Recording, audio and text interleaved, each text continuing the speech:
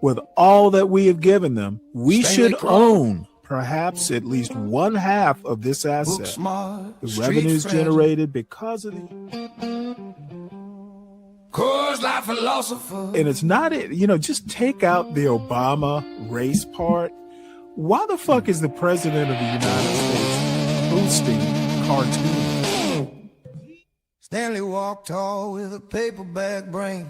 Well, I don't know what it was, but the thing is that if you ever go and you kind of read these people's biographies, fearing his shoes, library brave. The MAGA blacks, you get a bunch of MAGA blacks. That's what you get out of it, President. You get MAGA blacks who will put. I'm a drunk old man with a head shaped like a shroom. And then the other thing we've forgotten is revenue. That's the main lesson I learned today. And I know I'm Stanley, bitch.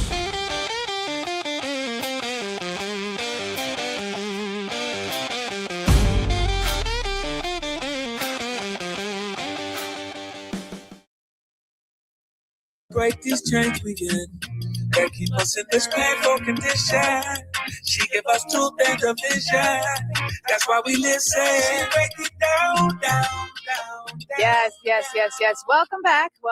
You are listening to Larry Daniel Favors on SiriusXM's Urban View, where talk empowers and becomes action. The more we explore the realities of today's racism and the more we sort of consider what it is that we're grappling with today and how it's kind of similar to Jim Crow, but we know that they don't want to stop at Jim Crow. They want to really go back into enslavement. One of the things I'm realizing is that I used to think white supremacy was like smarter, maybe a little more crafty. I don't know. I saw this not a YouTuber, this Instagram content creator who describes this. This is Clay Creation, Klaye Creation. And they said something really insightful about today's iteration of white supremacy. And frankly, it's a little mid. It's a little disappointing. And I'm not trying to give you a challenge because we've seen what you can do, but I'm just saying it's not quite ringing the way that I think. You're out of practice. And here's how we know you're out of practice. Did you all get a chance to see anything about the White House trailer trash park game thing that they had, the UFC, the motocross, all that? Did y'all get a chance to check that out?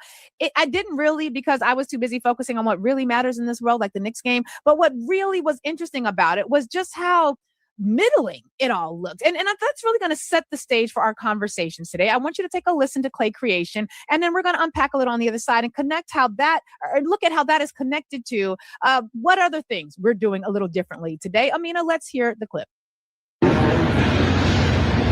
Hey, yo, all my life, on everything I love, if you saw this and legitimately thought it was cool, you're a fucking loser. Like, if you saw this shit and legitimately thought it was cool, you're either 12 or socially inept. We got motocross on the White House lawn before GTA 6 and free healthcare. When I was a little boy, being raised in the tradition of the Panthers and learning about the assassination of Fred Hampton, the assassination of Malcolm X, J. Edgar Hoover, COINTELPRO, white supremacy seemed so cerebral, methodical, and very threatening to me. After seeing the equivalent of backyard wrestling at the White House, I'm good. Revolution is possible. Revolution is possible. Under this current administration, white supremacy fell off. White supremacists used to talk about ancient Greece philosophy that they stole from Egypt and Bantu peoples, and how they conquered the whole world. And now white supremacists have monster truck rallies on the White House. I feel like the revolutionaries of the past were going up against the 96 Bulls of systemic white supremacy, and we're going up against the Charlotte Hornets. Now, I am not going to even try to hold y'all to pretend like I'm an actual sports fan. So I don't even necessarily understand the weight of the analogy he gives there, except the context clues, which clearly indicate that when you was going up against the Bulls and now you're going up against the Hornets, things done fell off. And really, it's because you're out of practice. But don't worry. I know you are up on it. I think the one thing that you can do well is be white supremacist. So I know that you're going to figure out how to do this a little bit differently, a little bit better. But as you all are figuring that out, it's occurring to me that I'm seeing things that we're not doing things the way they used to be done. And that doesn't include white narcissism. It also includes accountability. I want to talk about two gentlemen from the community, from the culture, the broader community, Pan-African community, who have given us some comparison points about how we engage in fumbling and in making mistakes, which we are going to do. We as human beings who are trying to create a better world and a better community, we're going to make mistakes. But there are the ways that you handle it and the way that you navigate the thing that give us a lot of insight as to what we are no longer going to be doing and how we are going to be moving forward. Let's talk about David Oyelowo. David Oyelowo is a performer, a Black British performer. I think he's Nigerian. Yeah, I believe he's Nigerian. And he has done a number of really dope things. We saw him in a variety of films where he's portrayed. He's a good actor. He's one of those classically trained British actors we hear so much about all the time whenever there's this war between whether or not Black Brits and Black Americans should be cosplaying as each other. And one of the things that he has done recently is appear on this podcast, 154 Africa. Very interesting.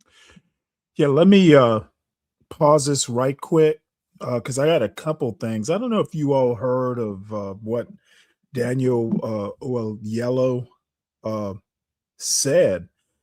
Now, I'm going to let her and I had something by this lady's like kind of like her I don't know, colleague at Urban View on Sirius, Karen Hunter, had to say about it. I'm going to differ with them a little bit, but we'll let it play out. Everybody, please make sure you hit the like button. Happy Father's Day. I guess the older I get, the less I even care that much about holidays. But as a matter of fact, when I woke up, I saw that my brother had already texted me, Happy Father's Day. So I texted him back, Happy Father's Day. Then I've called my father and father-in-law.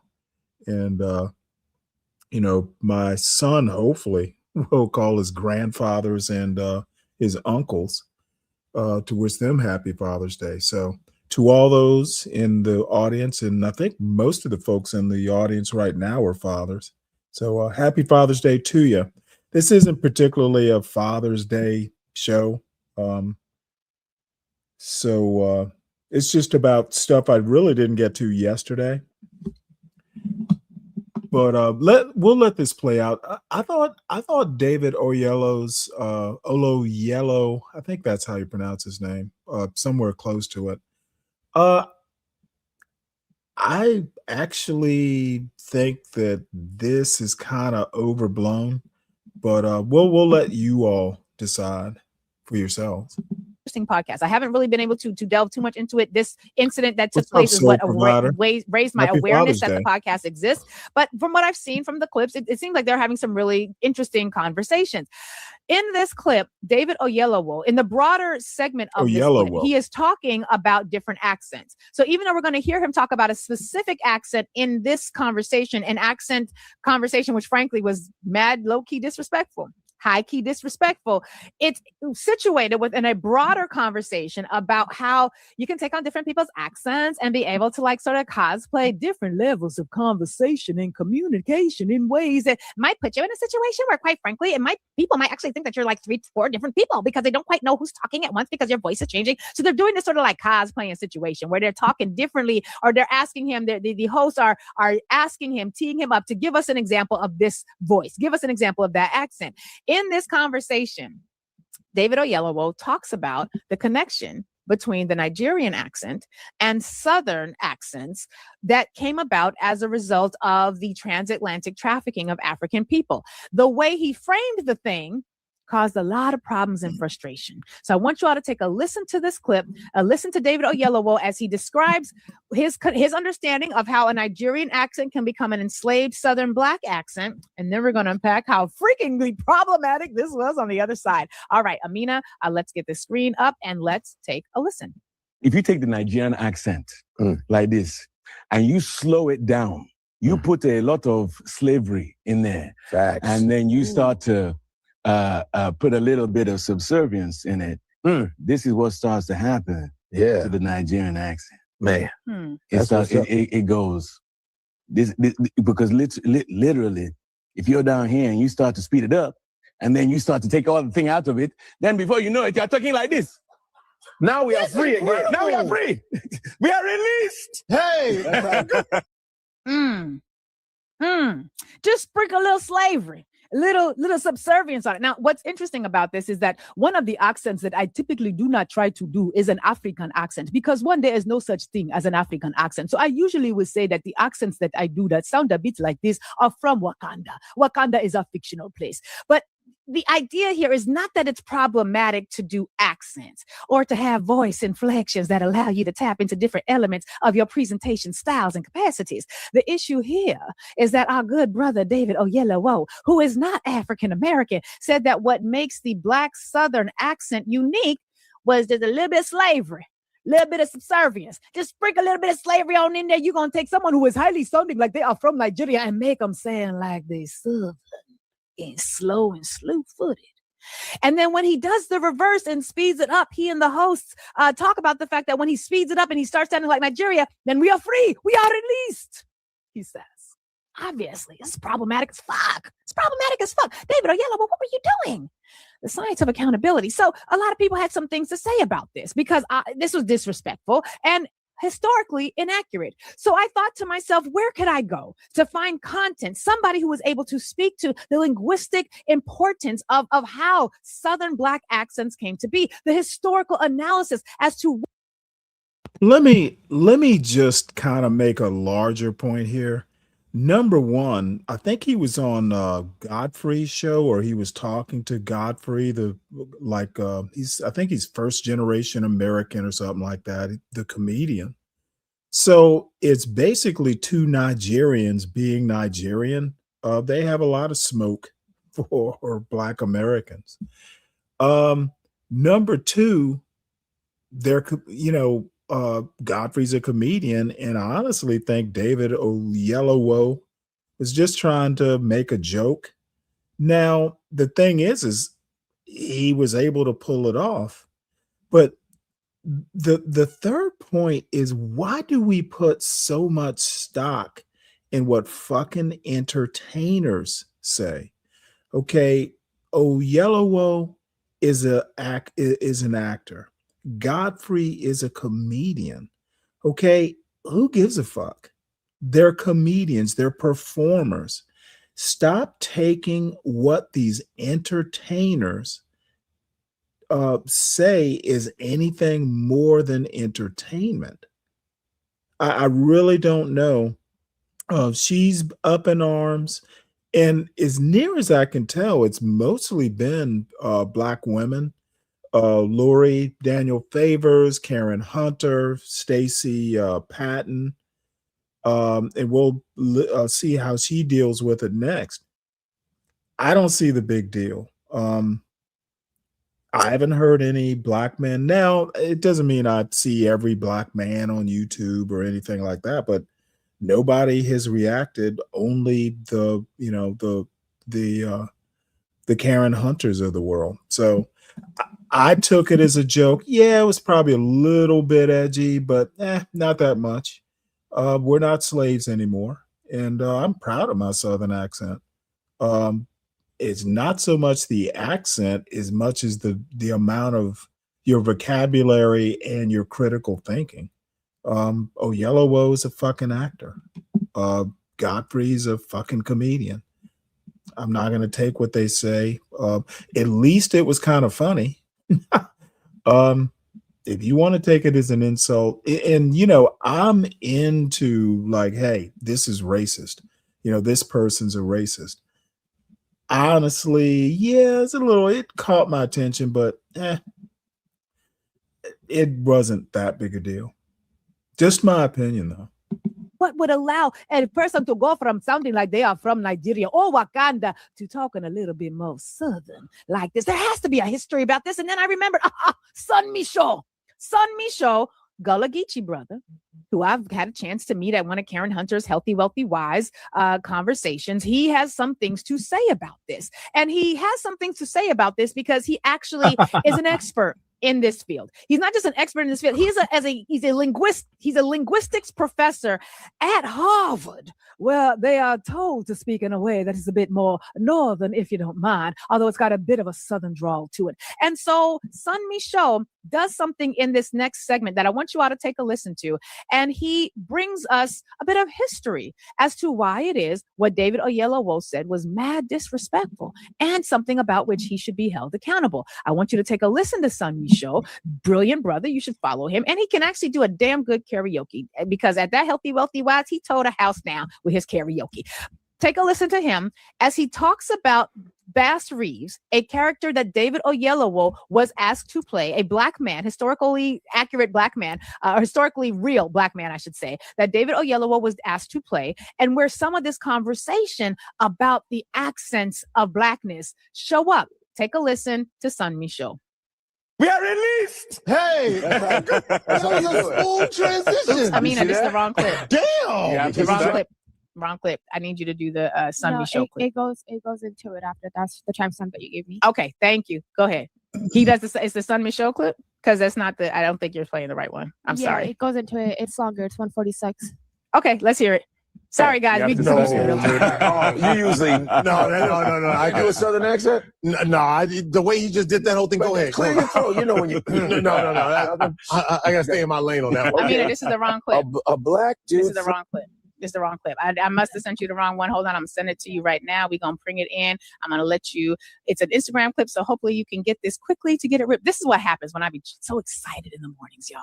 I be sending Amina all the clips, and then I think I sent all the clips, but I didn't really send all the clips. So this clip that I want you all to listen to from Sun Michaud is an important one. And while there are segments of it that are similar, what Sun Michaud says is it already has happened. So I need us to, we're going to hold that thought for just a minute, because the way David Oyelowo will handle this, and we'll come back to what Sun Michaud has to say in the aftermath. The way that David Oyelowo handled this is what I think we should be using as insight for how we evaluate Jay-Z in the next story that I'm going to tell you about. So while Amina's getting the Sun Michaud clip that I just sent her, I want you to instead take a listen to Ebony Janice. Ebony Janice, who y'all know I love like cook food, though I've never actually met her in real life. Every time she has come on this show, she is so brilliant and so amazing. And I love her. I love her voice. I love how she communicates. And she had some things to say about this incident as well. So we're going to get the historical context when it comes to David Oyelowo and what he's saying. But Amina, if you could please allow us to hear the Ebony Janice clip that way, and you all won't be able to see this one because I have to pull it up, but take a listen to what Ebony Janice says about this very same thing, and then that will allow us to get some time to bring it back up to speed. Let's take a listen.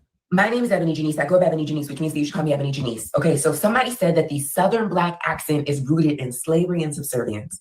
And the internet did what the internet does, and I'm not going to sit here and go back and forth about one man, because we do this thing where we argue about who's more Black or who's more intelligent or who's more free, and I'm just not interested in that today. Not today, maybe another day.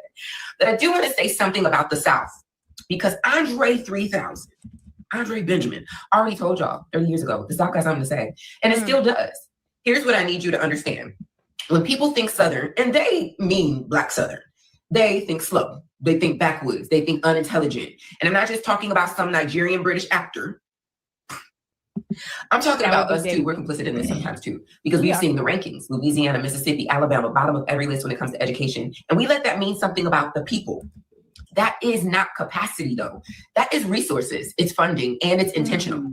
When I was in high school in the late 90s, dang, did I just make myself? I was in high school in the late 90s. We had a resource center.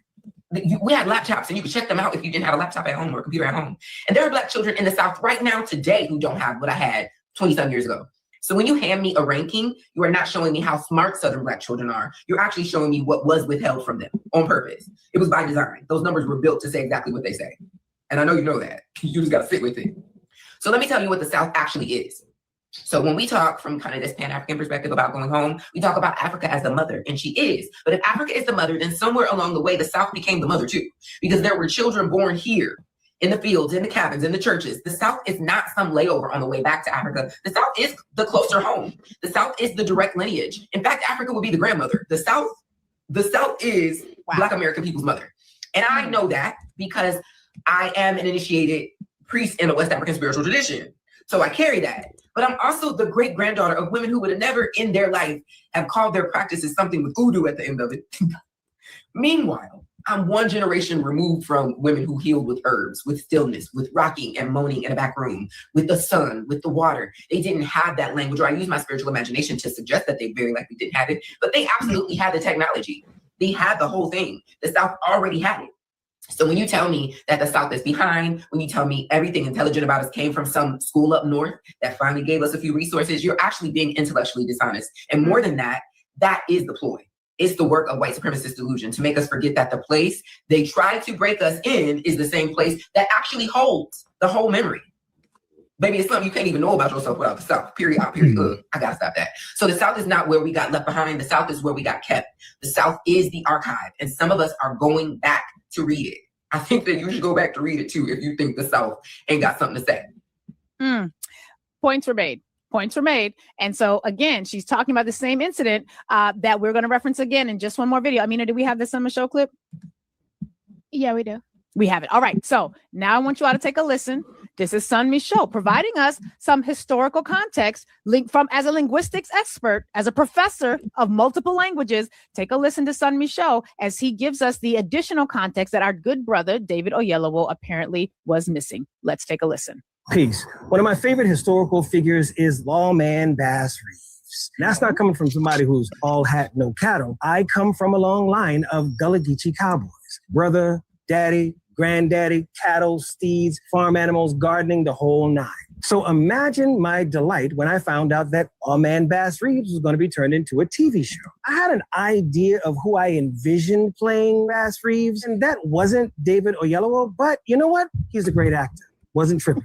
Even when I heard his Bass Reeves accent, it wasn't like given authenticity like I had hoped it would, but hey, it is what it is. Until I got tagged in the post at the beginning of this video. Because rather than drawing from Bass Reeves' known multi-dialectal lexicon, where Bass Reeves drew not only from his own African heritage languages, but he also drew from the local white Southern accents that were informed by British, Scottish, Irish. Bass Reeves figured out how to absorb all of those accents, including learning the languages of some local indigenous people. And that helped to make him a masterful lawman who would put on disguises, use different accents and different voices in order to capture fugitives. And I knew that not only as someone who's a Black Southerner myself, but also as a sociolinguist, dialect and accent coach for film, television, and theater. Instead of any of those factors going into how David came up with his slave accent, he described it as simply taking the Nigerian accent, slowing it down. Put a little bit of subservience in it. Subservience. That is the active ingredient that David believes helped him perfect the Black Southern accent. Can't figure how the general didn't find you sweet like honey. Subservience. Never mind the fact that our enslaved ancestors who were transported from Africa in chains were stolen from various parts of Africa, mainly West Africa. Only 15% of whom in the Carolinas came from Nigeria. So there's actual accent variety coming from the motherland. But none of that was the active ingredient that went into you perfecting the slave accent. It was slow subservience, that you can speed it up and become. Yeah, but again, why are we taking what an actor says about a culture he didn't grow up in? In a way, it's like, well, you know, I hate to be so racial about it, but I'm going to do it anyway since Ryan is in the chat. You know, we'll make it a racist Father's Day. David Oyelowo is basically an outsider looking in. And let me give you an example. My buddy Charles, who I was on his show, I guess was it Thursday evening, and you know, I attempted to simulcast it over here, but had some technical difficulties. He used to be, and he still does, but he used to be a huge like critic of left-wing politics in the United States. And I had to, over the years, tell him, you have no clue what you're talking about half the time. You're outside looking in. You did not grow up in the culture. you do not understand the nuances of it. And a lot of times your critique of American politics is just uninformed. And you need to be aware of that. He needed to ask more questions than he pronounced answers to his questions. And it just, over the years, he's actually come to understand my point. And as a matter of fact, he's moved more to the left because he wound up seeing just how rotten these MAGA politics are. MAGA is not good for America. It's not good for the world. And I'm not even sure it's good for MAGA. But, that's kind of a different show. Seymour, you came all the way over here to announce that you're live. I find that highly disrespectful. So let's go ahead and put you out of my misery. We will remove that wrench, and then we are going to put you in a timeout. Erase. Motherfucker, you had to come over here to try and get people from here to watch your show. That's how I'm taking it. Ryan's here. Maybe Ryan will take his ass over and watch your show. Dude, you are so weak if you come over here to announce you're live. That's just weakness personified. You ain't the hood motherfucker you think you are. You are just a little man child who needs to come to his daddy, who is me, to try and get people interested in your show. So have a good show, brother. Nigerian again to represent freedom. If you're down here and you start to speed it up, and then you start to take all the thing out of it. Oh, hey. And before you know here's the other irony. I don't know if Seymour's still listening. I timed your dumb ass out and let your racist daddy stay. The fucking racist is a little bit more interesting than you are, CM. I'm talking like this. Now we are free again. Now we are free. We are released. Hey! The Nigerian accent represents emancipation, freedom, we free again, as opposed to the Black American slave accent. The irony of this level of ignorance is that this is coming from people who really boost up and uphold colonial speech, such as Shakespearean English, as the pinnacle of perfecting the language of status and class. Having a command of that received English is showing a sense of power. Yet that accent is totally fake.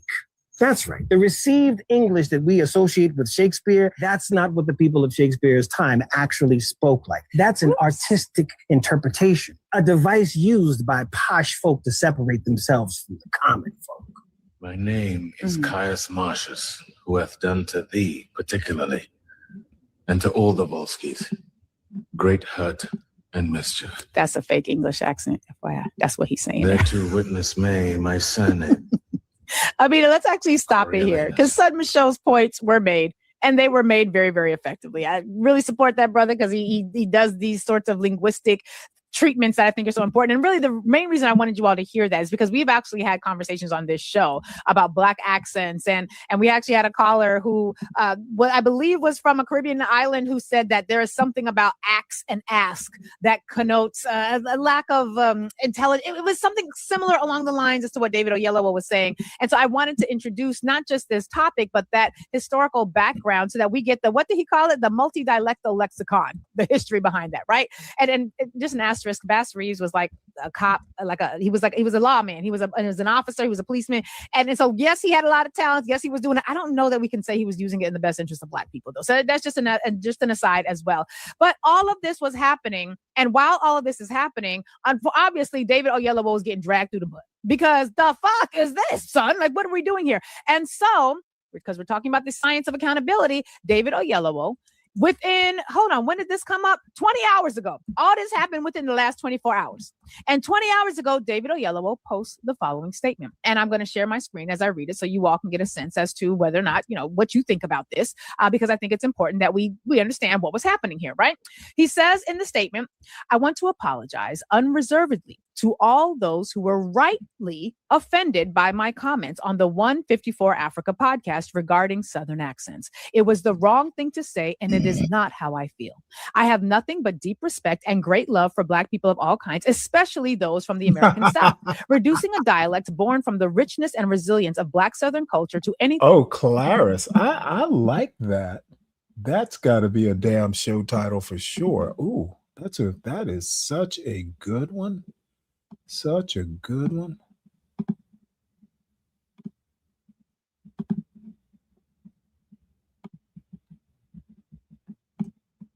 Let me make sure that I copy it and use it. Less was careless and wrong. All I truly care about is lifting up my Black brothers and sisters from all places through my work and my words. Please forgive my failure to do that in this instance. You can take him at his word. You can believe it or not believe it, but that to me is how these things are supposed to work. If you mess up, you cause a harm. You get an assessment as to what the harm was, because the people who are harmed get to name the harm, and then you assess your role in perpetuating the harm, and you do what's necessary to make good on the harm. You apologize. You take accountability. Now, there are a lot of folks who said, okay, I get what he was trying to say, and I don't think it was an intentional. That may be, but in a way, she's got a point here. To racist behaviors don't necessarily assume, imply, or even mean that there's malicious intent. A lot of it has to do with of ignorance about racism and what racist behaviors are. So, the ignorance is probably true. But again, this dude's an actor. He's not an academic. And let's see, what is I was told to drop by here. So, Ryan, you were told you always do what you're told there, Ryan? I kind of suspected you had no brain or will of your own. You just do what you're told. Did the grand dragon of your local clan, your local clan tell you to drop by here? Who told you to drop by my show? I bet it was John Galt or somebody, some other racist. So, hey, Chalk, how you doing? You were right about CM, and I am right about you, Ryan. You're a fucking racist. So, and that's fine. I mean, like I said, I don't even think you're a malicious racist. You're just a racist. You might have all the good intentions in the world, and I'm going to give you your props. As long as Black people are acting according to what you think the stereotype should be, you're good with Blacks. But as soon as someone like me starts talking and telling you what you are to your face, you get all pissy. Son, we aren't all C. Moore or John Galt or CT. Some of us fucking have pride in our heritage, how we were raised, who we were raised by, and what the culture can be. Okay. We have W.E.B. Du Bois and Frederick Douglass and Booker T. Washington in our heritage. Those who choose to worship fucking Tupac and Jay-Z, that's on them. Some of us know better. And people like Ryan, like the Tupac worshiping Black man, definitely he wouldn't like the W.E.B. Du Bois or the Frederick Douglass or the Booker T. Washington version of a Black man. So you keep crying, keep doing what people tell you to do, Ryan. I know who you are, and that's over years of observation of your behaviors on panels and in chats. intent and impact are not always the same thing. This does give us a wonderful opportunity to talk about accountability. And I think he did this in the right way. You made a mistake. Moxie, you don't have to explain why you like Ryan. I don't care if you like Ryan or not. He's a racist. So that's my judgment. It's my personal feelings on it. And I think it's a very provable argument. You can like Ryan as much as you like Ryan. There's no accounting for taste. I'm not going to police who you like, ma'am. And it was in jest. Clearly, I don't think he was planning to be nefarious to the black. Like, clearly it was in jest, but you went too far. You overstepped your boundaries. You got called on it and you apologized. That is how these things are supposed to go. So with that as an example of a wrong being perpetuated and an account of the wrong and then an assessment, I want you all to take a look at this video clip. This is a scene from a film, Trick Baby. And Trick Baby is a film that really talks about the ability to be black and in spaces that were not designed for you. All right, now you're not ever going to hear this in the podcast. There might actually be a copyright ding for this. So YouTube, just so you know, I'm using this as fair use. We're having an analysis conversation about this, okay? That is not going to stop YouTube from, dealing with you. All right, because, YouTube be YouTubing. So I want you all to take a listen to this scene. This is a group of white people who are at a dinner party. And at the dinner party, they are talking about one of them who is a liberal, who likes to give black people jobs. And one of them who is a conservative who says we should not be doing that. You should keep them locked in the ghetto. And then we're going to use this as a pivot point for a conversation about Jay-Z. Okay? All right. Let's take a listen to the Trick Daddy dinner scene. It's you liberals who have lifted them up, Howard. Trick Baby. You Sorry. conservatives make a mistake. You can't afford to strangle hope in people. Without hope, people become dangerous. No, Howard. You liberals have let them invade our society. You give them jobs, political jobs. Oh, you missed the point. It's only the smart ones we move up. That makes it even worse. Oh, we have to move them up. If we leave a smart one in the ghetto, he might develop into a leader against us. But if we raise him up into white society, we neutralize him. He feels compelled to try to act like us. He loses his identity and his racial anger, if he has any. He becomes alien to his brothers.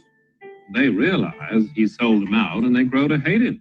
He becomes worthless to them and safe for us. No, thank you. In fact, in his love for the creature comforts, except for his color, he's become one of us. Ain't that powerful? Ain't that something? Now, just in case we do get a copyright ding, I'm going to read to you the transcript of what they just said because I want to make sure that you all get the message. And in the transcript, you have the conservatives saying, it's you liberals who have lifted them up, Howard.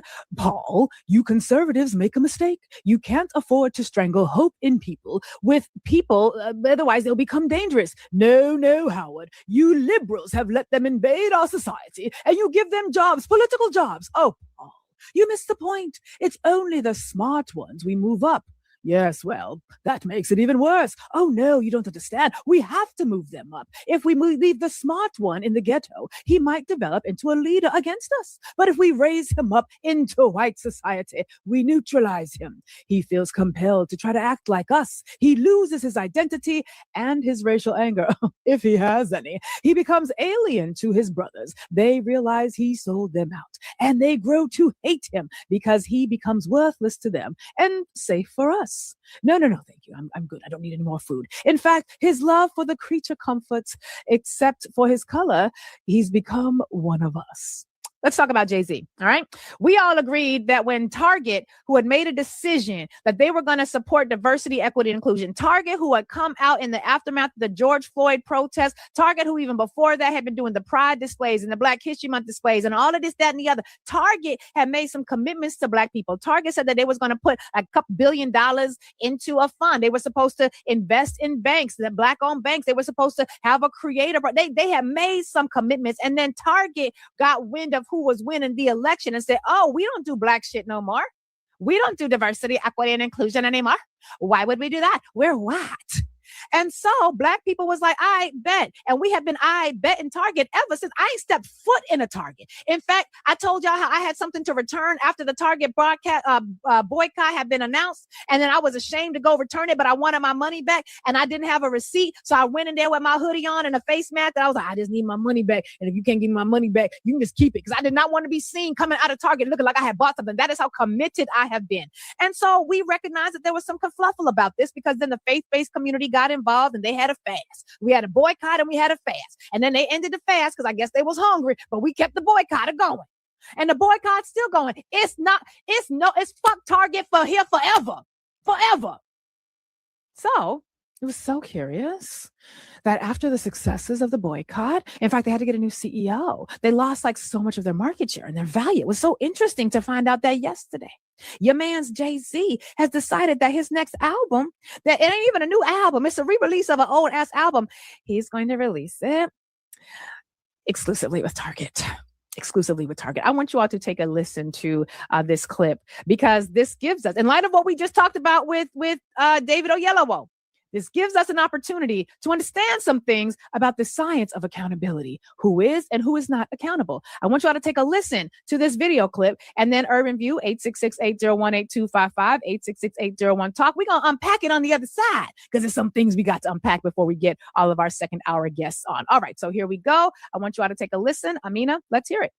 Has Jay-Z paid folks rent and helped them figure out how to get these high-ass groceries and gas? And I missed the memo somewhere? Because I'm always confused that whenever this man is in a headline for something seemingly controversial, folks throw on a cape like if they jumped off the bridge, Jay-Z would be at the bottom to catch him. The reality is, Jay-Z did a partnership with Target, while Black folks have been saying, hey, we're not going to shop at Target. That is a problem when Black people have been trying, especially in this administration, to assert our power and say that our existence, our dollars matter, and put some respect on. The same guy that made an attempt to derail an entire movement when Colin Kaepernick was taking a knee during his NFL game in protest of Black lives, in protest of Black folks being massacred. Then Jay-Z turns around right in the middle of this to do a partnership with the NFL and then says out of his mouth, we are beyond kneeling, as though Sean Carter had ever gotten on a knee. The same guy who posterized himself for the Barclays Arena in Brooklyn, which led to mass gentrification in his own community. And he only owned 1/5 of 1% of the Barclays Center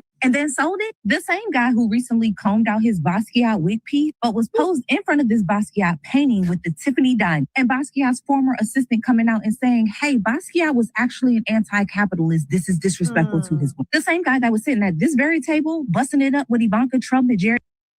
Yeah, it's like artists aren't necessarily, anything more than artists. While they're entitled to their opinions, doesn't mean their opinions are informed opinions. So, that's kind of obvious to someone like me. So we got Ryan Bardwell here still. He's going, what a miss, keep going. And then he put a chimp. Now, how is this not racist? What possessed him to put looks like a chimp with a curled tail? Now I'm assuming he probably wants to be timed out so he can go back to whoever sent him over here. Go, oh, they got so pissed off they bounced me. Okay, Moxie, what you don't seem to understand is there are some things in American culture, like primate references to Black people, that are tantamount to racist tropes. Okay, and Ryan is not that bright. He's not that clever. If he wants to troll me, do something other than like the racist thing. Okay, racists don't pretend to be racists. Okay, if you're going to troll somebody with racist tropes, you're a racist. And Moxie, I'm sorry if you can't see my perspective on it. I think you're a wonderful person, but anyone who would troll with a monkey emoji is a racist. Whether he doesn't mean it or not, I literally just said being a racist does not mean you have ill intent. It just means you are so ignorant, you don't know that what you're doing offends people in a historical context. Okay, Ryan is literally a racist. He doesn't even understand what a racist is. He just thinks, oh, hey, I'll make a couple jokes. The dude's a racist. I think this, what's up on the screen is a sterling example because I've seen him talk about other Black people in chats with that same emoji. Dude's a dyed-in-the-wool racist and not smart enough to even know he is. So it is what it is. And I don't get, if Ryan is so fucking smart, hey, I'm not going to bounce him from the chat because he is just proving my point about people like him. Trolling with racist tropes is racist. Whether you mean it to be funny or not, it is what it is. And I don't care if you like Ryan. I don't dislike Ryan. I just think he's a racist. What's up, 12th man? Hey, Stanley, maybe you should call Google a racist since they allowed him. You know what? You know what? Google is not in my fucking chat. So don't bring the stupidity up here. Well, they have a monkey. Okay, bitch. Google is not in my chat. Ryan is. So let's move on from that stupid comparison. Let's move on, or you can just go back to the chat and you and Ryan can join hands and, you know, call us moon crickets. Come on now, Stanley. No, why are you being so... Okay. Don't tell me what I'm being. I just made a logical point to you. Ryan is in the chat. Ryan is who I'm talking about. What the fuck does Google have to do with this? And Google's not in the chat.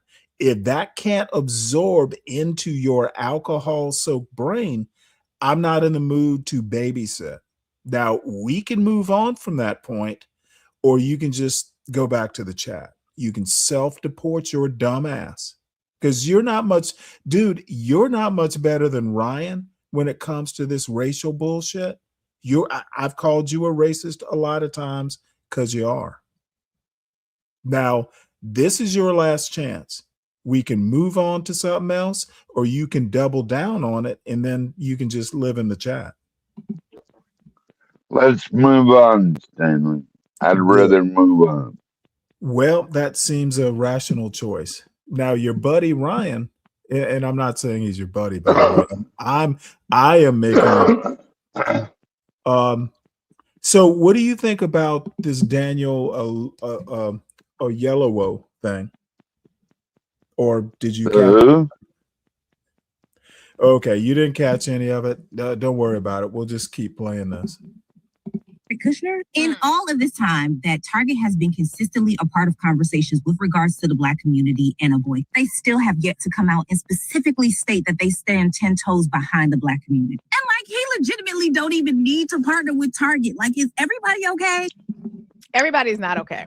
Everybody is not okay. I had forgotten about the fact that he said we're beyond kneeling when Colin Kaepernick was doing what he was doing. I didn't forget about what he did to gentrify downtown Brooklyn. You cannot, I have never, Brooklyn, since Jay-Z came in and made that the people, he convinced that he helped to convince, I'm not going to put it all on Jay-Z because as you heard there, he only owned 1/5 of 1/2 of 1%. Like, what the fuck was happening? But the fact that they marketed that Jay-Z was a co-owner of the Barclays Center, this stadium, they said there were going to be jobs for people. They wanted community benefit agreements involved. My ears to hear a pretty lady. Have you been to the Barclays Center?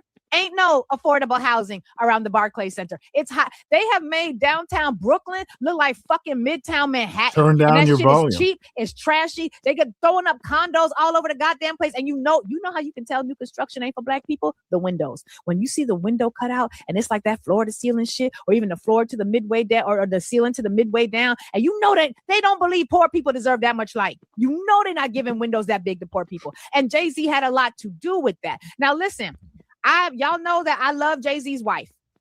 I love Beyonce. I do. I'm not a part of the Hive, but the first concert me and my baby girl ever went to was hers. And like, I get it. I know it's capitalism and I'm conflicted about it as much as anybody else. I'm just saying, when it comes to accountability, what the fuck were you thinking? Target? So what I realized, y'all, this is a test. This is a test, not of the emergency broadcast system. This is a test of our capacity as black people, because we showed, when it came to Target, we showed that we are stronger than our addiction to consumption. Because a lot of us were like, don't stop at Target. It's Target. I got good memories in Target. Me and my baby girl used to love going to Target. My son, not so much. He's not a big shopper. But we proved successfully that we are stronger than our addiction to consumption. We proved through this boycott and the fast that was a fast that wasn't a fast, and then they fasted again and they stopped fasting because they got hungry. We proved we are stronger than spiritual confusion, because when the fasters stopped fasting, we was like, you can come and eat, because we didn't fast with y'all, but we still ain't going to Target. We proved we are stronger than capitalistic consumption. We proved we are stronger than spiritual confusion. Now we got to ask ourselves, are we stronger than our addiction to celebrity? That will tell us. We're growing a lot. We are maturing. We're doing better. We're getting good at some things, where we're growing up a little bit. Are we wiser? Are we wise enough to reject this latest play? Now, listen, I'm not one of them people that does the conspiracy theory. And you know, he's the Illuminati. We don't need to do all that. You can if you want to. I don't need to do all that. All I'm saying is, David Oyelowo and Jay-Z both fucked up bigly in the past 24 to 48 hours that we became aware of. One of them took accountability and made some statements, and is committed to doing the work he's a part of the Mansa group, and what he and Nate Parker are doing when it comes to the Mansa platform is absolutely freaking amazing. And I'm not just saying that because Nate is my little brother, because we went to Penn State together, and I'm not just saying it because it's an amazing thing that they are doing, but I say that because of full transparency. He and my husband, have a whole ass nonprofit, a foundation together, where they are creating pipelines of black film creators. So I get it. I understand it. What David is trying to do is amazing. I'm assuming what Jay-Z is doing's got some value. Not for us. The science of accountability. One person is taking it. The other is taking an opportunity to remind us as to why we don't really like him that much anymore anyway. We're going to hold it there. 866-801-8255. Yeah. And, Stacey Patton, who I, read pretty much, when she put stuff out on Substack, Oyelowo's problem is that, there's enough animosity, especially if you listen to Umar. There's a lot, or is it Umar? No, not Umar. The other guy, can't think of his name. Who, there are a lot of Black Americans who are taking it as a diaspora insult. And I'm not saying they don't have, cause for it. I listened to it, and it was probably a little off color, pun intended, but he's an entertainer. David Oyelowo's slave accent comment exposed an ugly diaspora insult about Southern Black speech. By Dr. Stacey Patton. A note to readers. This piece was originally published on Newzone, June 16th, 2026. So, according to British-Nigerian actor David Oyelowo, Southern Black speech is just a Nigerian accent damaged by slavery.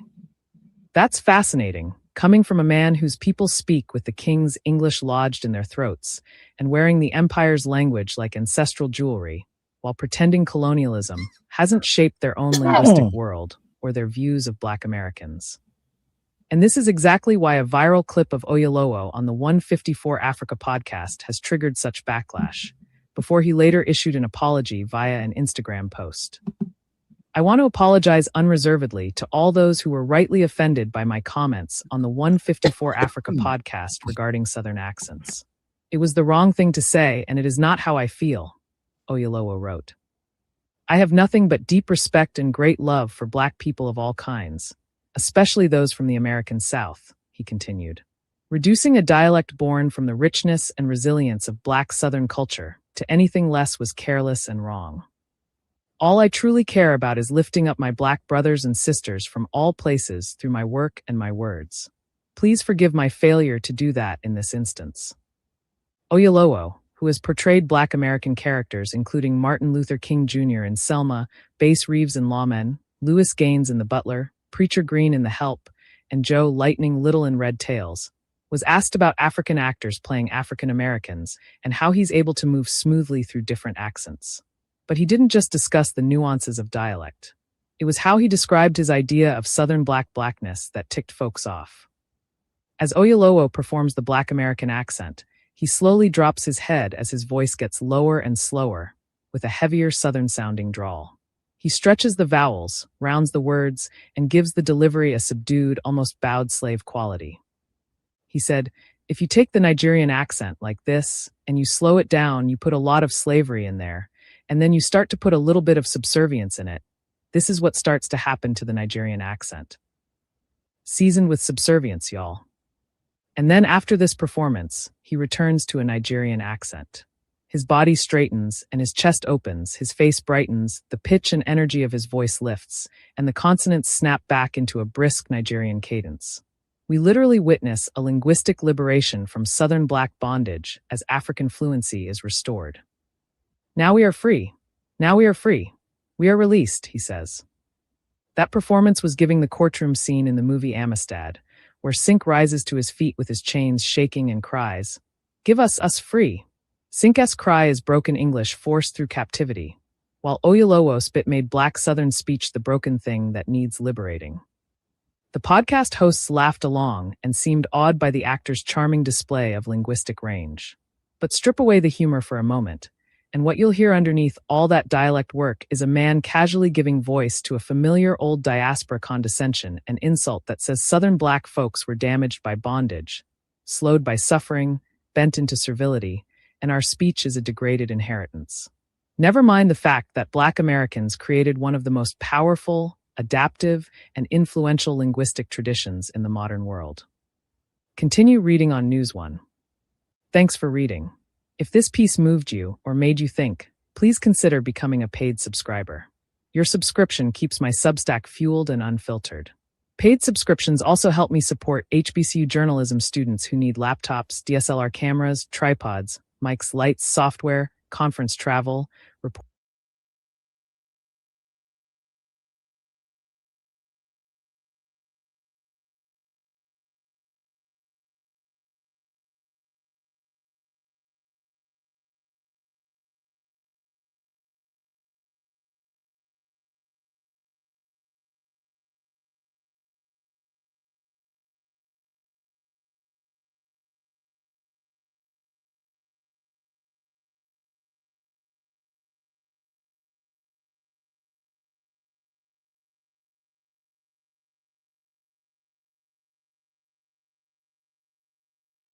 Doing the proper way, you should hug your friend's girl, or how your girl should hug your friends. Oh, sorry So about when that. I hug my wife, No, I wanted to. I was saying that I'd been meaning to talk about this Oyolowo thing a few days ago, but the shows have been getting sidetracked recently. So this is basically something that I watched today. I think this is Style OG. And I never really knew who he was until somebody mentioned him, and I actually subscribed to his channel. But this is actually the first thing I've actually watched. I think that's who this is. But anyway, Marquette, however you pronounce his name, the Saint in the Center. Dude, this motherfucker is living in medieval times. I think he's a Christian, but he sounded like a Muslim who is deeply into Sharia law. So he had this to say. Now, I don't know why this video even got made, but he's going to review it. And, his take on it is weirder than the video he's actually reviewing. The socks and sandals thing, maybe he's not a style OG. Doing the proper way, you should hug your friend's girl, or how your girl should hug your friends. So when I hug my wife, meat to stomach. You know what I'm saying? We hugging this meat to stomach. You see that meat laying on that stomach. You see that meat on the stomach. All right, that's how you hug your girl. You know what I'm saying? That meat to that stomach. All right. I want to see how you would hug one of the homies. If you see him, how do you hug him? Jason, I go like this. That's how you hug him? Yeah. Okay. Does the man... This bald-head rascal is spreading corruption among the youth. Firstly, we can never trust anyone who wears shoes inside of their own home, especially on carpet, utterly filthy. More importantly, if I'm at the home of my good friend and his wife is there, she needn't be acknowledged. If she makes dinner and it's delicious, I'll look my friend dead in his eyes and say, thank you for dinner, full well knowing that she made dinner. Why? Because I communicate with the head of household. I communicate with the head of their family. He could pass that on later. I don't even need to acknowledge her. It's not necessary. I don't show up and hug his wife. No, sirree, Bob, nor would he hug my wife. You see, there is no necessity for really any level of interaction between a woman who belongs to another man and any other male. Furthermore, we have to be suspicious of these types because why was he groping his wife in front of the camera? I find myself to be disgusted with these people who do public displays of affection. I don't know if this is beta male mate guarding or what exactly it is, but really it's degrading in actual fact. You feel the need to make a sexual object of your lady in public and to give displays to draw attention, the eyes of other men to the nether regions of your woman. This guy's just weird. It's just a fucking hug. What the fuck is he talking about? And let me tell you something. You sit down at a dinner party or something like that, and the meal is good, and it wasn't the head of household who cooked the meal. And that's, what if the lady, what if it's, I don't know, there are all kinds of permutations that don't get addressed. But I do know if you know that the lady of the house cooked the meal and you look at her, in this case, husband, and go, thank your wife. You're basically talking about the person in the person's at the table who cooked the meal. Is that second person or third person? Yeah, it would be the third person. Dude, that's a way never to be invited back. That wife is going to never invite you back for a dinner she cooks. This dude is a fucking weirdo. And then the other thing about this, he called Style OG, I think it's Style OG. Maybe I'm wrong. But he calls him a bald-headed rascal while being bald. Never call a man bald or a bald rascal if you're bald yourself. And why is this motherfucker doing a short without a shirt on? The fuck? This is just straight out weird. Woman by grabbing her behind for an Instagram video. And this is the low grade of male. This is her leader. And she doesn't even realize that she's being misled. Why? In part because females have that little bit of streak of evil, and sometimes in dealing with the weak beta male, he's doing what she would probably have an instinct to do. But the problem is that you need a real man to keep them on track. Yeah, so that's why I'm here to go ahead and put a red pin to the game, because no, you do not hug the spouse or girlfriend of your homies. They do not put their hands on your wife or really have any interaction. They're not friends. It's not necessary. Marquettism is for the kids. Marquettism saves lives. Doing the proper way, you should hug your friend's girl or how your girl should hug your friends. So when I hug my wife, meat to stomach, you know what I'm saying? We hugging this meat to stomach. See that meat laying on that stomach. You see that meat on the stomach. All right, that's how you hug your girl. You know what I'm saying? That meat to that stomach. All right. I want to see how. Oh, I'm sorry. I'm one of the homies typing in the chat here. Now, this is like the weirdest. Well, number one, this video is weird. Why are you doing a video on how your wife should hug your homies? That's weird in and of itself. And then the review of the weird video is even weirder. We got some strange old YNs on these YouTube streets. We got Corey Holcomb. We got this weirdo. We got Saint and Sinner. We got Nightish. Dude, there's some fucked up individuals in the quote black community. These people are just fucked up. And then we got Ryan in the fucking chat. You know, he's the profligate racist. I don't know if he's even still here. And then we got C Moore, who is supposedly live, but he's in my chat counting how many people are in the chat. We got some weird black men in this YouTube, and I might be one of them. I'm not, going to put myself above that criticism, but why would somebody in a live stream be counting how many people are in my chat? I bet I have more people in this chat than he does. And you know what? I'm not going to go over to his chat to count. What would this be like? Pocket watching? Would it be chat watching? I don't know what you would call it, but why is he so concerned about my numbers? Like literally, this show is not about him. I wasn't talking about him when he appeared in the chat. Because I know when I talk about him, it hurts his feelings. And then his Massa Ryan shows up uninvited. Somebody told Ryan to come to the chat.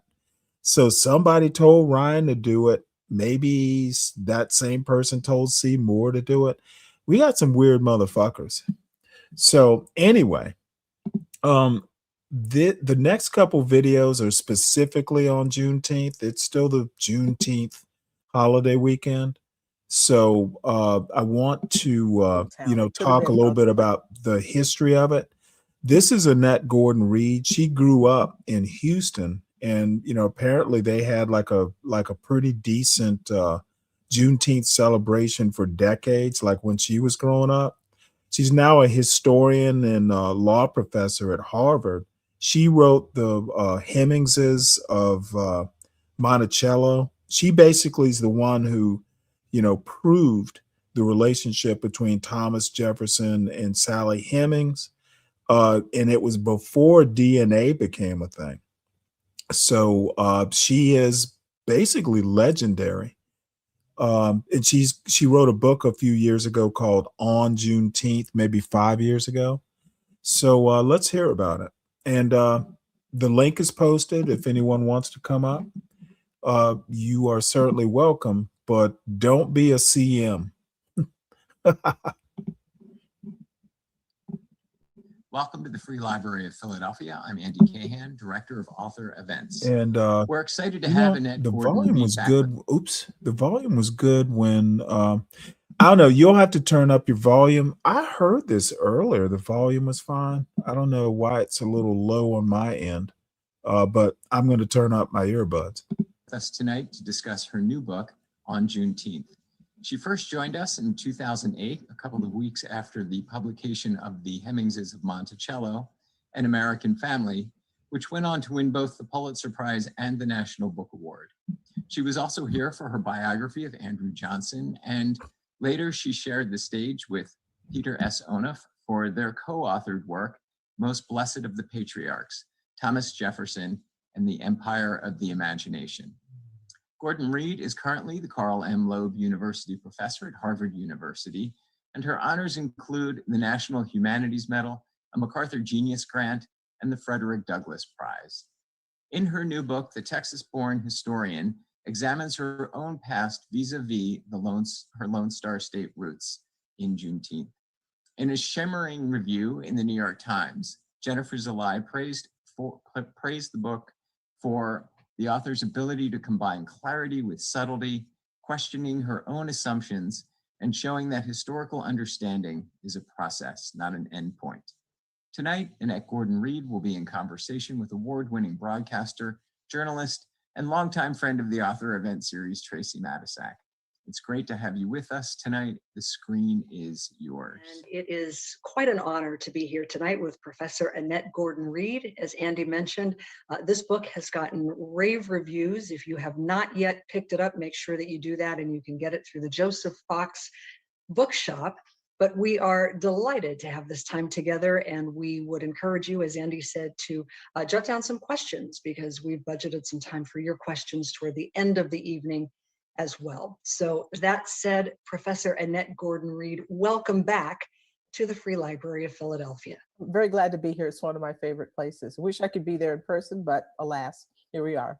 Well, next time, when the next book comes out, hopefully we'll be in a place where we can do that. Yeah. The book, as Andy mentioned, is called On Juneteenth, and it is a collection of essays. And of course, Texas figures prominently all throughout the book. You are a native Texan, as he mentioned, and you open the book by talking about Texas exceptionalism, that everything in Texas is larger than life, and that people who are from there have a certain pride in being from Texas. But you also say that the image of Texas has a gender and a race, that Texas is a white man.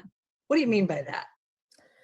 I think when people think about Texas, they think about a cowboy.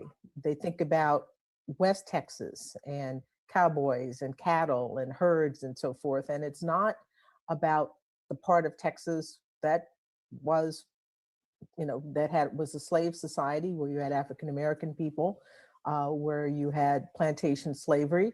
And this notion of the sort of rough and ready, free individual would be a white man, because women don't have that kind of freedom, and Black people are not seen as having that kind of freedom. So Texas the white male sort of embodies the way people see the image of Texas as the embodiment of a guy and a white guy. And so the book is trying to figure out, what does that mean for people who are Texans, as much Texans as anybody, who are not white guys? And so that's what I explore in the book. I'd love for you to talk about the East Texas side of things, because to your point, when we think of Texas, we do think of the cowboy, the ranger, the oil man, we think of the West. Mm-hmm. But you make the point that it's the East where Stephen Austin came and brought many settlers and wanted to, make sure that slavery was accepted there. Can you elaborate on that and unpack it for us a little bit about that history of East Texas and also the problems that can occur with selective memory and origin stories? Mm-hmm. Well, Stephen F. Austin, who is considered to be the father of Texas, as you said, brought settlers there. He was given the right to make a settlement there in Texas. And the settlers would be people who would come from other parts of the South, Georgia and Alabama, coming west, part of westward expansion. And they brought enslaved people with them. They thought that that would be part of the basis of their society. And so they were very, very wary about any kind of encroachment upon those rights. Austin was considered to be anti-slavery. He considered himself anti-slavery, not so much because he thought it was bad, but because he wasn't, he didn't like the idea. There was concern about the idea of Blacks and whites in society, too many Blacks in society. So he wasn't like a gung-ho on the institution, but he knew that it would be something that the people coming to the state would want to have in place. Someone had to clear the land, someone had to plant the crops, and it was great land for farming. Galveston was a port where things could be shipped out. So there is this legacy of slavery that people think of mainly in terms of Louisiana or Alabama and Mississippi, but not in Georgia, but not Texas. We think about the cowboy. Even people in East Texas claim there were cowboys in East Texas as well, but the real prototypical cowboy is part of the Western tradition. And people think of Texas as the West. They don't think of it as the South. But it was in the Confederacy, and it had plantations, so it was part of the South. And it speaks to origin stories, right? And the stories that we tell ourselves about where we came from and how we started. And there's a strong tendency in and out of Texas to have sort of a selective memory about those things. Well, we all do that. We do that in our lives. We cut out the parts that are painful and become nostalgic for childhood that is perfect. But when you're in it, it may not have been as you're a teenager or whatever, but we look at these things through rose-colored glasses, and we tend to do that as a nation, and we do that as Texans as well. We focus in on the heroic aspect of it. Remember the Alamo, the fight against Mexico, but not thinking about what was implicated in some of the, in the conflict, what drove the conflict in many, many ways.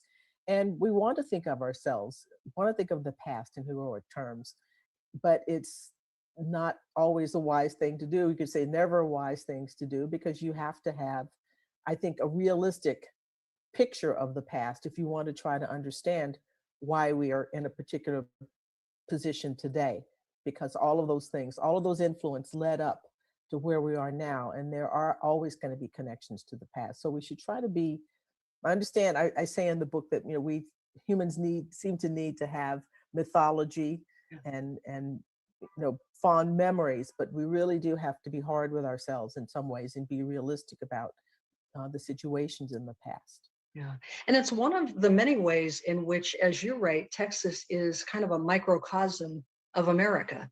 Yes, yes. I mean, I say that all the sort of major currents of American history flow through Texas.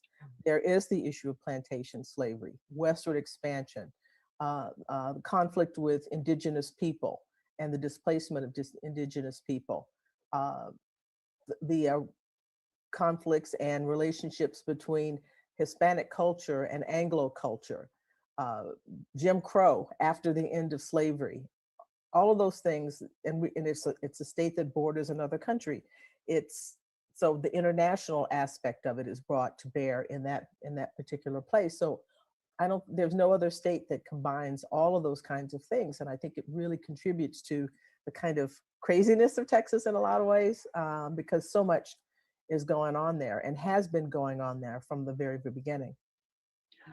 So the book, of course, is titled On Juneteenth, and it's really a collection of essays written by a native Texan about Texas, and of course, the United States, Texas's history and its resemblance to and reflection of, if you will, the larger United States. But the events of June 19th, 1865, which was Juneteenth, really only occupy a small portion of the book. It's almost as if Juneteenth is the hub from which all the spokes extend. And you could read the book and say, well, gee, it's not really that much about Juneteenth, or you could read the book and say, it's all about Juneteenth, that it's all through the book. So why did you choose Juneteenth as sort of the peg on which to hang the rest of the book?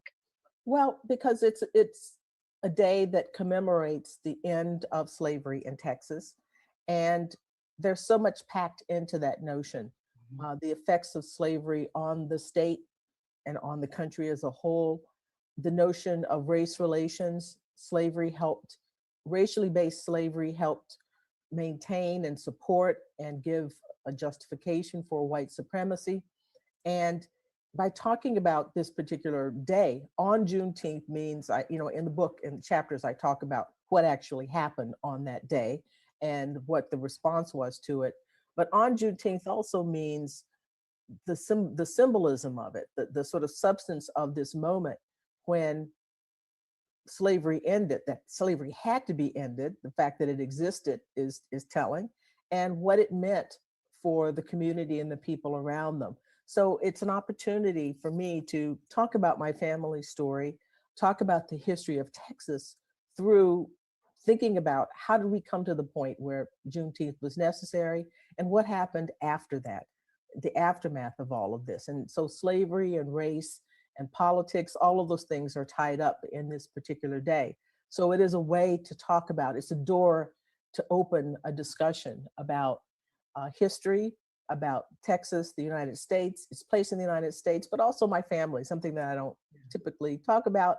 As a historian, I'm talking about other people's families. So I did something a little bit different with this and dipped my toe into memoir and melded it with history. I smiled when I read that you felt some kind of way when Juneteenth became, it kind of captured the national imagination in more recent years. And there was a point at which you felt a degree of resentment about that as a Texan. Tell us about that. Well, at the beginning, when I was away in college and I began to realize that there were other people and other places that were claiming Juneteenth, I had a very possessive view about it. I mean, that was not the way to go. I've gotten totally over that now. I want everybody to celebrate it now. But I thought this was something that made Texas unique. And when you grow up in Texas, there's a lot of emphasis on we are unique, we are different. And so this was something that belonged, I thought, particularly to Black Texans, because it wasn't until 79, I guess it became official in 1980, when I was still in college then, it became a state holiday.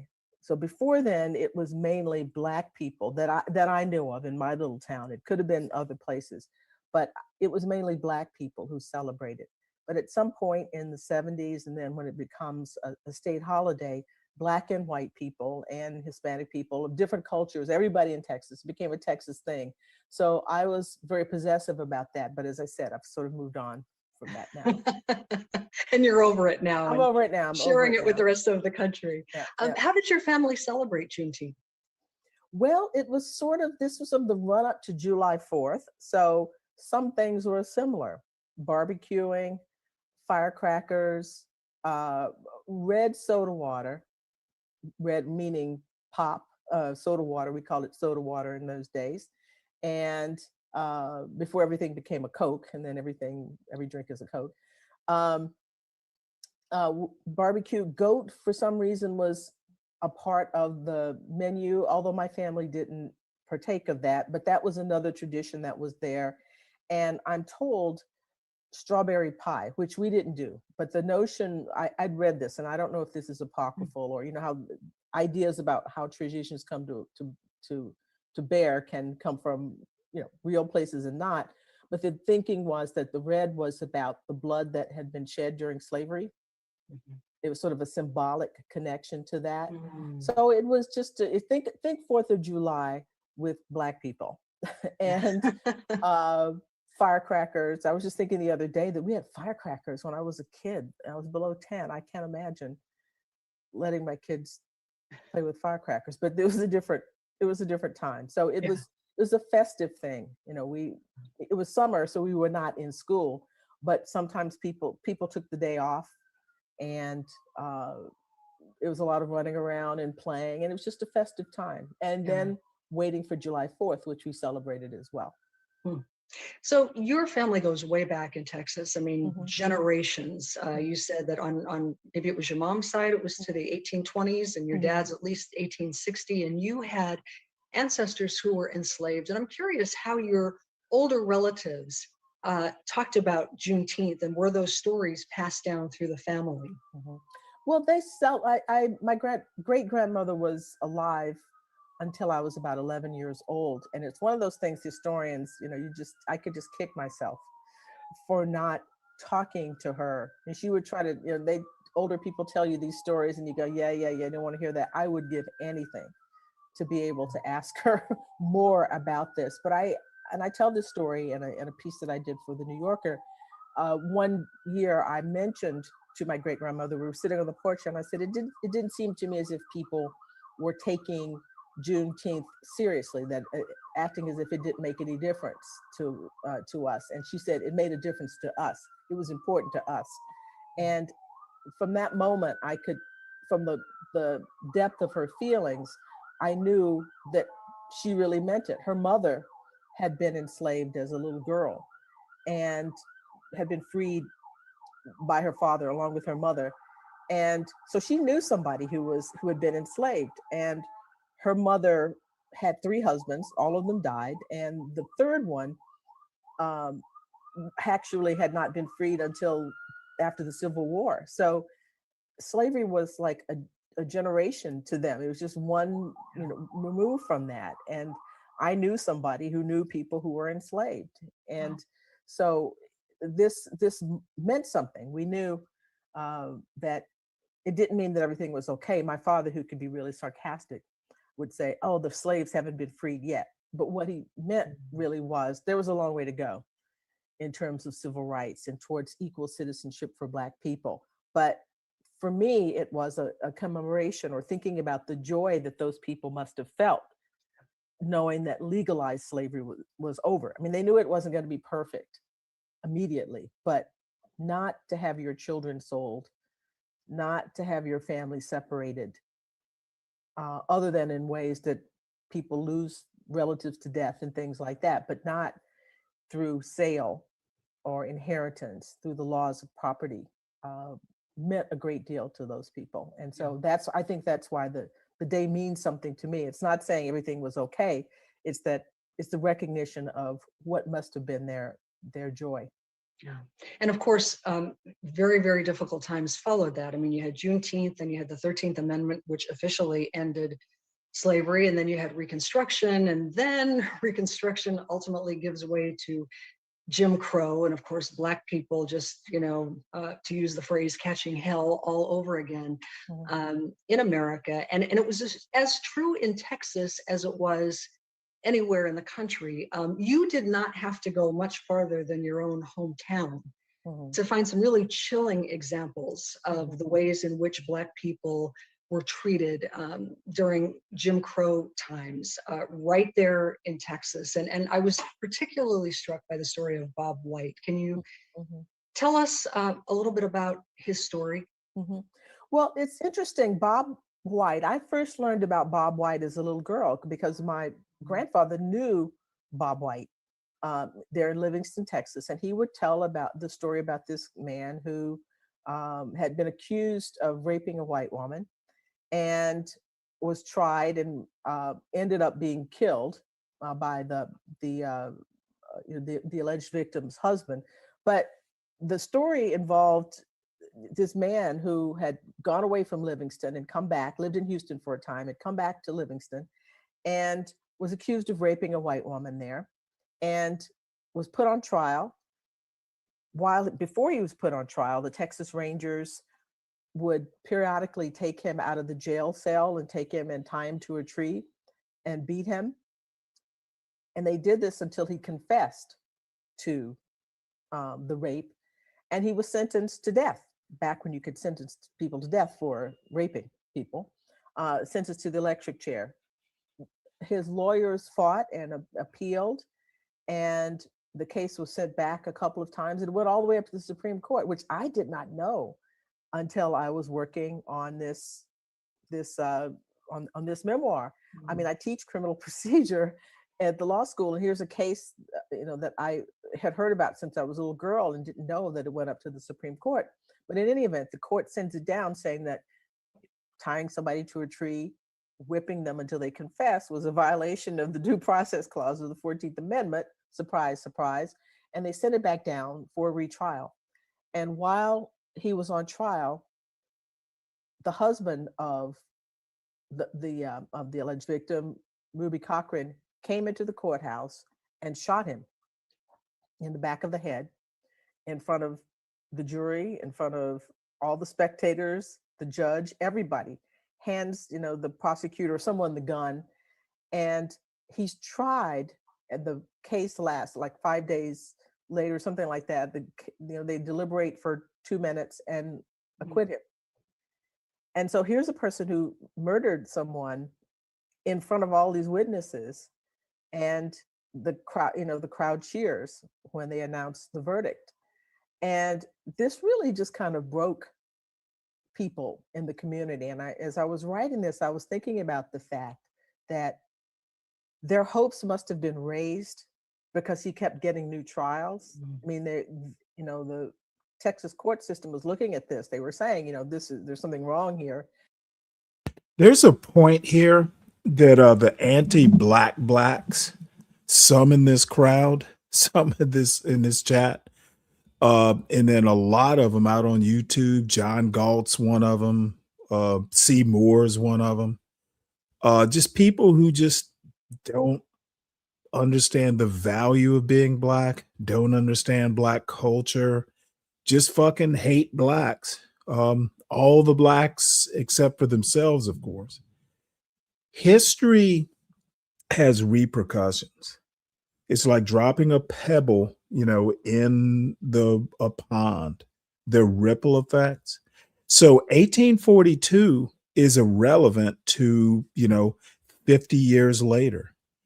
Her point about that particular, murder of someone accused of something he may not have even done, it affects race relations for decades to come.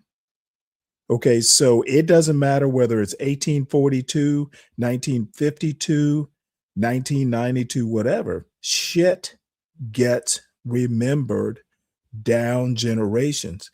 You want to think about history as an institution or memory as an institution. Memories live longer than humans do. So you can't just go, oh, hey, my granddaddy wasn't a slave owner. Therefore, if your great granddaddy was a slave owner, there's still effects 100 years later. And then all these weirdos actually don't understand that the end of slavery wasn't the end of the oppression.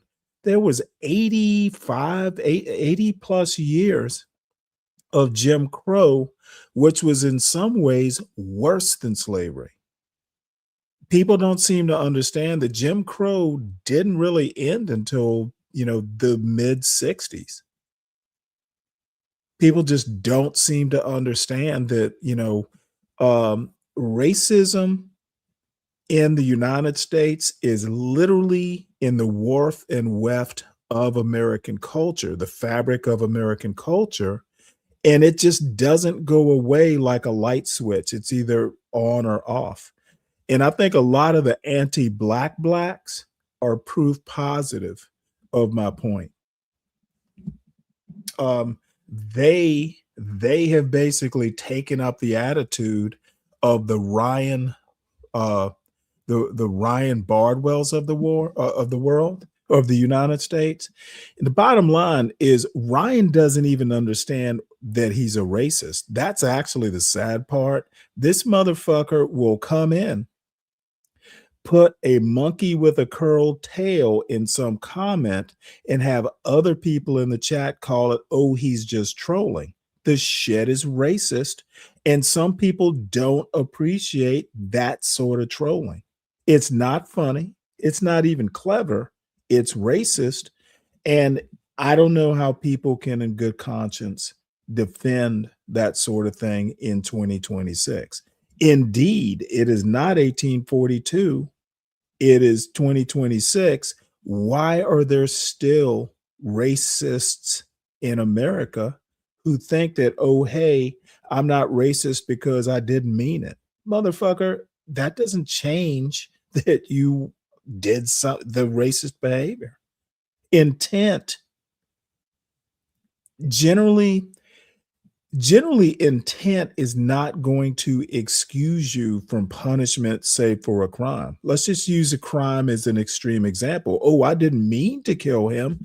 Well, I don't think Carmelo Anthony meant to kill whatever that kid's name was, but he's gonna be in jail for 35 or whatever the sentence is, at least, before any, changes in it. I'm sure that kid didn't mean to, stab the guy in the heart, but he did. And there will be punishment.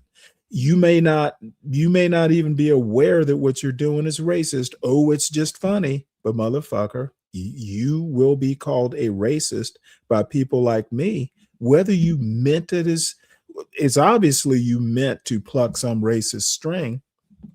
And if racist humor is racist, even if it's a joke. Some people don't take it as frivolously as the anti-black blacks or the racist whites do. Ryan Bardwell doesn't understand it. C. Moore is just fucking like so goddamn uneducated. It stuns me. And C. Moore, if you're still in the chat, motherfucker, 36 years old is not a young black man. You need to get over that fucking fake bullshit. You are not young, son. So let's move on.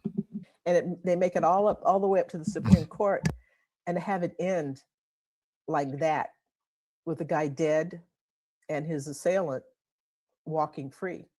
Yeah. Now, the story, and one of the things that I talk about in the book, is the story that my grandfather told me, was that White and the woman had been having an affair, and he bragged about it, which, was a crazy thing to do in the 1930s as a black man and what, but he bragged about it, and the husband found out. And this is the story that. Oh, so he did do it. One of the things the points that I make, and is the that wife did it too. In this world of conflict between black and white, there are different stories that have this sort of an official version of the story, and then there are unofficial versions. And historians, we have to look at this to decide, if I were really trying to answer this question, which I was not here, I was just talking about it, you'd have to try to decide, what seems more truthful than not. But the idea that, a white woman could have welcomed the advances of a black man, that would have been the end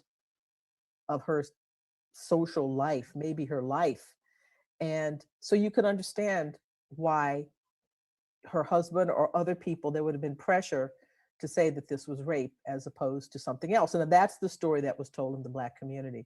So there was that instance that prompted members of my family just did not like to come to Conroe. Conroe had even before this, there was an instance where a man had been burned at the stake alive on Courthouse Square in the middle of Conroe. And it was advertised that this was going to happen. People showed up. It was like a picnic. It's hard for us to imagine that, that people did this, but people brought their kids. So the town had a reputation for being very, very tough racially. The Klan was there as well. So yeah, after June, that's why my father would say the slaves haven't been freed. I mean, what he was saying is that, this is still a pretty rough place. They had, white Texans had grown accustomed to the social life under slavery, and began as soon after Juneteenth, after Reconstruction, soon after Juneteenth, as a matter of fact, when people were celebrating, there were instances when people who were celebrating what was called Emancipation Day were whipped for celebrating. So if you can think about a very, very tense time, a time of hope, but at the same time, a lot of recrimination and a lot of hostility on the other side, it was a very, very volatile place. Yeah. And I can't help but think, as I'm hearing you recount these stories, that while, we're certainly not in Jim Crow anymore, a quick glance at the newspaper or the evening news will show you that, to your father's point, the slaves have not been freed, that we're still seeing, police brutality. We're still seeing so many vestiges of that today. Mm-hmm. Yeah. I mean, we don't, I want to be clear, we're not, back to what I was saying before about the fear of having your children sold away from you, right. Whipping, those kinds of things. But the legacies of slavery, it's very, very difficult it's impossible to think of getting rid of all of that in a manner of a few decades. And certainly General Gordon Granger's General Order 3 that says, essentially, doesn't just say slavery is over, he says that Blacks and whites will now exist will occupy an equal station, something like that. I'm paraphrasing, but he did use the word equality. And that really set people off. I mean, it would be one thing to just say, well, the slaves are freed and, you guys do what you wish. But to say now they're going to be equal really was like a red flag to people who had been used to a racial hierarchy. I mean, the thing that people talk a lot about, and I write a lot about slavery, but slavery was racially based in the country. So it told people, how Blacks and whites should relate to one another. And that, even when you get rid of the legal institution of slavery, it doesn't wipe that out. It doesn't wipe away that social understanding. Yeah. And people kept trying to get us back to the point. Yeah, that's what a lot of people don't seem to understand. Just because the law changes, it does not change, quote, the hearts of men or man. Most of the people that flowed throughout this YouTube, space that we're in, they really don't get it. And they want to come up here, playing checkers with this sort of history when they're people who know how to play chess with it. And, it's, it just so happens that I kind of know the history, some of it I was taught, some of it I've learned on my own. But people just don't seem to understand that, if you don't have time to learn this, that's very understandable. But don't be coming up to people's panels talking shit you know nothing about. It just happens too much. And people think I'm cruel when I just shit on people. But don't come up to my panel unless you've read a book. That's a running joke. Just don't do it, because you come up talking shit on my panel, I'm not going to treat you kindly. I don't owe you the kindness. I assume everybody who comes up here is an adult and knows what the hell they're talking about. And when you prove you don't, I will tell you, hey, you're not right on this, and this is why I think so. You want to keep talking shit, then I'm done with the conversation. It's trolling time. That's what happens to people like Seymour. That's what happens to the Ryan Bardwells and others. You come up here stupid, and I'm going to treat you like you're stupid. I have no reason to treat you kindly. I do not suffer fools gladly.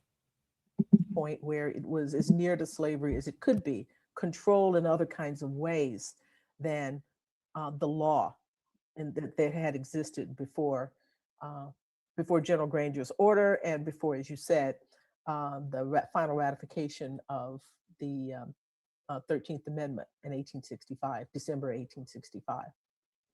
I want to fast forward to later in the 20th century, when you, at the tender age of 6, integrated the so-called white school in your town. And that was at a time when Texas was trying hard to hold on to segregation in schools in spite of Brown versus Board of Education. Tell us about that experience. I mean, I'm thinking about Ruby Bridges over my shoulder here, and thinking about you at age 6. I just noticed that. That's school. That's cool. What was that experience like as a 6-year-old? It was intense. It was very intense. I knew something, that I was doing something that was considered to be momentous. This was the 60s, but a lot of this was happening all around us. I mean, it was sort of there was a feeling in the air that Black people were on the move. They were doing things. And I had a vague sense that I was doing something too, that my family was doing something too. They had this freedom of choice plan, under which white parents were supposed to send their kids to the white school, and Black parents would send their kids to the Black school. My mother was an English teacher, and she taught at the Black school. And she and my father decided, because they figured that the court would strike down the freedom of choice plan, which they did 3 years later, that I should, since I was starting school in earnest, I'd gone to kindergarten at the Black school, that I would start first grade at a white school. And that, put me on a path that was interesting, to say the least, but very, very intense. My teachers were wonderful to me. My first grade teacher and second grade people, they were just great. And when I was working on the book, it occurred to me for the first time, all of this stuff you don't think about until you're actually forced to think about it, that maybe it was because my mother was a teacher. I wonder if there was not sort of a professional courtesy, a professional, affinity, which made them go out of their way to be as supportive of me as they could. Some of the kids were not so great. I learned later on there had been threats against my family, but of course they wouldn't have told me anything about that. But it was low key. I wasn't escorted by a marshal. My father took me to school and dropped me off. Wow. And just proceeded as if nothing had happened, but of course something was happening. Yeah. And Annette, there was certainly. Now, by the way, let me look it up. She's only a few years older than I am. Hold on one sec here. I don't think she's close to 70. She might be. Hold on one sec.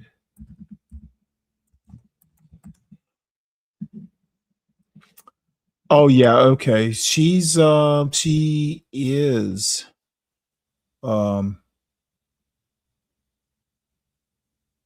shit, yeah. She's close to 70 now.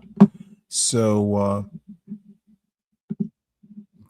but by the time I went to grade school, schools were well integrated in Savannah as far as I can remember. So the reaction. yeah, that's a unique experience. She actually integrated a school. Yeah.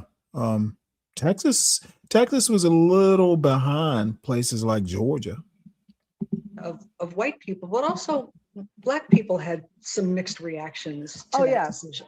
Yes, Booker T. Washington was the school, and it was K through 12, and it was, members of the community. It was a community thing. The teachers lived in the community. They were sometimes relatives of the kids. They were part of a unified place, and there was some thinking that, well, what were my mother and father saying about the Black school if they would send me to the white school? Now, my two older brothers remained in the Black school, so they weren't making a comment about the school, that there was any problem with the school. They thought that they were doing something, and they kind of backed off from this in later years. But everything points to them thinking of being idealistic, thinking that this was part of the new world, and that I was going to be a part of that new world and help making that new world. So I don't think it was not about the quality of Washington School. It was about what they thought would be the future of the country. Yeah. I would love for you to read a passage from the book. We talked about this just before we started our formal interview. Okay. And this takes us back to that time when you were 6 years old and you were integrating first grade at that school. So if you wouldn't mind reading that passage, it'll give our audience a flavor for the book in your own voice. Okay. There was the oddity of being on display. Periodically, small groups of visitors, educators, I assume, would show up and stand in the doorway of the classroom to observe how things were going. A Black child in a room with maybe 25 other white students. Not to take anything away from the teachers and administrators at Anderson, but I did make things easy for them. First, and perhaps most important of all, there was for a time only me. One Black child was not exactly an invasion. The degree of racial tolerance among whites has always been about numbers. Also, I was a good student right off the bat. In those days, when people cared less about making children feel bad, I was a bluebird, the group of the best readers. There was no attempt to hide what was going on from the slower reading birds. We got letter grades in our subjects, and the local newspaper printed the names of kids who were on the honor roll, and my name appeared there. My great-great aunt, the one who would not stay overnight in Conroe, who lived in Houston and was also quite extravagant, bought boxes and boxes of dresses, tights, blouses, skirts, and hats from the most upscale department store in the city at the time, Sakowitz. I remember opening them with my mother and being overwhelmed at the number and range of choices. I could go a long time without repeating an outfit. What it must have meant for my aunt, born on a farm into the even more racially repressive and violent society Texas was at the end of the 19th century, to be present at this moment when one of her young relatives was about to embark upon an adventure in this brave new world. Making sure I was dressed to the nines was her contribution to the civil rights movement. Thank you so much. I think that gives us a flavor of the time, and I just thought that was such a lovely story about what your great great aunt did for you and her contribution for such a momentous occasion. I have so many questions that I want to ask you here. One more thing about school, and then I want to fast forward a little bit more. But that you write about how you became at that time something of a symbol to white people, at least to some, about what they felt they were losing at that time, even if you weren't quite aware of it or didn't have the language for it at that point in your life. What was it that they felt they were losing? Well, whites and blacks felt the loss. Whites felt the loss of power, of a sense that they had a special domain in the world. If Black people had the same rights as white people, then what did it mean to be white? And what was the benefit of being white if you did not have people below you? And I'm not the first person to say this, but people have observed over the years that the South, the upper classes, wealthy people, the powerful people in the South, sort of stifled class resentment by, talking race, essentially, by telling poor white people, you may be poor, you may not have a future, but at least you're not Black. And that was something that they held on to, and it prevented, in many cases, solidarity among people who had interests that were quite similar, as a matter of fact. So once you began to see Black people getting equal rights, white people felt that some white people felt that they were losing ground just by virtue of us having rights. Whether we did anything affirmatively to them or not, it took away this notion of the privilege of whiteness. And Black people felt a loss because, as I mentioned about this Booker T. Washington, they lost their school. They lost their teachers because they took most of the Black teachers out of the classroom. My mother remained in the classroom, but lots of other teachers were taken out of the classroom, and they lost that special bond that they had with between teachers and students. I mean, both people felt that they knew something was changing. They understood that change was coming, but I think both groups felt that that something was lost in this process. Yeah, I could talk to you all evening about that period in your life, but I want to fast forward so we can get to our audience questions. You also write about how Texas has been something of a bellwether for where the United States is going and what it will become. And from a political standpoint, most of us who are outside of Texas have observed it to be reliably red. And yet in the last election, and maybe the last few, we've seen that Texas is developing what some folks call a blue spine, right? This democratic sort of area along I-35 that roughly cuts the state in half. And Joe Biden did pretty well in Texas, though he did not win the state. And I wonder what you think about what all of that means for where Texas is headed and where the United States is headed politically. Well, the phrase that people have used, the word that people have used is Texification, that America is becoming like Texas. But my original point that we talked about before is that it's always kind of been like America. It's just that because of this sort of weird outsized image, people see it as not like America, but it really kind of is. Yes, politically, Texas has been changing, although there's a saying that Texas is not so much a red state as it is a voter suppressed state, that if people were allowed to vote, if people would come out to vote, and then if people were allowed to come out to vote, in numbers that it could probably turn it purple at least. We don't know. It depends on what happens with all these laws that are now being put in place because of the greater voter participation, particularly in cities. So we'll see. The prediction that it's going to go one way or the other is really hard to make because we have to know whether there will be federal, voting rights, mandated voting rights. They will be protected or not, because there's been a reaction to the greater voter participation in these efforts, and it just depends on what those suppression efforts, what they yield, whether they will be stopped. That was actually my next question, and I'm curious, as an historian, as you're watching all of this play out in so many states across the country now, these restrictive laws that are trying to be put into place, how you're thinking about that, decades after the Voting Rights Act of 1965, and here we are. What are you thinking as you're watching all of this unfold? Well, I'm thinking with a bit of alarm. I'm thinking even the Voting Rights Act, of course, but even as a scholar of the early American Republic, you think about the promise of, democratic republicanism, the idea that people would be the rulers, and you have to do that by voting, having the opportunity to vote, and the notion that eligible voters would be in any way hindered. You should want more voting, not less voting. And that's part of what a Republican society is supposed to be. But the construction of republicanism, and when I mean this with a small r, a representative government, for some people is about whites.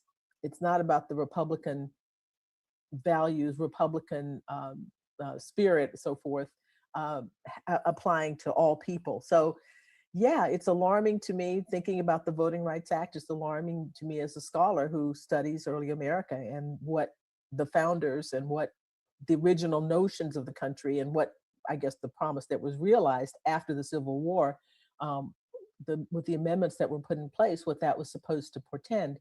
And that was a state, a country where people had the right to participate in governance and to decide who governs them. One more question before we go to our audience, and I want to quote you here. You're right, there is no question that violence has been at the heart of the Texas story, or should I say violence has been foregrounded in the origin stories of Texas in ways it is not in other states. Certainly, as we've discussed, plenty of that violence has been directed against people of color, and yet there is such a pride, particularly for Texans, as we discussed early on in our conversation. And I'm wondering, as a Texan, as an African-American, how you thread that needle and how you would advise other African-Americans, wherever they might live in the United States, to sort of hold that tension between remembering an oppressive history and taking pride in the place that they call home. Mm-hmm. Well, it comes to me through my family. And, I end the book talking about the fact these were my Texas is where my formative associations were made. And I love the state through the experiences that I had there with my mother and my father and my brothers and my friends growing up and becoming who I am in this spot. And, being fortunate to have, parents who loved me and an extended family whom I loved and were supportive of me in this place. We made a world for ourselves in this place. And that is sort of the basis of how I view Texas as a whole. I like the idea of the wide open spaces. I like the idea of the spirit. I've written that, I feel freest when I'm on a highway riding in Texas, playing the music really loud. I like the sense of the outsizeness of it, but it comes through family and it comes through experiences and it comes through a hard-won, hard-fought battle for equality among that my great-grandfather, I found my great-great-grandfather's voter registration on a list from 1867. This is a participation, a will to participate and to be a part, thwarted in many ways, but the will was there. And that's the thing that sustains me in thinking about the state. Yeah. Well, since you mentioned family, we'll start with this question from Bonnie, who says, since you have shared so much of your family in this book, have you ever searched your roots, especially the origins of the name Gordon? Well, I'm assuming, I know my father's family, every African-American people typically hit the 1870 wall because the census reports, that's when they first show up enslaved people show up on census records. And I have not traced slave owners or so forth. I'm assuming the name Gordon may have been from a family of people who owned my relatives, or they may have chosen it. It's not the case that all enslaved people took the names of their enslavers. Sometimes they just picked the name because they liked it.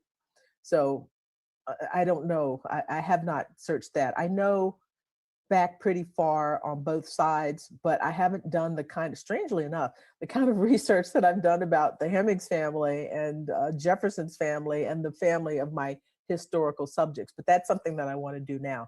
I know great-great-great-grandparents and things like that, but not about their lives, about what they were doing. And I'd like to find out more about that. Well, we have another question here about family. Steve asks, Attica Locke has written novels set in East Texas about a Black family which came out of Reconstruction owning some property, and reveals how much of a difference this made generations later. Was this true of any of your family in Texas? If so, how did they manage to achieve this? And what difference did it make in your own life?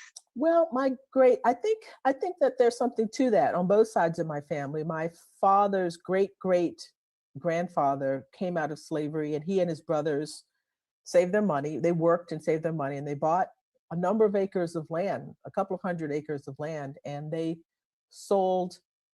cut and sold timber off of it. They were big guys, and they were basically lumberjacks. So yeah, and we still have some of that property. I mean, some of it's been sold off, but we sold timber from it, and we still, in recent years, have sold timber from it. So that gave them a measure of protection. They had their own land, and they had their own capacity to take care of themselves. On my mother's side, my great-great-grandmother, they had a cotton farm. And so my great-grandfather, after planting, he would go to Galveston and work on the wharves because he could make more. He hired a couple of people to work on the farm, but he could still make more money going there to work and then paying people to help my grandmother and my great-grandmother and his daughters. The sons had died, than if he sort of stayed there. So I think property ownership matters. I think that's one reason, perhaps the reason my family did not leave the South, because they didn't want to leave land behind. I've often wondered about that. Why didn't you go? I mean, this is really rough places. As I said, Conroe was rough and Livingston was not much better than that. Yeah. But they stayed, and I'm thinking that it could be because they didn't want to leave their land.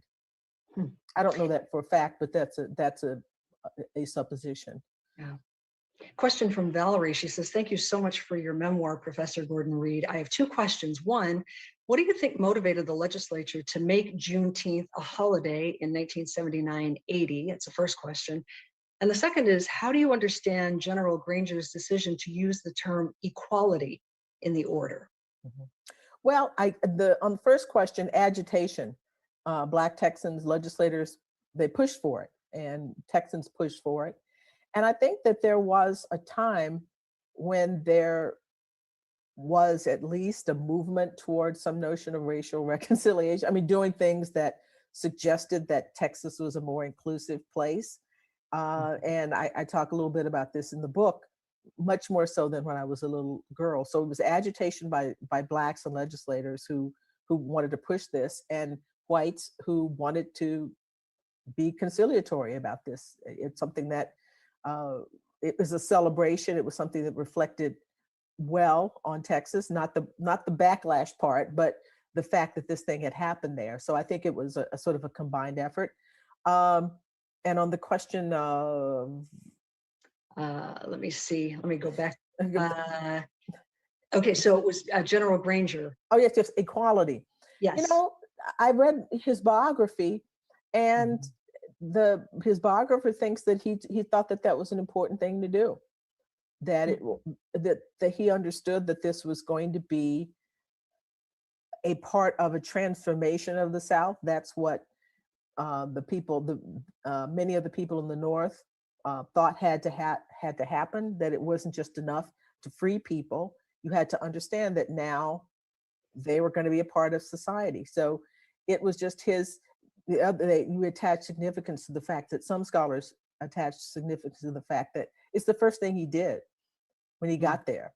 He right away has this order. He could have, there were other stuff to do, but he did that and put it out. And there's some questions about how it was announced. Some people say that he stood on a balcony and announced it. Other people say that his troops went through the city of Galveston and told people. It was probably both, could have been both. But he thought it was an important thing to do, to sort of establish that this was going to be a new society. Yeah. Susan asks, can you speak to the issue of reparations? Speak to the issue of reparations. I think the issue, well, it's a moral issue, and there's a I don't know. Usually I don't stay around for question and answer sessions, but I'm a huge fan of Annette Gordon-Reed. She's just some about her. She's very just grounded, and it might just be kind of the dry delivery and the dry wit.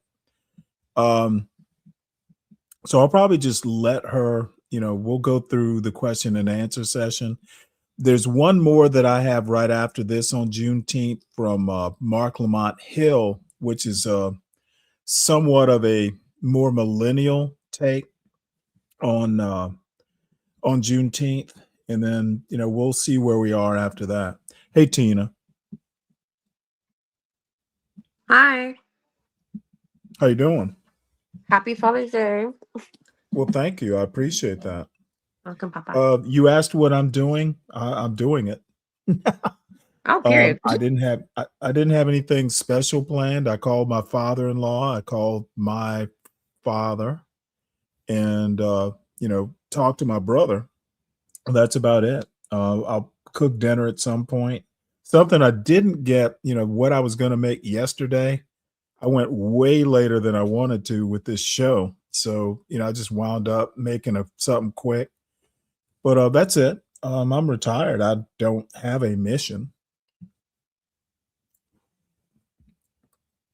Did you wish did you wish? Don't start, Stanley. Well, why is CM live and in my chat? I'm trying to figure that out. He's trying to antagonize you. Well, he's not doing a good job of it, because I was about to make a Father's Day joke at his expense. At least I live with my son. Oh. I can actually father him on a daily basis. Oh yeah. This young man, I am better at antagonizing him than he is at antagonizing me. I don't know why that's not obvious to him. If he's live, I haven't been in his chat, but he's been in mine. He knows who his YouTube daddy is.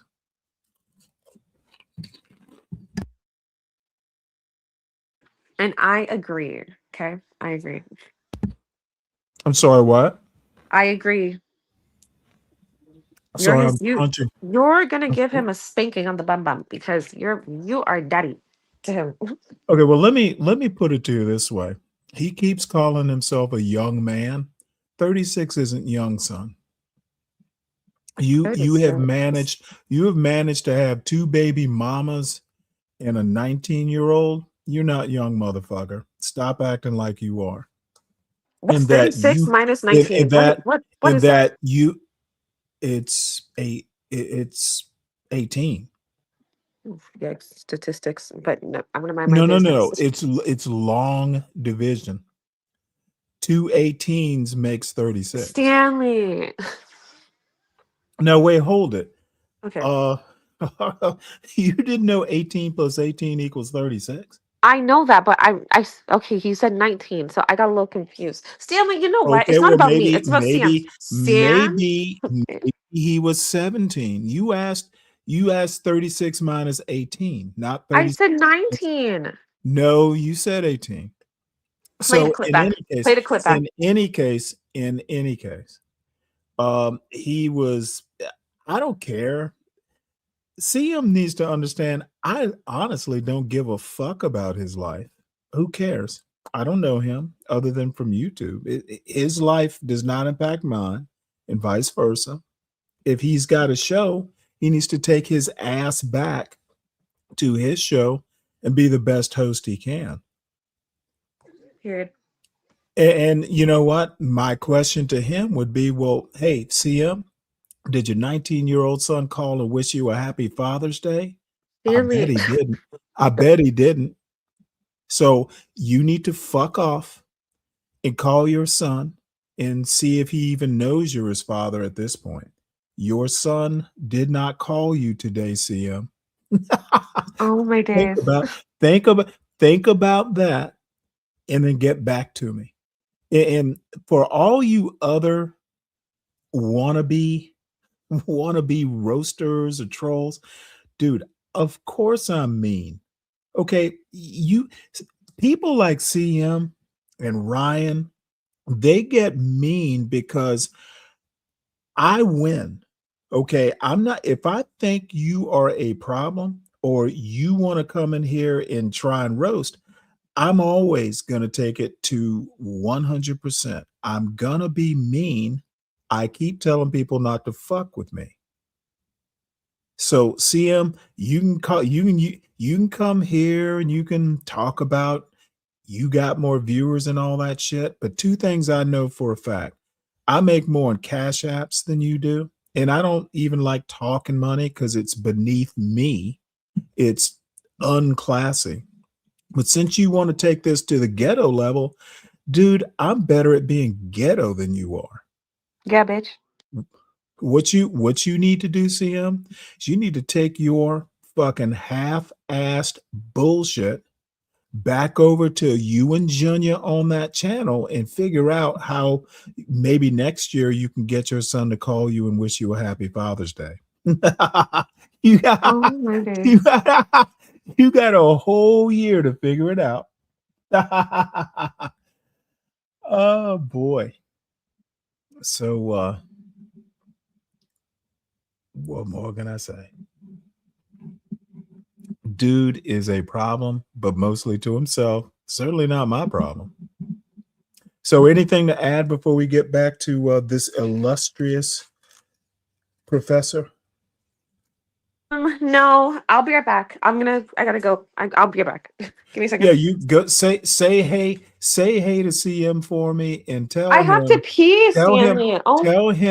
Tell him to get his son, do something for his son. What? It's Sunday. Let's choose peace today, okay? Fuck peace. Period. Fuck peace. You're right. Let's go to work.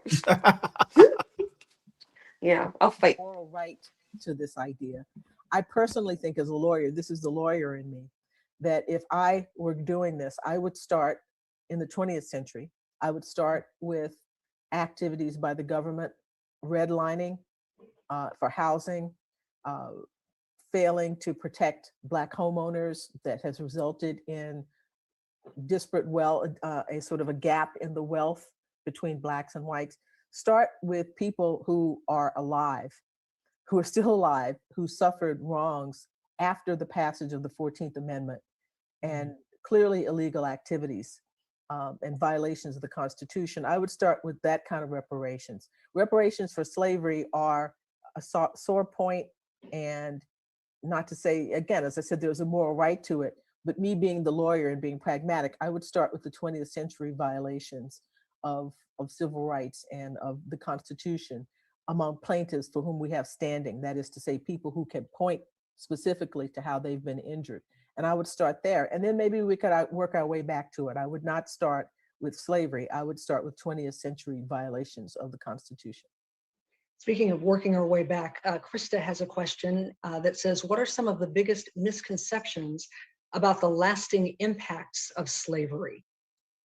Well, the biggest misconception is, I think, is that they're not there, that the impacts are not there. I mean, Chief Justice Roberts, in voting rights case in Shelby County, basically said that the South has changed. All of this is over, essentially, and how wrong he was. The biggest misconception is that you can walk out of a couple of centuries of a society, of a particular attitudes, a particular culture, and then have it done.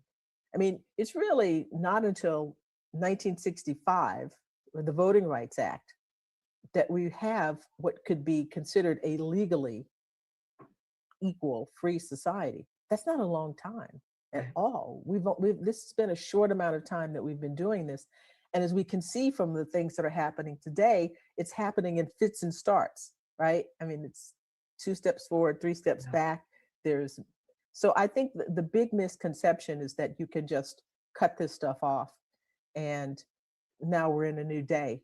This is something that we have to work at. We have to acknowledge that and work at to make a different culture that's removed from the society that was created by chattel slavery.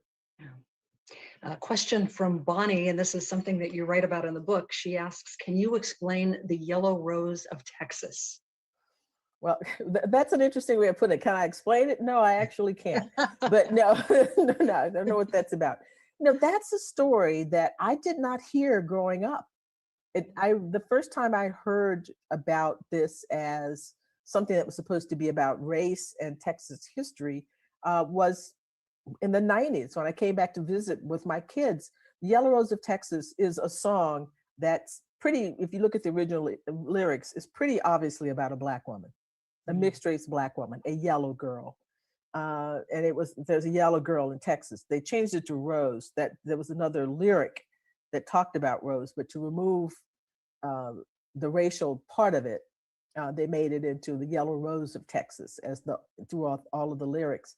And I knew the song, obviously, and thought it was sort of an interesting song, but it was a minstrel kind of show song that was written about a Black woman, but it has a Black man in dialect singing about this yellow gal in Texas that he's going to see. And now there was a story that arose that this grew out of the story of Emily West, who was a woman who lived who was from New York, who moved down to Texas as a servant with a white man, not as a slave. She wasn't enslaved. And the story, I don't want to use the word romantic story, but the story is that she and Santa Anna, when we were about to go into battle, she occupied Santa Anna, and he wasn't ready for the battle. And so she has been sort of spun as a Texas heroine in a way. But the real Emily West was taken, apparently the evidence indicates she was taken hostage by the Mexican army. But the notion that she had some kind of affair with Santa Anna, much less that she did it, some people say the legend is at the behest of Sam Houston himself, to occupy Santa Anna so he would be distracted from battle. That is apparently apocryphal story, but I think it's fascinating. And I asked, what work is this doing? And this is an example of trying to bring African Americans into the story of Texas and the Texas Republic. But of course, it's not a great fit because the Republic did not allow Black people to immigrate there. And it was a republic that supported slavery. So you got to wonder, why would she have wanted to be an agent for Sam Houston to bring about the Texas Republic? But in a twisted, strange kind of way, it's a sign of wanting to make Black people a part of the sort of grand mythology of Texas. And it's somewhat misplaced, but I understand the impetus for it. It's like the Black Confederate soldier. Yeah. Right? There were legions of, Black Confederate soldiers, not people who were sort of, made to come to these things. Question from Megan, who says, given your ties to Livingston, I'm curious if you can give any insight into the treatment of the Alabama Coushatta, which is one of 3 officially recognized native tribes in Texas, in comparison to how African Americans were treated in the same small town while you were growing up. Specifically, was there any type of community or shared struggle, or did the 2 communities actively try to stay separated? Were the African American and Native communities treated the same by the power structure of the town, or did the different groups have different types of discrimination/issues? Well, I was born about 17 miles from the Alabama Coushatta Indian Reservation. We used to go visit there. I have a chapter about this in the book, talking about the sort of mania and the sort of romanticization of Native Americans in the 70s. That was the thing to sort of do, not treating them with as much respect as, making them symbols of things. So, I can't answer all of that, all of those questions. My connection to the Alabama Coushatta nation was essentially going to visit the reservation periodically with cousins and watching, the sort of cultural things that they did and buying their, Native American artifacts and, jewelry and so forth. I haven't been there in many years. I gather now it's a much bigger operation than it was then. There's a casino, it's gaming, they're doing gaming. They weren't doing that then. It was more of a campground, and you went there and you had picnics and you learned about their culture and the 2 nations that had become, one together. I think that they pretty much stayed separate because they were on their reservation and Black people were on the Black side of town in Livingston. I don't know any stories of cooperation or whatever, but they kept pretty much to themselves as far as I know, because they had their own land and they had their own way of life. And I talk in the book about my father, who himself romanticized Native Americans and thought that there should be and was some connection between the 2 of them because of their shared history with white people. But I don't know that was the case with Alabama Coushatta and Black people in Livingston. Deborah says, Professor Gordon Reed, how do you see more Black history being taught in public schools? It seems as if few history classes are devoted to teaching Black history as part of the American experience. Well, I think it's gotten better. I mean, it could always get better than it is, but I think that there's so much more than when I was growing up. And there are organizations like Gilder Lehrman who have programs for teachers and lesson plans, all those kinds of things. I think that this is a moment where, I know not everybody's open to this, but there's a real hunger, I think, for having conversations about race. Certainly much more so than when I was growing up many years ago. So I'm relatively hopeful about this. I think there's more to come, and there are more things available than ever at this point. And if I know teachers are under a lot of pressure to teach to tests and in certain ways, but to the extent that they have any freedom at all, there's a lot of material out there for this because there's a hunger for it. Yeah. Brian asks, how can Juneteenth be appropriately celebrated and remembered by white people today? Barbecue, firecrackers, red soda water. No, I mean, the same way Black people do. The same way it's, as I said, it's about paying respects to people who went through a lot and recognizing their joy, understanding that there's still a long way to go, and maybe committing yourself in whatever way you can to be part of that process of making things better in whatever way you can. So we're human beings. We celebrate the way human beings do things. We eat, we get together with our family, we have fun. And it's, as I said, this is a July 4th type thing, but now it's for Black and white. Yeah. Ronnie asks, will the book be available in audio format? It is available in audio format. Okay. I haven't listened to it yet, but it is there. Did you do the narration or No, I someone did else? not. I did Okay. not. They had a professional person do it. But it is available. Yes, it's available. Well, we've got a question here from Christiana who says, you mentioned the image of Texas earlier. What does the image of Texas look like now in relation to race and or other issues? Wow, this is an interesting time for the book to be coming out. It's not a great image, I have to say. The grid failure, the voter suppression measures, those kinds of things.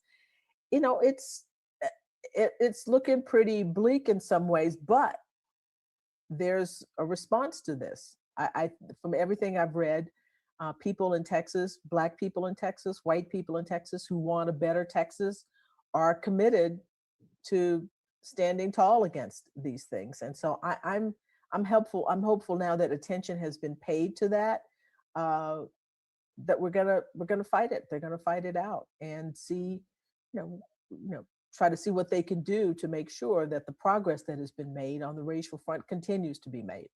Yeah, well, I think that's a great note to end on. And just before we go, I just wanted to read a couple of things here from our audience. Martha says, thank you for your words.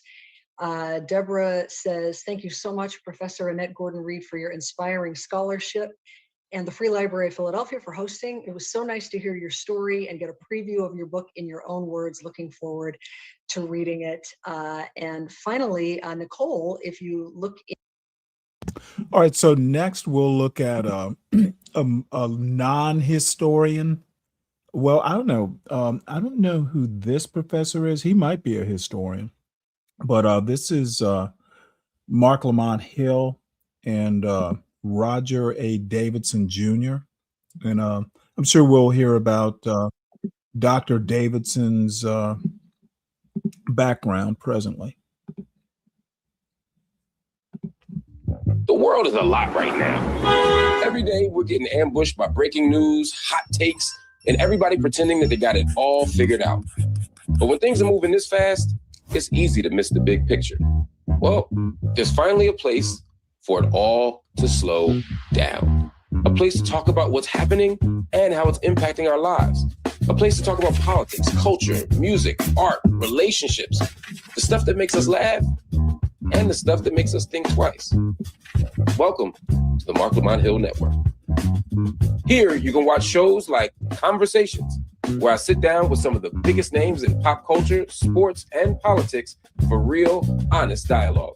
Would Jesus approve gay marriage? I think Jesus would encourage any kind of love affair if it was honest and sincere. Or you can join me for After Class, a live Q&A for Patreon subscribers, where you can ask me anything. In sports, there's nothing a Philadelphian hates more than the Dallas Cowboys. I mean, I boo Dallas fans in person. Well, just about anything. If you really want to nerd out, you can catch me on Office Hours, where I do intellectual deep dives with some of the world's most brilliant, creative, and controversial minds. There's a letter in the Schomburg Center where Malcolm X wrote a letter to Elijah Muhammad. He said, we have to get our prayer game up.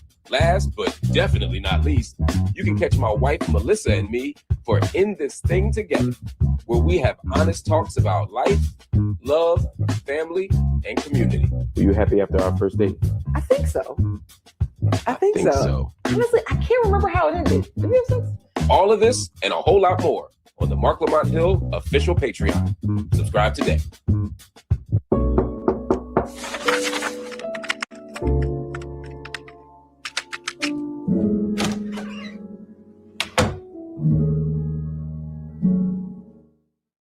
Peace, family. This is your brother, Mark Lamont Hill. Welcome to Office Hours. Every week here on the Mark Lamont Hill official YouTube channel, we host Office Hours, where we sit down with some of the most interesting minds, some of the most controversial voices, some of the most engaging thinkers in the world today. And tonight is absolutely no different.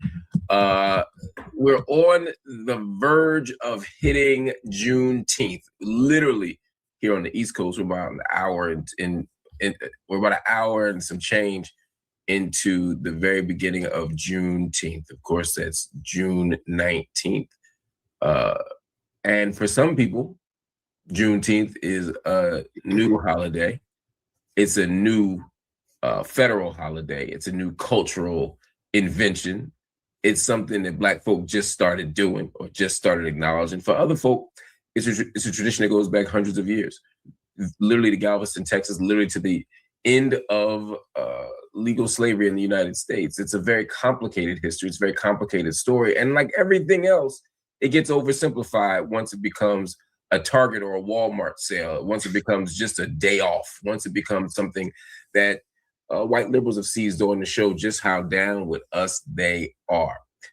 And so at office hours, we're going to do the opposite. We're not going to oversimplify. We're going to complicate things. We're going to analyze. We're going to deep dive, and not with me, because this is not my area of expertise. The best thing about being somebody who engages ideas is that you know what you don't know. And the older you get, the more you realize what you don't know, but also the more excited you are to talk to people who do know. And so today I'm going to talk to a brother. His name is Roger Davidson Jr. He's an associate professor of history at Bowie State University, one of the great HBCUs in the United States.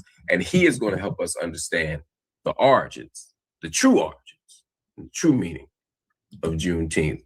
My brother, it's so good to see you. Welcome to Office Hours. Hey, thank you. It's good to be here. So first thing I got to ask you is, what is Juneteenth and why is it a thing? Juneteenth is an emancipation celebration started in Texas. There was, after the Emancipation Proclamation, which was really a document of war more so than something that was issued freely to emancipate slaves. And I can get into that later, bringing in Lincoln and all of that. I mean, Lincoln did want to end slavery, but this was a war aim. And so after, you issue this war aim, it basically stated for those states that are still in rebellion on January 1st, 1863, the federal government would end slavery. Well, the only way to end slavery in those states in rebellion, those in the Southern Confederacy, was to conquer the states. Because when January 1st hit, none of the states in the Confederacy just said, oh, I'm just going to give up and rejoin the Union. There were loyal slave states like Maryland, my home city of Washington, D.C., and others. And so what they had to do was to conquer state by state, region by region, the Confederacy. And in 1865, after the surrender of Lee and major portions of the army at Appomattox, after major portions of surrender of Joseph E. Johnson and his army in North Carolina, and you still had to conquer Texas and others. And so as they moved south, they were able to conquer these places. And if Galveston is down at the bottom of Texas. Yeah. By the time, everybody talks about this General Gordon Granger, and he had with him the 25th Corps, which is about 16,000 mostly Black troops. By the time they landed in Galveston on June 19th, and he proclaimed, he read the Emancipation Proclamation, there are already Black soldiers who with other white units of the United States Army who had fought their way down there. People mistakenly say that the enslaved people didn't know that about the Emancipation Proclamation. They did. Well, let's pause there for 1 second, because that's actually a great point, because that's always been the lore that I've heard, right? That, the Emancipation Proclamation comes, Lincoln announces it, or the government announces it, Negroes are free, but the word hadn't gotten to Texas. And so somehow June 19th becomes the day that the last people found out that they were free. Well, the thing is, they're not free because they have to, like I said, you have to conquer the Confederacy in order to free them, or they have to run away. And so that's right. The whole thing is this whole idea that they didn't know about the Emancipation Proclamation. Well, if the Confederates had heard of the Emancipation Proclamation, if the slaveholders knew, then the enslaved knew, because people are talking. Not only that, slaveholders that are north of, in the northern parts of Texas, parts of Louisiana, they're running away from the Union forces and taking their slaves with them to keep moving back, to avoid the Union forces. So by the time they got to Galveston, people had heard about it. They just couldn't, many of them couldn't get away. But by the time the Granger gets down there, General Granger, they known about it. Black troops have fought their way down near there, and it's pretty much a wrap. And so they call it Jubilee Day. People celebrate it. It doesn't become a celebration until a year later. And so, I grew up in Washington, D.C. I came out of Chocolate City. Everything was black. I'm a baby boomer. So when I was coming through there, I'm a young baby boomer. So everything was black. The mayor was black. The superintendent of schools, Marion Barry, who would later become mayor, was black. Lawyers, doctors, sanitation, everybody was black. And I hadn't heard of Juneteenth. And so a lot of people hadn't. If you think about it, if you want to make a big story of not being told, imagine two things. Imagine, we talk about emancipation, and I'm sorry to skip around. I had a little coffee. That's okay. You're talking about emancipation, and people hang it on Juneteenth without the realization that emancipation hit at different times in different places before Juneteenth. So coming out of D.C., emancipation in D.C. was actually 8 to 9 months prior to the Emancipation Proclamation. Lincoln did not want to have, slavery in the District of Columbia. He didn't want it in the United States. Wait, how did slavery end in D.C. before the Emancipation Proclamation? Well, Lincoln and his cronies in Congress got together and offered compensated emancipation. And it was mandatory. He got enough people together to say in the District of Columbia, which is a small city, that on this date, which was April 16th, all slaves will be forever free. And you're to accept $300 per enslaved individual. And that applied to 3,000 individuals. Now, before that date, they even got reparations. Yeah, they did. Yo, that's crazy to me how white people get reparations for owning. No, he don't get reparations for being owned. The only way he figured he could get these slaveholders to go with it is to pay them something. But that wasn't, I hate to use the term true market price. And some of these people ran to Baltimore, Maryland, which is actually north of DC, because that didn't apply to Maryland. In fact, the Emancipation Proclamation did not apply to Maryland because it was a loyal slave state. So imagine you're in Maryland, you're in Montgomery County, PG County, bordering DC, everybody's celebrating emancipation there. In 1862, Maryland doesn't abolish slavery until 1864, which is what, a year or so after, almost a year, November 18th, almost 2 years after the Emancipation Proclamation, because they were a loyal slave state.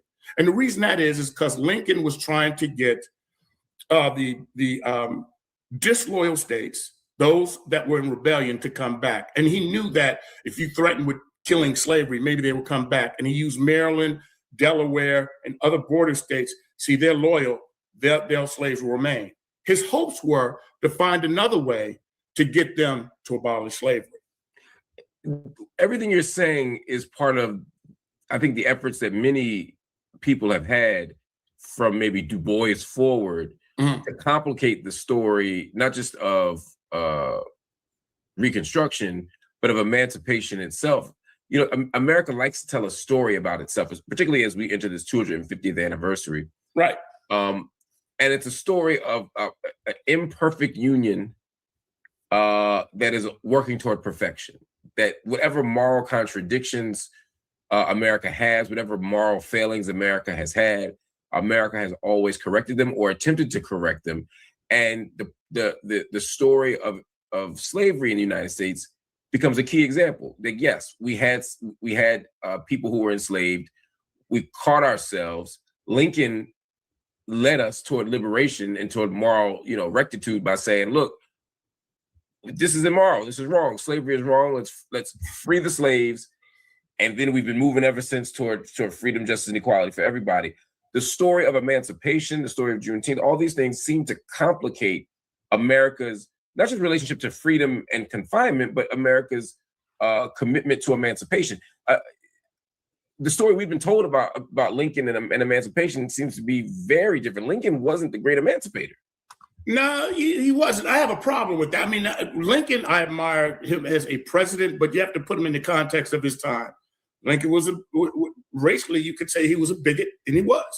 He believed in white supremacy to some extent.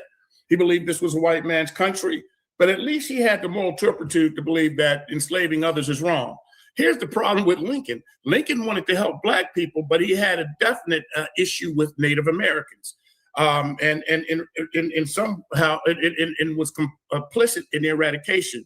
So is Oliver Otis Howard, the founder of my esteemed institution for graduate study. But let's go back to what you were talking about, the emancipation story. Two things I want to mention. One up front is that when we tell this story, it's like African Americans are being acted upon. But when you read the story, when you get down into the nitty gritty, you get to see that Black folk were. I'm not necessarily a fan of Mark Lamont Hill, but I am interested in his take, which is probably, well, I mean, it's a historical point. He's not a historian. This guy might be a historian. I'm just interested in his take on Juneteenth. Doesn't mean I'm that big a fan. If the topic, he's kind of like a lot of content creators, because this is a YouTube show. He's like a lot of other kind of journalist types. He's doing his own independent media, independent journalist thing. There are a lot of people, like Sharon is a good example. I'm not a daily consumer of Sharon's content creations. However, sometimes a topic might interest me and I'm interested in the take. So that's the extent of it. The agents of change. They didn't care about what was written. They didn't care about what Congress said. When the opportunity came, they moved with their feet. They did what they had to do. They broke it down from inside by being rebellious when they could and resisting, whether it was violent or nonviolent resistance. And then they ran when they could. And if you get to, if you look earlier, because again, with emancipation, people think of the Civil War. Well, let's go back to the Revolution. Let's go back to the founding of the country. Your homeboy talks about 1776. Donald Trump, that's what, talking about 1776. Well, let's go back to 1776. What happened in 1776? Well, in 1776, when the revolution starts, Black people, again, some go run off to the British because the British are offering freedom. Others feel if they serve that they will get their freedom. Some do, many don't. But here's the other issue. When we become a United States of America and say that all men are created equal, using that phrase from John Locke's second treatise on government, man and born in nature and blah, blah, blah, is all born free and equal, right? Yeah. So we get to this situation now where enslaved people, even who are literate and those who can read, are hearing this nonsense. All men are created equal. All men are created equal. Well, you have people like the famous Mum Bet. Mum Bet's in, what was she? She was in Massachusetts, and she filed suit, but she's only one example of Black people who will find white allies, abolitionist lawyers, who people want to abolish slavery on moral and religious grounds, who will help them go through the courts. Mum Bet leaves her, and this is in 1780 at the founding of the nation, leaves her slaveholder. Slaveholder tries to get her back. They go to court, and she cites the state constitution. All men are created equal and born with certain inalienable rights.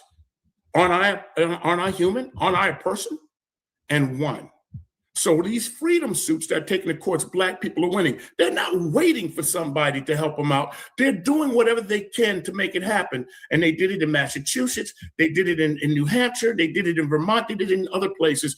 And pushing that pushing the whole idea of slavery being immoral, showing that they do want freedom, linked up with some of the abolitionists and those people who needed free labor, because we can't leave economics out, right?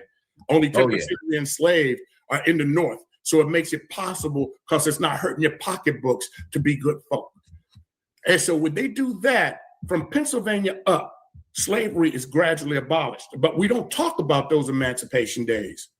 So the one thing I do like about Juneteenth is that it's been renamed for many people National Independence Day. And I like it. Because when I was a kid, you know, sparklers and all that stuff. And, you know, up until I was about 11 or 12, and my father, I said, Dad, we're going to get fireworks? He said, no.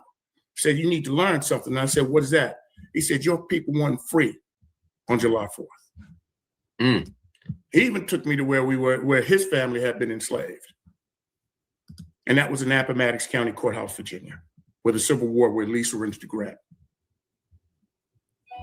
That's incredibly powerful. I can't help but think about Frederick Douglass at that moment, right?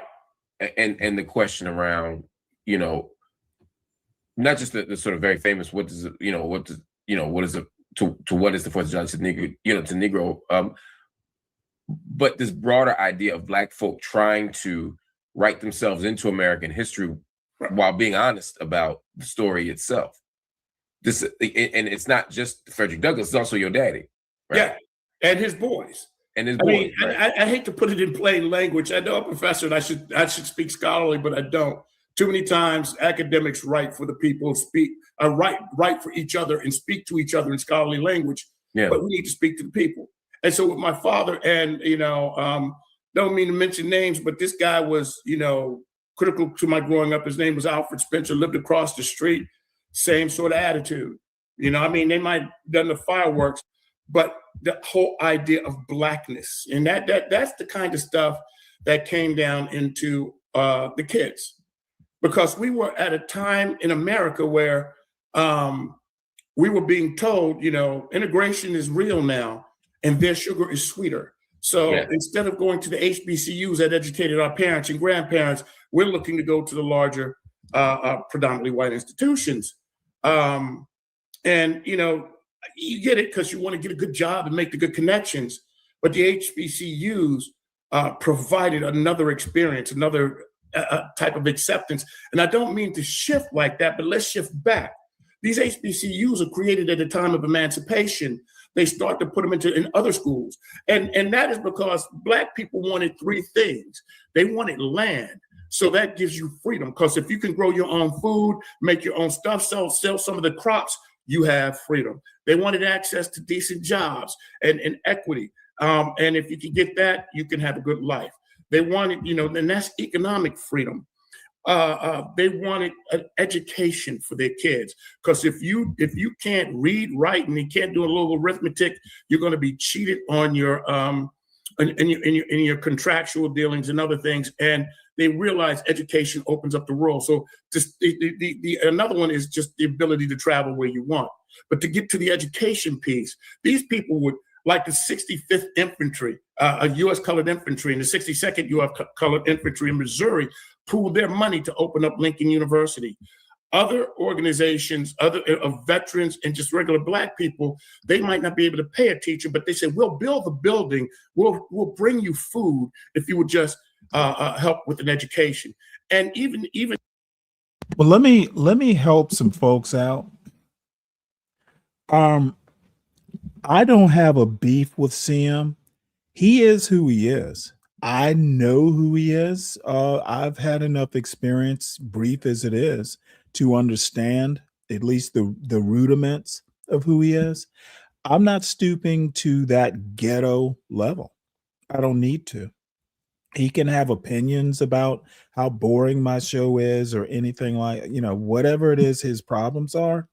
But he, of late, goes live when I go live. I don't know why. CM seems to think we're in some sort of competition, and we're not. I don't see CM as competition.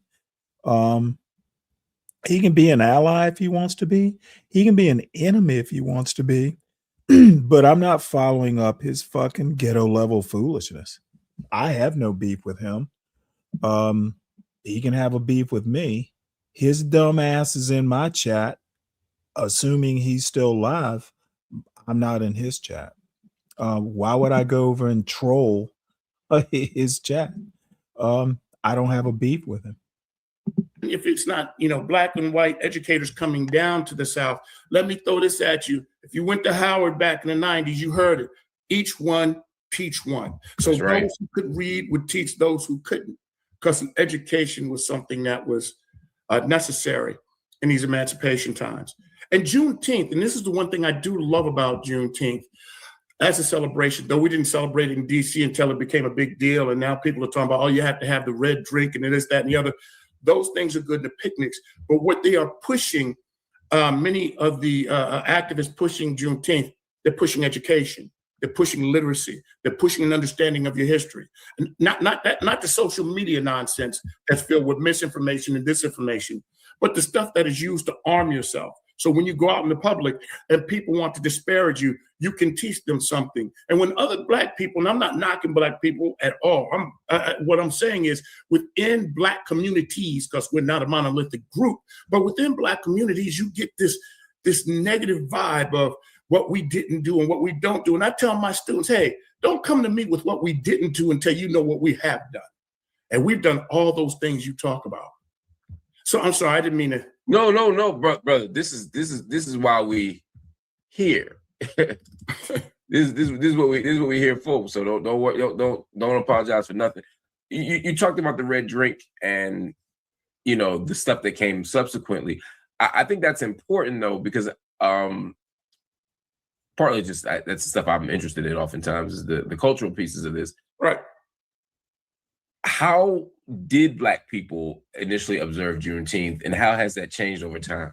I think it's, very similar. I mean, initially Juneteenth, like all other celebrations like Watch Night, which was part of the Emancipation Proclamation, part of celebrating, there were African Americans that were celebrating the Caribbean emancipation, because it came way before emancipation in the United States, that second part in the Southern United States. The North was already free. So, parades, picnics, church, that's the way they celebrated it. And I guess in Texas and parts of Louisiana, they had, over time, there were certain culinary traditions that developed. I'm sure they didn't have red drink in 1866 or 1903. But the thing is, whatever is, seen is part of the culture. Black culture, not of that region, will become part of the celebration, just like people say you have to have turkey for Thanksgiving. And so, yeah, I believe that's one way. And since we're not monolithic, other aspects of the cultural celebration will slip in. I believe now, if you go to a Juneteenth celebration in many states, you're going to find that it is multicultural. We're beginning to understand some aspects of the old Black nationalism, of the old Black Pan-Africanism, so you're going to find stuff from Africa and the diaspora at some of these things. People are going to want to have some fufu in a goosey stew. People are going to want to have a little jerk chicken. And then whoa, slow down now, Doc, because you done set something. You're gonna have people in my comments mad as hell. You know as well as anybody that in the last 5 years, to be sure, maybe 10, we've seen some diaspora wars emerge. Oh yes, of course. And Juneteenth becomes one of those holidays where folks who are descendants of U.S. slavery, right? People who identify as ADOS, some people identify as FBA, some people don't identify as any of those things, but they know that there's a unique situation, circumstance, and justice claim for descendants of slavery in the United States. They know that this holiday is a commemoration of that, and they don't want no jerk chicken or fufu. They don't want no. No, I do agree with you. I agree with you on that. I exaggerate a little bit, but coming out of Bowie, Maryland, right? I'm in Florida now, but I was in Bowie, Maryland, and when those holidays hit, Juneteenth, even celebration in Bowie, my neighbors were all diaspora, a lot of from Nigeria, and you had people who were clashing, but you had others, like on the street where I lived in the neighborhood, people would get together and it would be a multinational in nature. And personally, I do feel that even though these folk may not be here, their children, they are here now as citizens or getting their citizenship, their children are here. And just like any other ethnic group that comes to America, you bring your own flavor with you. Just think about it. I mean, people talking about, oh, we're a melting pot, we're a soup. No, we're a stew, baby. We're a stew, and you can taste every group in that stew. I'm sort of, I love to eat. So one thing, I'm like, bring a dish, make a friend. And that needs to be more inclusive. Yes, it celebrates emancipation in the United States. More regionally, it really only, if you say Juneteenth, it only celebrates emancipation in Texas. But we have broadened it. So I would hope we can broaden that even more. See, because as they used to say, until Africa is free, until the diaspora is free, none of us are free. And right now, we're in a neo-colonial situation, whether it's neo-colonial culture or whether it is capitalism, and I'm a capitalist, but whether you're selling your culture for some value and allowing others to engage in it, not in a positive way, but in a negative way. So I believe that we should embrace all of it, because when somebody yells the N-word, N-I-G-G-E-R, they don't give a damn what your accent is or where you came from. When if there were a group of white supremacists coming for Black people, they're not waiting to hear who you are. So that's where I'm coming from. But yes, I do exaggerate, but I believe that more is becoming more inclusive in some areas. And are you okay with that inclusivity? Oh, I mean, you are okay with that inclusivity. I am very much okay with it. You see the danger in it, though, in terms of, again, for some people, these commemorations are part of holding on to our lineage and our tradition and the unique culture that has emerged for Black Americans here, which is disconnected from Africa in some ways. But there's also the justice claim. There's also the idea here that there's part of keeping these stories alive and this history alive is reminding the world that something happened to us for which we deserve repair. And I get that, reparations. Yeah. But for this celebration, think about it. We need to be connected with the Black people who are here instead of divided. And when it comes to, I get the whole idea, this is ours, this is ours. But what happens when you, as I have encountered many of my students, my neighbors, whose children have, you grew up with seeing the children and the children being a part of your life, and they're second generation American. You tell them no? Nah, I'm not. Come on and join, because now you are part of this story. Once you get here, you're part of this story. And if you want to be part of it, let's roll with it. And we should celebrate all of those freedom struggles, because those freedom struggles come out of whether it's the slavery and the slave trade or settler communities and colonialism. It's it's very similar. And I understand holding on to our own, but here's one big issue. One of the reasons we have diaspora wars is because others don't understand us. I've heard, oh, well, they're jealous of us and this, that, and the other is foundational Black Americans.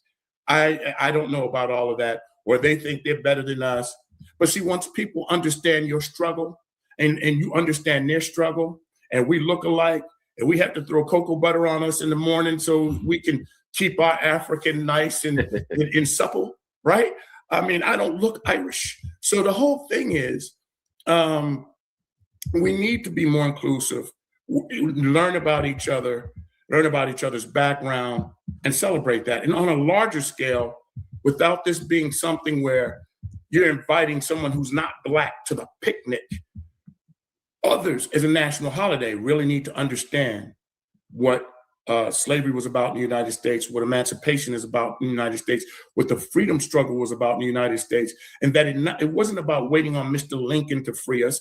It wasn't about waiting on some great white father to come and free us, but understanding how Blacks have been agents of their own change, whether it is here, whether it is on the continent, or whether it is throughout the diaspora. And all those stories can be told. But Juneteenth is the one to tell that here in the United States, not just for Texas, but if we're going to call it Independence Day, let's discuss the whole deal and make sure we get the misinformation and the disinformation out of there.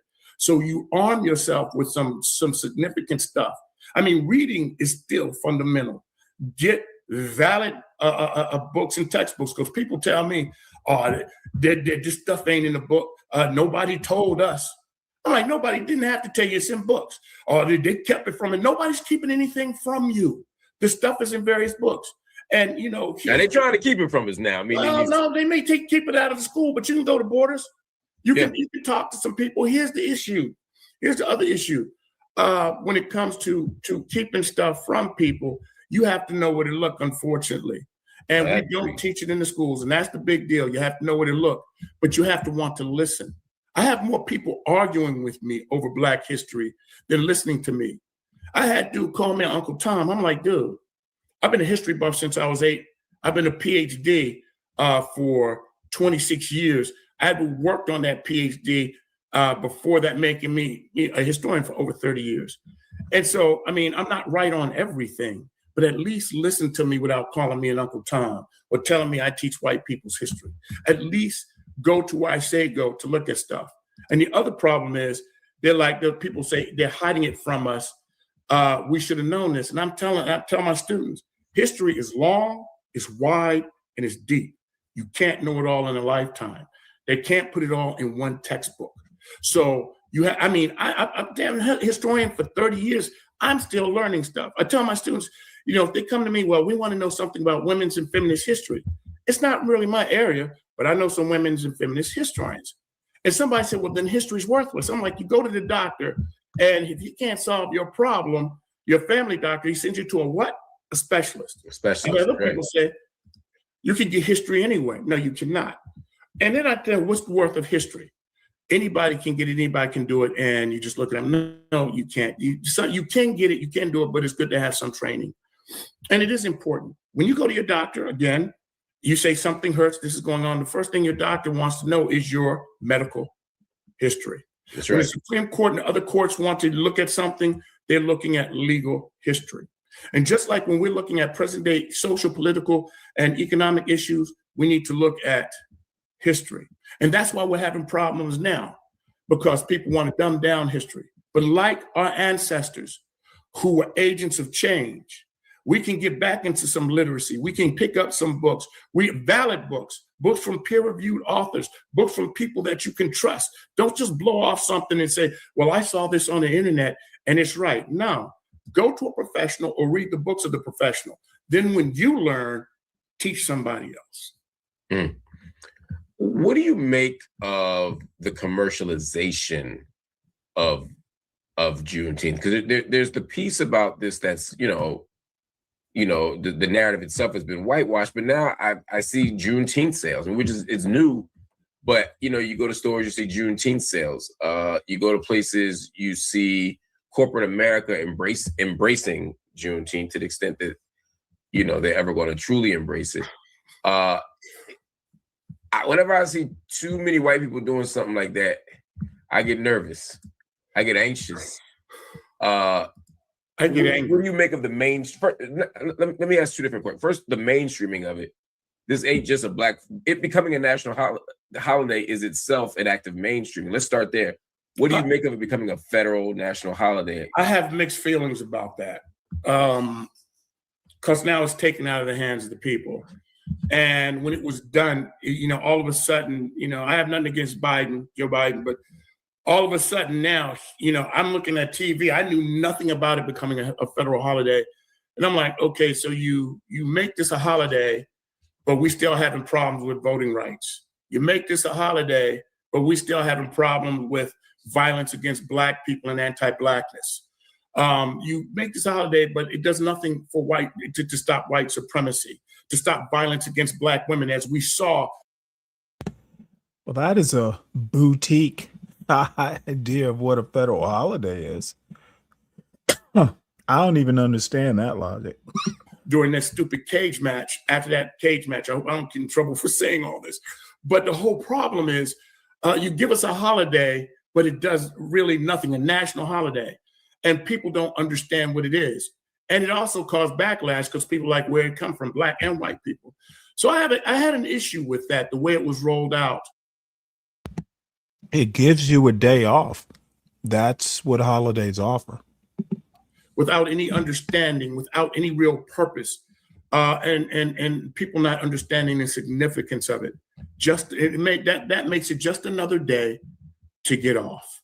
And getting to your second thing, not to jump ahead, but now it's another day to sell black, yellow, and green, or black, yellow, and red. I can't remember the colors, flag and other paraphernalia. I'm not too happy with that, because now it loses its significance and the seriousness of the occasion, the sacredness of the occasion.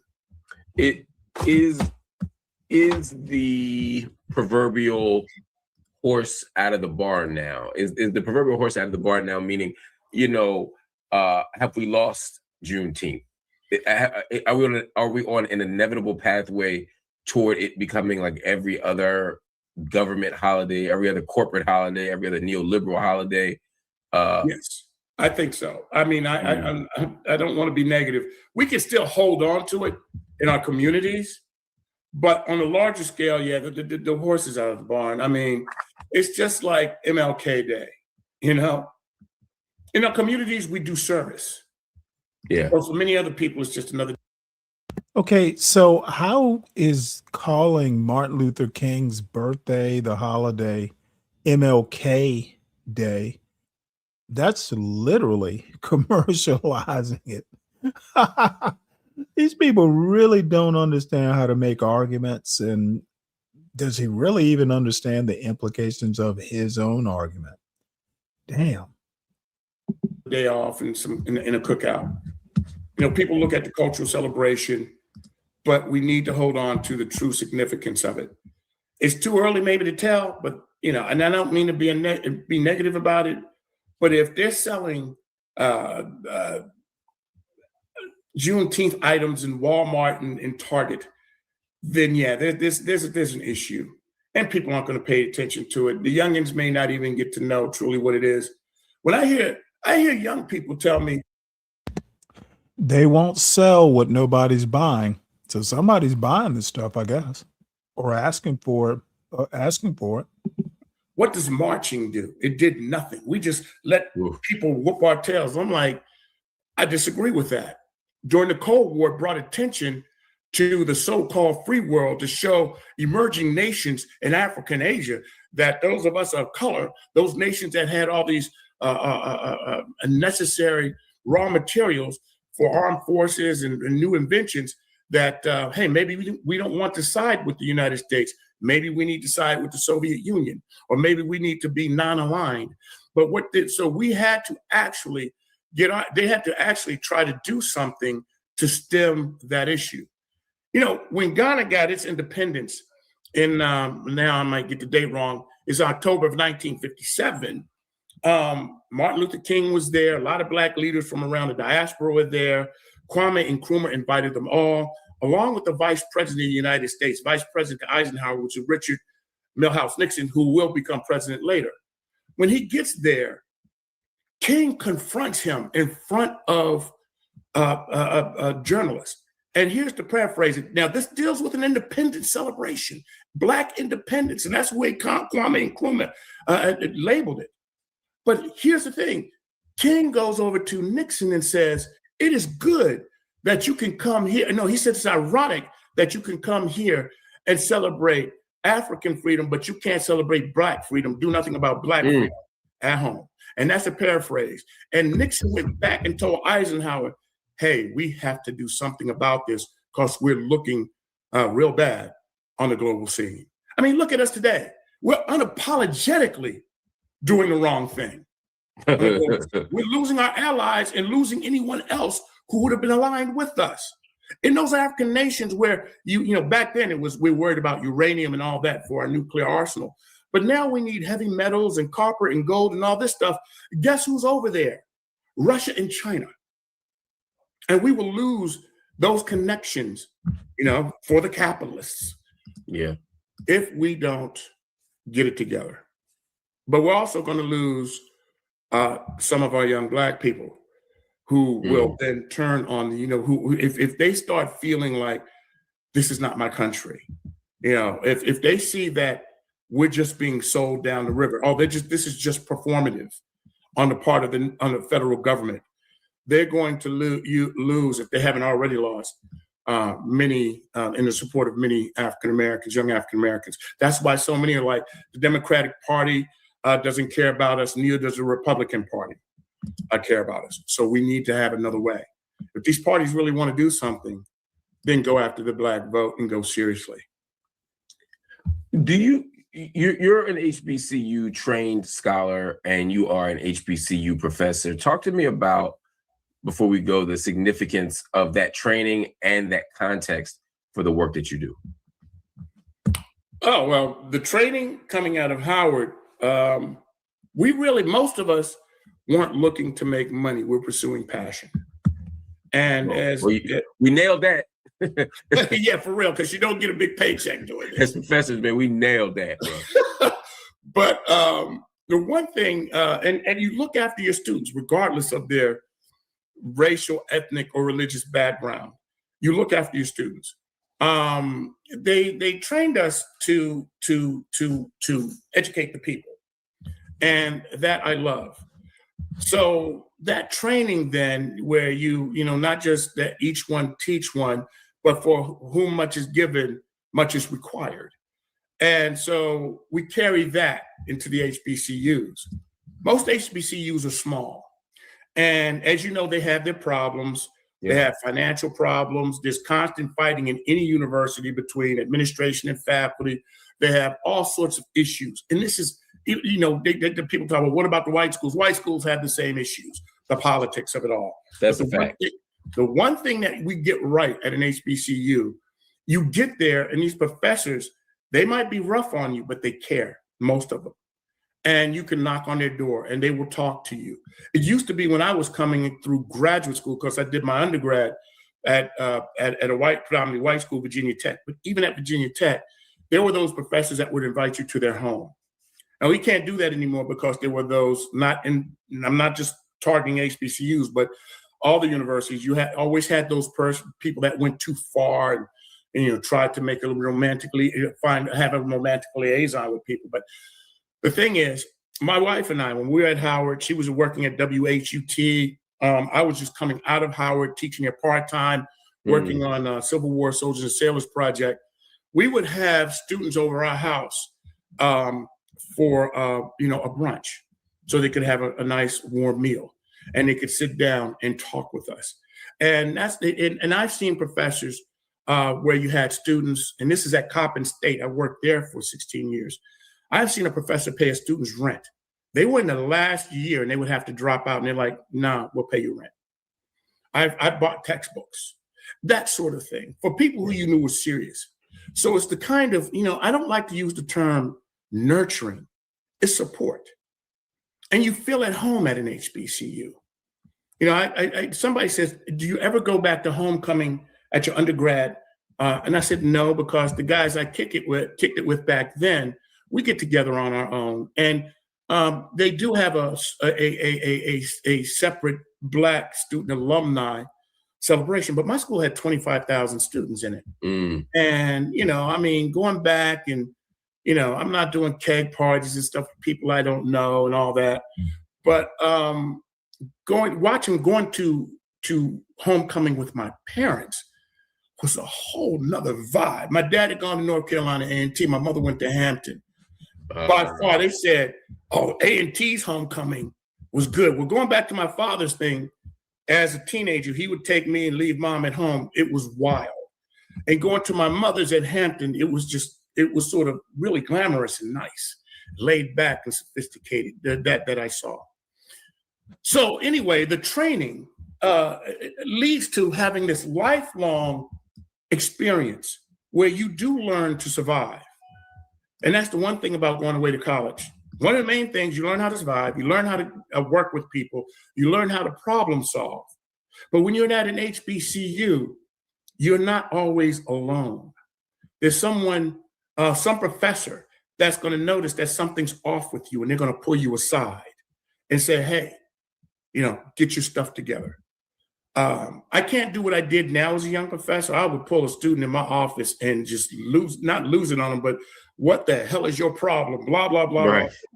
Get it together. I'm like, who's paying for this? Some of my parents are paying for this, or some of them I'm working for this. So are you wasting your parents' money? Are you wasting your own money? In fact, don't even waste your time.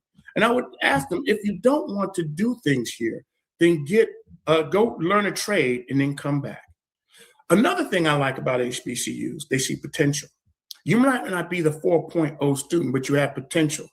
And so some professors going to say, hey, I have a request for an intern, paid internship. You have potential. Don't disappoint me. Don't let me down. We're going to get you in this. My professors, if you check me out, and I'm not trying to promote myself because this stuff is years old.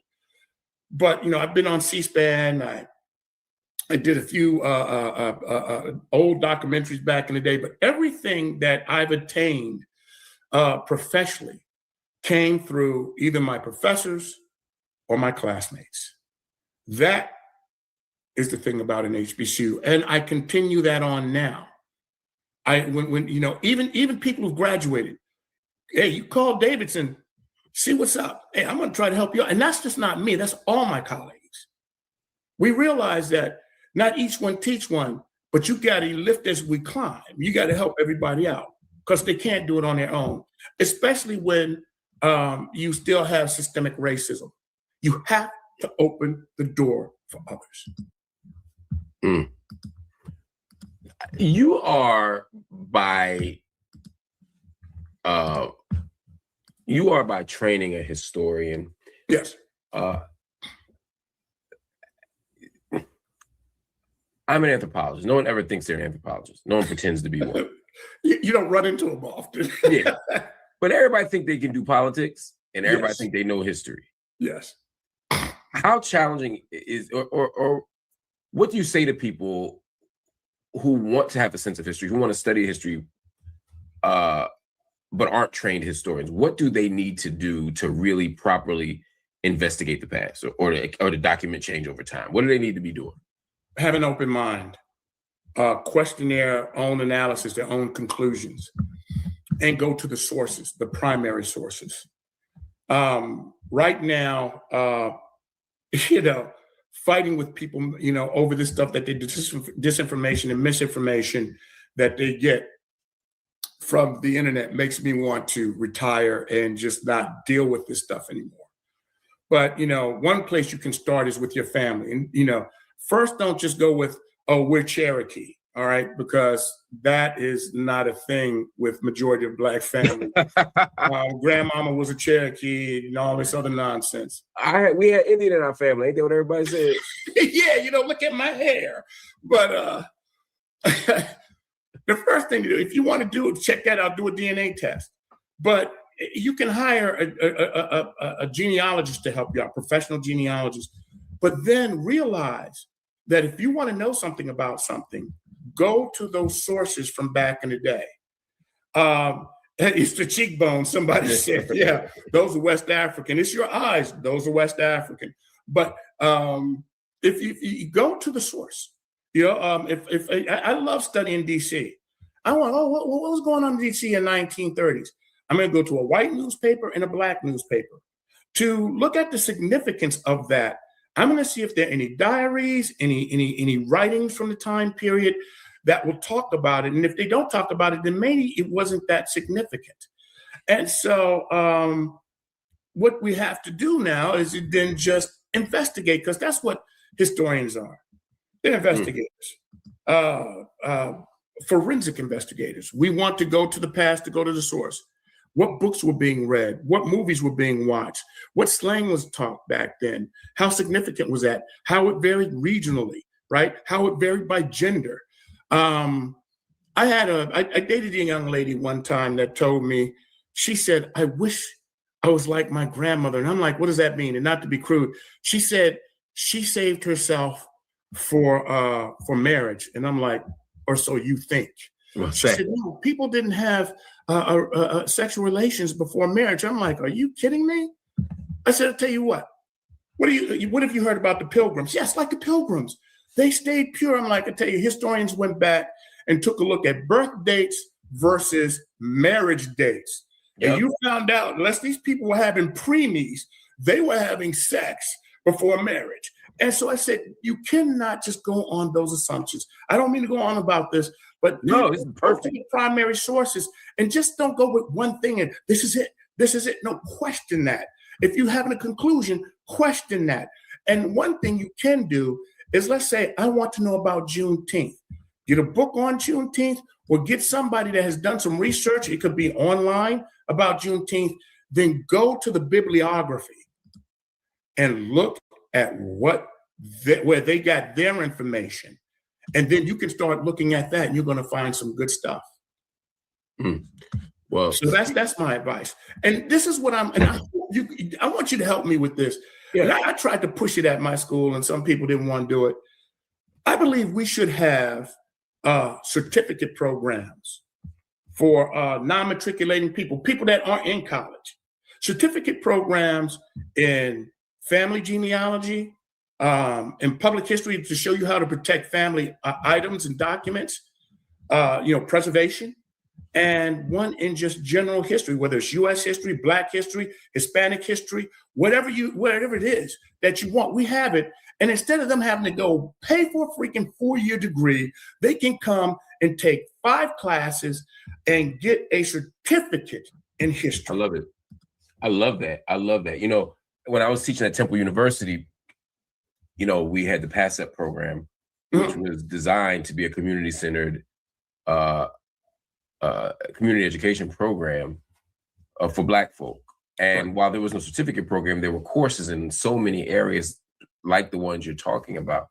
But to make it an actual kind of cohesive and coherent certificate program sounds amazing, because there's a lot of community scholars, there's a lot of autodidacts out there, there's a lot of people who've even gone to school, gotten degrees, but now want to actually study the thing that they care about and not the thing that got them the job. And 4 or 5 classes, investigating history, investigating their own, or learning how to investigate history, or learning how to deal with a particular history adjacent thing sounds amazing. I'm all for it. Part of why we do night school here, part of why we do office hours once a week and night school during the week, is to give that kind of education. Although we don't give certificates, we're trying to give out that education. If we get universities to do it, the power and imprimatur of the university will go a long way. It would. They're concerned about money and enrollment. Well, they can make money with this.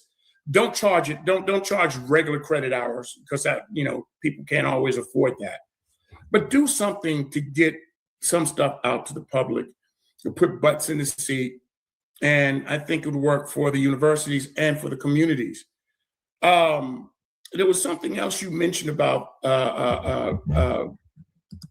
getting this out there, but I just wish that the universities would see that they could do this and help our communities. Oh, by the way, another bit of advice for people: if there is a community history center, if there is a county historical society, not all of those historians have PhDs.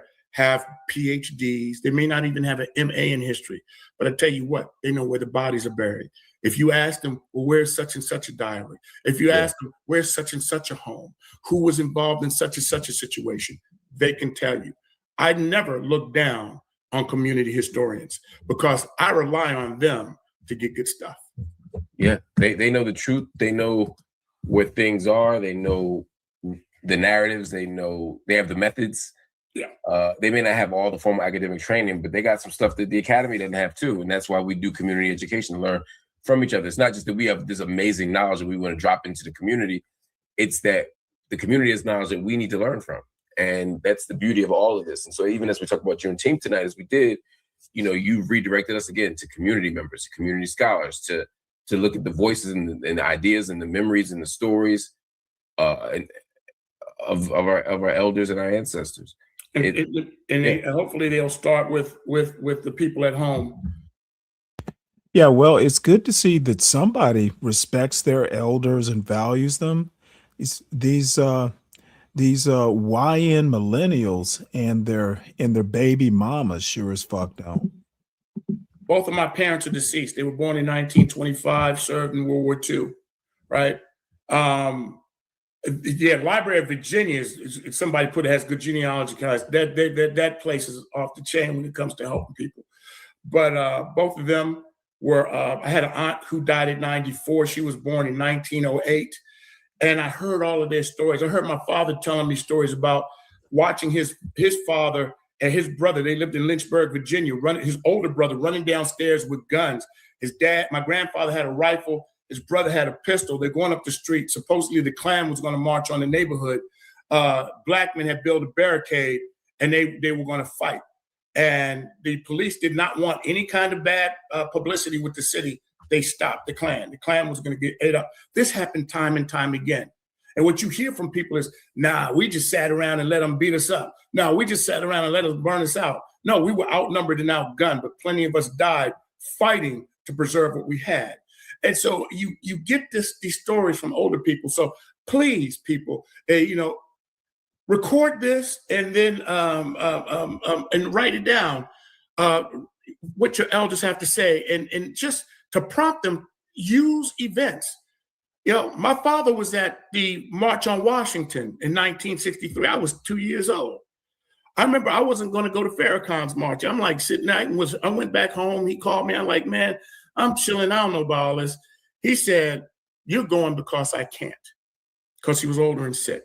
He said, if I was down there in 63, you're going to be down there today. And I got on that bus. It was one of the best things I'd ever done. One of them that I'd ever done. Being around in the presence of so many Black men and so much Black positivity. Man, that's a beautiful thing. Being around Black folk, Black positivity, Black minds, Black brilliance. That's what we need more of, brother. And it's an honor and a privilege to have you here with us tonight, man. Thank you for breaking down Juneteenth and staying for a little extra innings to talk to us about the academy and community education and all the other things that we talked about since. But brother, it's a pleasure to talk to you. It's an honor to talk to you. You got to come back soon.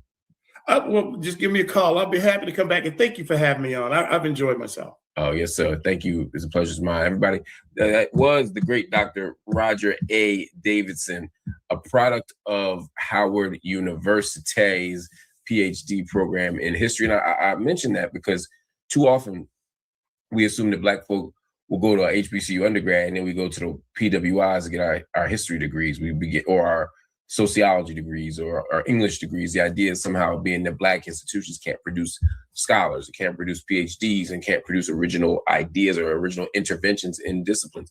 And it's just not true. The rigor of Howard University isn't exhausted at undergrad. They got some amazing programs for a PhD. They got some amazing programs for master's degrees. As young scholars and scholars in training, I advise you all to find a program that makes sense to you, but do not overlook the genius that is at HBCUs. And frankly, tonight, I think you got all the evidence you needed. Professor Davidson is incredibly informed, incredibly smart, incredibly articulate. The brother's bad. He's dope. And when you send your children to HBCUs, they get taught by master teachers, but also rigorous scholars like him. Anyway, y'all, thanks for watching Office Hours Tonight. I'll see you again next week. We got some people coming up for the next few weeks that you're really going to enjoy. Also, check us out on Night School. And hit the like button here, hit the subscribe button here if you're so inclined, hit the join button. But most importantly, click that QR code up on the screen there on the left side of your screen, I believe, so you can sign up for Patreon. We need your help. We need your support. Do it today. I'll see y'all soon. Peace.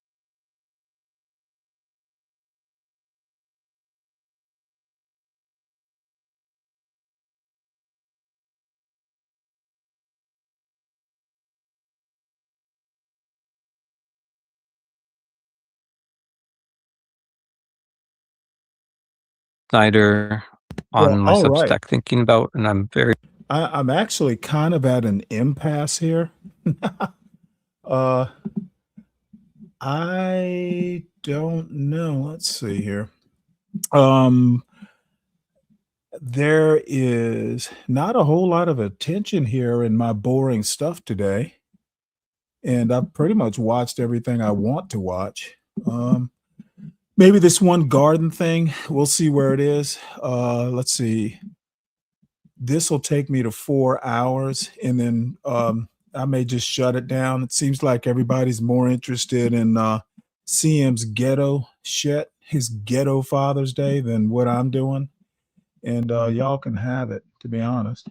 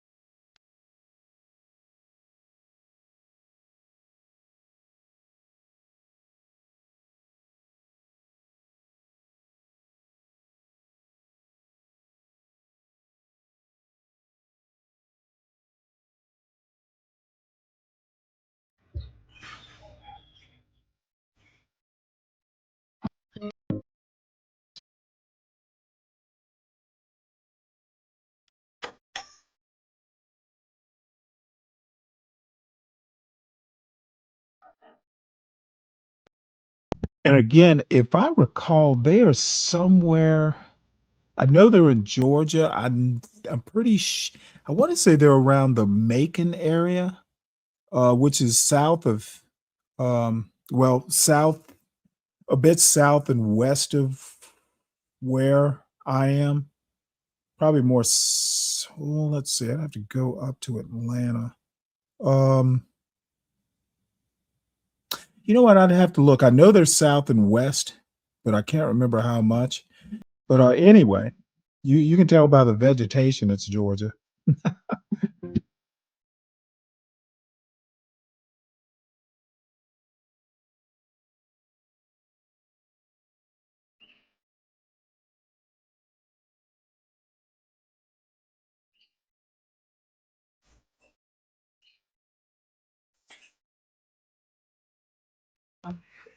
I think she's burying them. She came over here. Where's she at?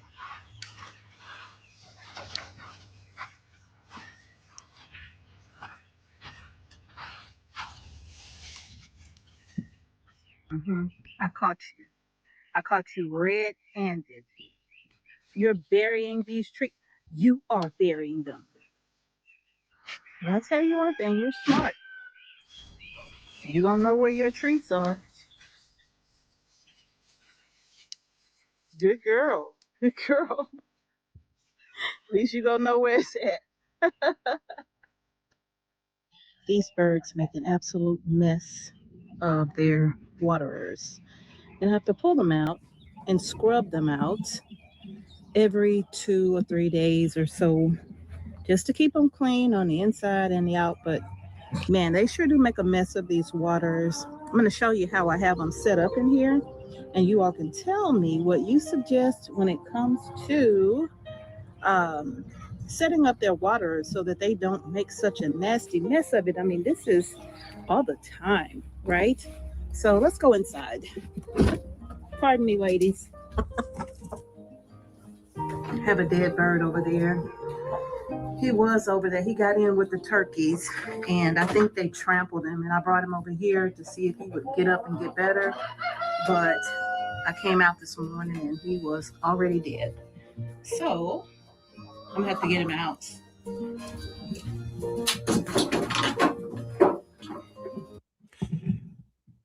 Well, I'm actually surprised the other chickens didn't cannibalize him. Chickens will eat meat. Sorry, Philip. Do you all remember that Garvey nest box system that Mr. H put together just a few months ago? Well, it did not hold up. Y'all know I try to keep it real with y'all, but it did not hold up at all. It's falling apart, and you know, they jump up here every day to lay eggs, and it's falling apart. These things are on the ground. So yeah, Mr. H said, yeah, look, it's just not holding up. So anyway, Mr. H said that he was going to try to figure out a solution to maybe use some wood and other things to help brace that, the little pieces that hold the trays inside. He said he was going to figure something out for that, because right now that's not working for our hens. And I do have another nest box over there that I can bring over here to use for them until he has a chance to do something with this. And I don't know, otherwise we're just going to take it out of here. The chickens have to be able to jump. This thing's going to get plenty of use all day, right? Up and down by the birds as they go in to lay their eggs. And this is the beating that it will take if you're going to have a nest box system like this. And this just couldn't stand up to our girls, okay? So we're going to bring another one in. And settle down. You are so mean.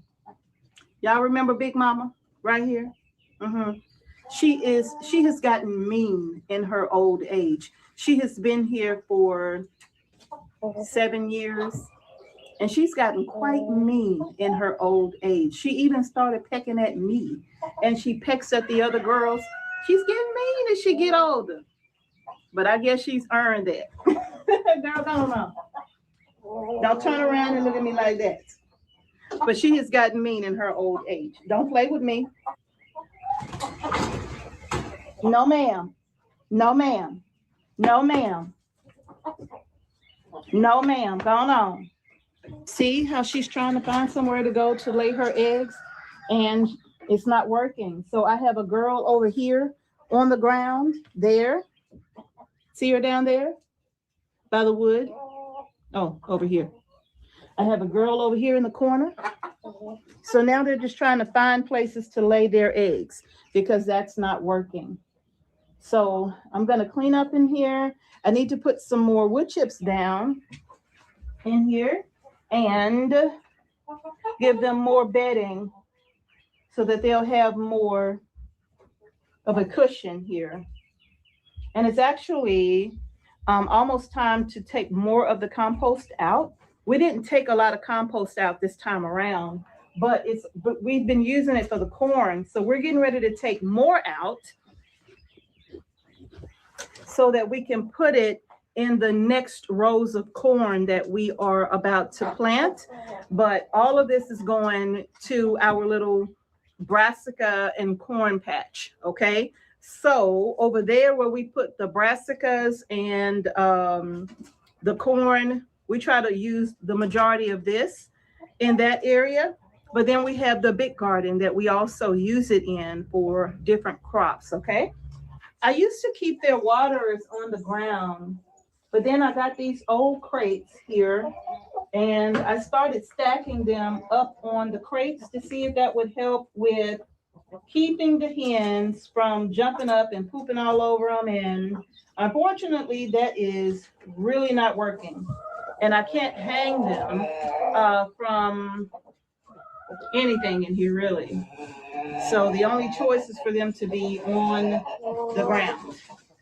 But I gotta admit, I'm getting really tired of having to scrub these things clean every other day. So, yeah. I even have another tray right here.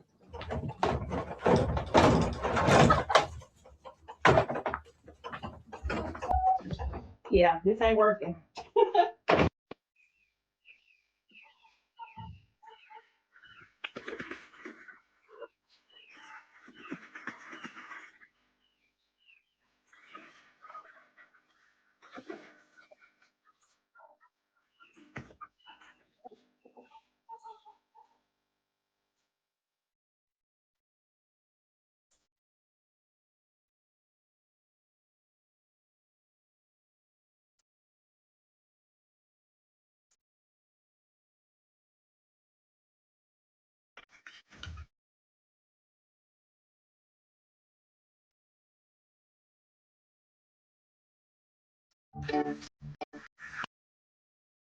Kind of don't like the overproduction here,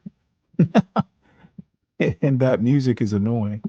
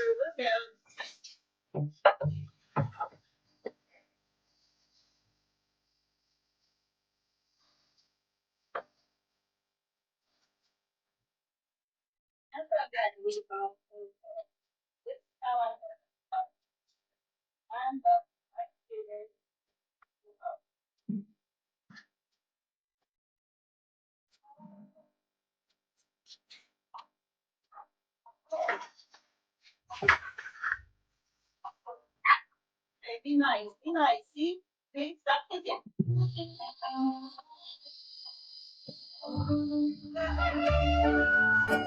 This is 15 gallons of water in here. That's 7 gallon, that's a 5 gallon, and that's a 3 gallon, right? So 15 gallons of water in here for 30 some odd chickens.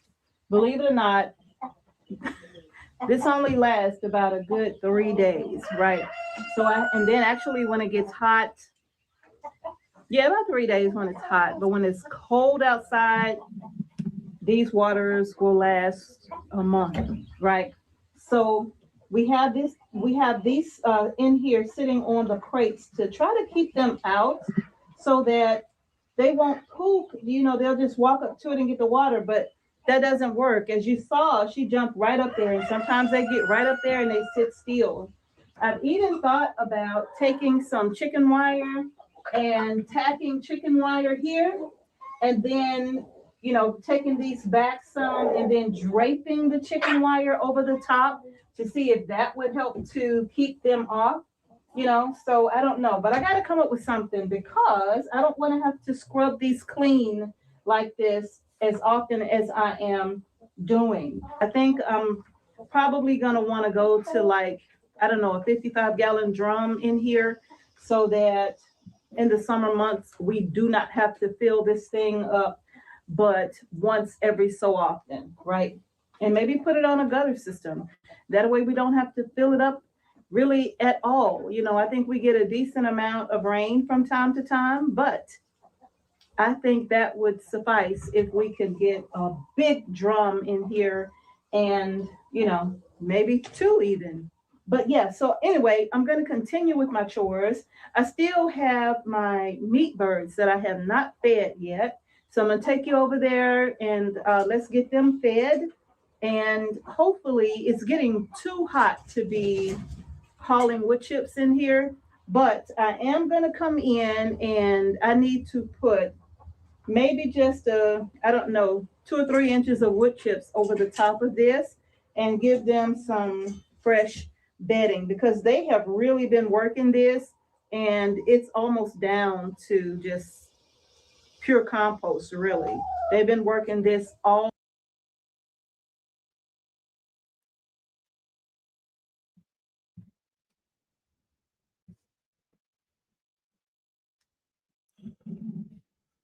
Oh, wow.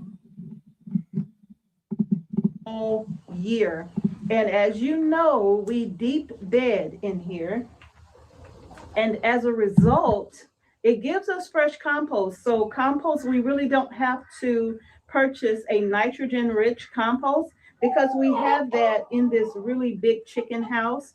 This chicken house is 20 by 20, I believe. So it gives them plenty of room. And we built it this big because we wanted to make sure that we had enough space for all of our birds, even when they went broody. At one point, we had one side completely closed off and it was like a nursery over here. But we took that wall down and it's messy in here. But we just added another perch over here. So they have a extra, you know, they have extra space to come in and perch. And then we still have our old quail hutch that needs to be cleaned out because Mr. H said he's going back to his quail. And I don't blame him. Not in this time, I don't. We deep mulch this area because not only does it give us an excellent nitrogen-rich compost for our garden in the spring and summer months, but it also serves as a heater, if you will, in this huge chicken coop in the winter months where the temperature sometimes in January, maybe late January, February, the temperatures can get down to 19 degrees, 20 degrees. So the deep mulch, you see her, you don't see her down here, but she's down here pecking at my foot again. But anyway, we leave that in here because the compost continues to heat up, especially when you add a fresh layer of wood chips or whatever kind of bedding you want to use, right? Whether that's pine shavings or old straw or something like that, it adds such a warmth to the space. Even though it's cold, it adds warmth to the space. I just saw a rat run across the rafter. Oh my goodness. And I think that rat, oh my goodness. I am truly disgusted. He is in between the metal roof and the wood there. Sometimes I come in here and my eggs have been broken into, even down inside of the tray area where the chickens cannot get to. I would open that up and find eggs that have been cracked open and eaten. And I believe it's the rat that is doing that. Any suggestions on how to get rid of a rat that's living up in the rafters? As I was saying, we deep bed this area. In the wintertime, the nitrogen-rich compost in here helps to keep the area warm, okay? And in keeping the area warm, it helps with the temperature inside of this chicken house. We seal off the windows up top up there. Y'all probably have seen them. We use sometimes the old feed bags to seal up the windows all the way around there. The windows are east. The windows are east and south, okay? So it's plenty of warmth coming in from the sun. And this is the north wall, and this is the west wall. And what we do in the wintertime for the west wall is we pack this in with hay for both windows. That's why we have two layers here. We have the outside screen, and then we have the inside hardware cloth here. And what we do there is we just take this cardboard that's there and we put that over this window right here in the winter. It's just easier to take the cardboard down from this, but we pack this with hay, and that way we can always come in, take the hay out, and let some airflow come through here. Now it's not completely sealed at the top, so that allows for airflow as well. I've got to get me a new water hose. They're just so expensive. Look at there. You can only repair this thing so many times. Every time we repair one spot, we get 3 more spots. Look at there. I'm not repairing this anymore, I don't think. I just got to get another one. Well, I can tell you what they're doing. They're leaving that hose out in the hot sun, and that's just going to weaken it. You can get like metal reinforced hoses, but the best thing to do is try not to leave it out in the hot sun. All right. These are our birdies. We had a copper moran mama sitting on about 20 some odd eggs, and out of the 20, 11 hatched. And so this is a mixture of copper morans and one of the other chicks, I don't know. But we kept them in the chicken tractor because they were so young. It was cold out and their mom needed a nice warm place to take care of them safely away from predators, including our cats. So we put her and her little baby chicks in here, and they've been in here for a while. The mom, she She abandoned them, of course, because they're getting big enough to fend for themselves. So we put them in the chicken tractor and we move them around every few days. And they're getting big enough now to where it's just about time for them to go in the big chicken house. But we have to incorporate them slowly. Now, unfortunately, for a few of these guys, like we have about 4 roosters in here. Let me see. 1, 2, 3, 4. Yeah, I think it's about, 4 roosters in here. And they're not going to be going. We're going to be processing them. And they won't be staying. We got enough roosters here on the homestead. So we're going to take the rest of them and incorporate them slowly in the big chicken house.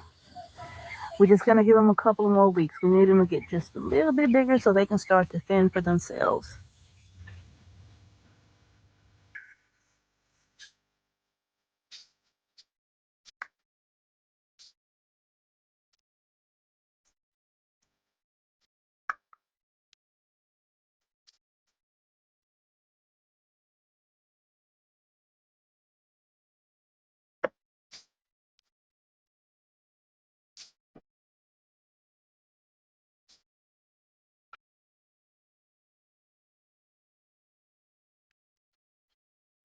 I'm getting ready to go in here with my meat birds.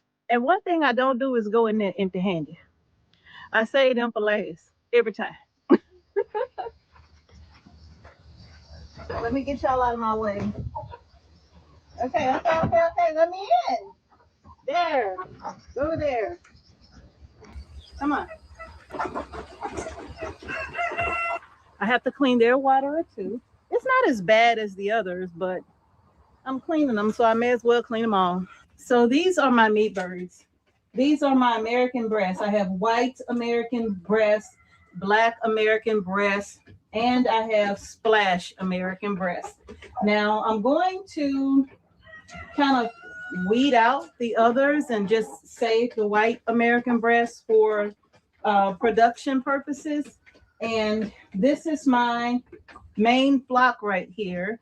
And these birds right here will not go to the processing table, okay?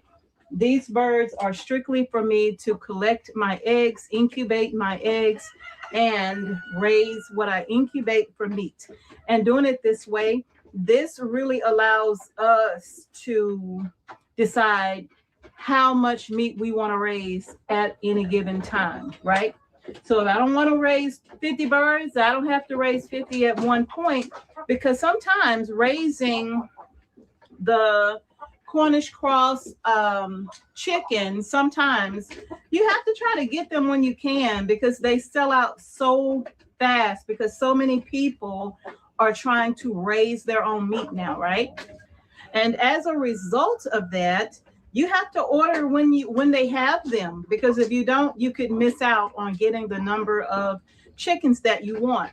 So in raising our American breasts, we don't have to worry about that. We can collect the eggs and they knock over their feed. So I don't know. Pardon me. Come on. I don't have anything. Come on. I'm calling him Mr. Bentley.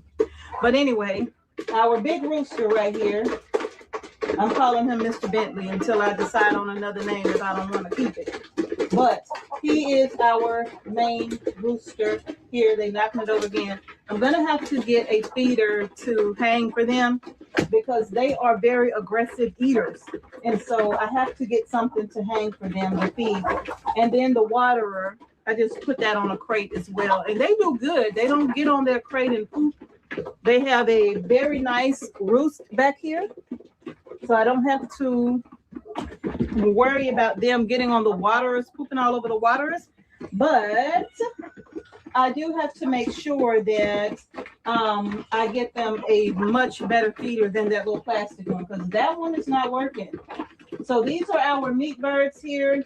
And I'm going to collect more eggs from them and start incubating their eggs, because we do want to start a flock going into the fall. and it does take about a good 4 to 5 months before they are ready for processing from the time you hatch them, right? So starting in June, by October, everything that we incubate in the month of June should be ready for processing during the month of October. I don't have any more. I'm out. I'm out. Okay, look at there. He's such a handsome boy. Look at him. Isn't he a handsome rooster? Look at him. Isn't he just beautiful? And I have 2 of them. And they do not fight each other, surprisingly. So these are my main breeders right here. So I'm going to get them some water because they're going to be thirsty as soon as they finish eating. I don't have any feed, sir. Don't nothing. So I'm going to get them some water.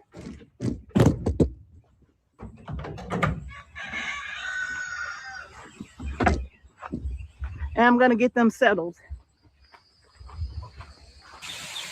Now I got to fill up the water for the pups.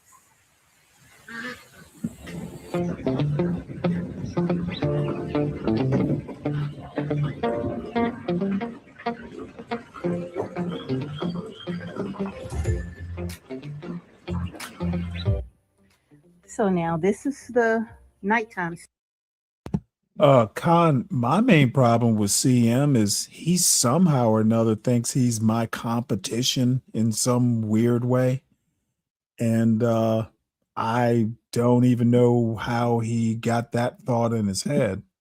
But I'm like, dude, just do you. And that's all I expect you to do. You know, you don't need my approval. Space for the pups here. And they come in this kennel at night and we lock them up to secure them from predators until they get a little bit bigger. Now their mom comes in and out, but sometimes if she's away, we don't want to take any chances because we did find the remains of what used to be a fox. So we want to make sure that we keep them safe. So we lock them in here at night in their kennel together and we close the barn door and we give them their water and then they're good overnight. And I come out in the morning and open the door. Mom comes in and she nurses them. Now they drink out of this big old thing here because they drink a ton of water. But I have one little one that still wants to drink out of this bowl. So I put water in this bowl and this big giant tub here. And I wet that space down back there because they like it wet back there. And then they get there and they lay down in the wet dirt and cool their bellies because it does get kind of warm during the day. So they come in here and they lay there and they dig and they, you know, do what they do. Great Pyrenees do. So the little pups are in here. They're happy. But I do have 2 that like to be over here. On this side. Where is yo brother? Coda, you do too much sometimes. Where do y'all keep finding this plastic? Okay. Up. Where's your brother? Y'all dirty. What you doing under there? Come up from under the bushes. Come up from under the bushes. Come on where it's nice and cool at. I'll wet it down and everything. It's nice and cool in here. Come on. Come on. Come on, it's nice and cool in there. All right, don't jump on me with your muddy paws. Going on now. Get. So that is it for the chores today. I'm not going to do anything else. It is getting very hot out here, and I do have plenty that I can do inside. So that's going to do it, y'all. Thank you so much for joining me here while I just go through and do my chores for the day, plus some extra stuff too. But I gotta get in there and do something about that rat in the chicken house because I got a feeling that he's eating all my eggs. All right, y'all. Thanks for watching Homestead Heart. Peace and blessings to each and every one of you, and I will see y'all in the next video. Okay, well, I got a couple more things that I'm going through my my videos, and we're gonna watch and cull. This is interesting. Let me hold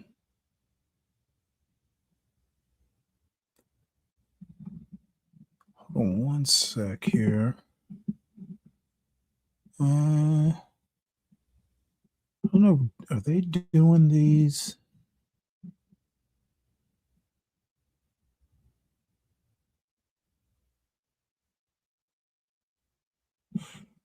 Well, we'll just do this.